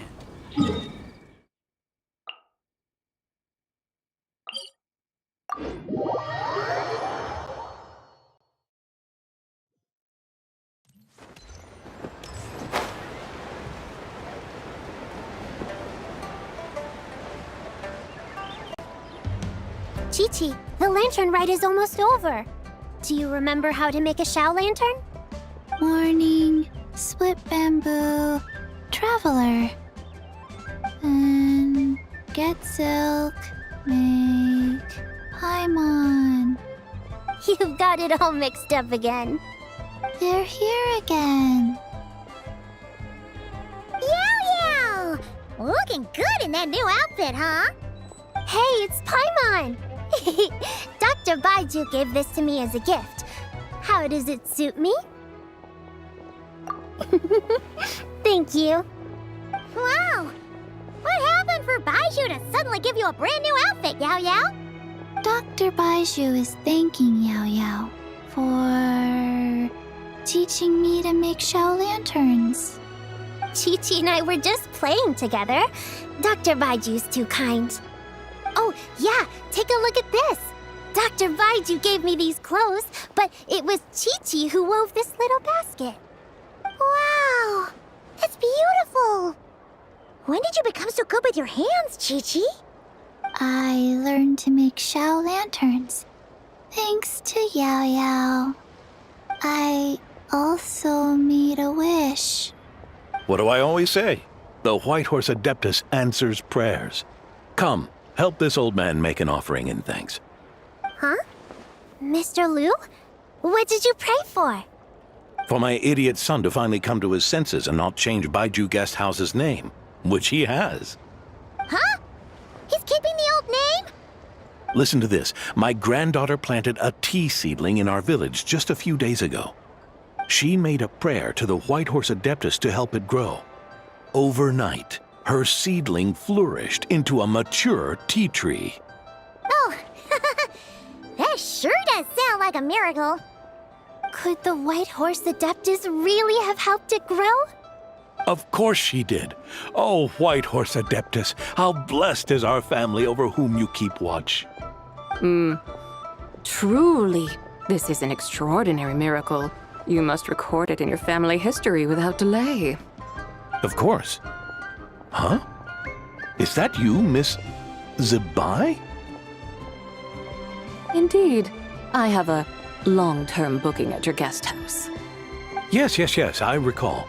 Mr. Zhongli said to charge your expenses to the Wangsheng funeral parlor, if I remember correctly. That's Young Li. Always making trouble for poor Hu Tao. I noticed when you were here last that you bear a striking resemblance to the pictures of the White Horse Adeptus in my family history. You both have golden eyes. Perhaps fate has had a hand in our meeting. And a glad meeting it is, Miss Zibai. Now, why don't I gift you some tea from my garden to celebrate this encounter? We grow Sunghua tea there, and it has quite the reputation throughout Yilong Wharf. I hope you will accept it. Oh! Sunghua, buy 10 boxes, get half off teas. Back on the menu. Buy 10 boxes, get half off? Don't be silly. This is a gift. It's free. Woohoo! Nice!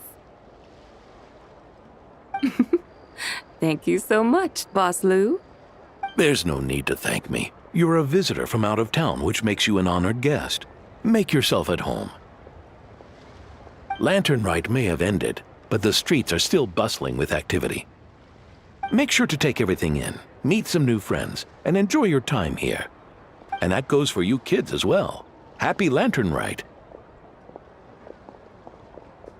Got it, Mr. Liu. Happy... Lantern Rite. Yeah! Happy Lantern Rite, everyone! Happy Lantern Rite indeed.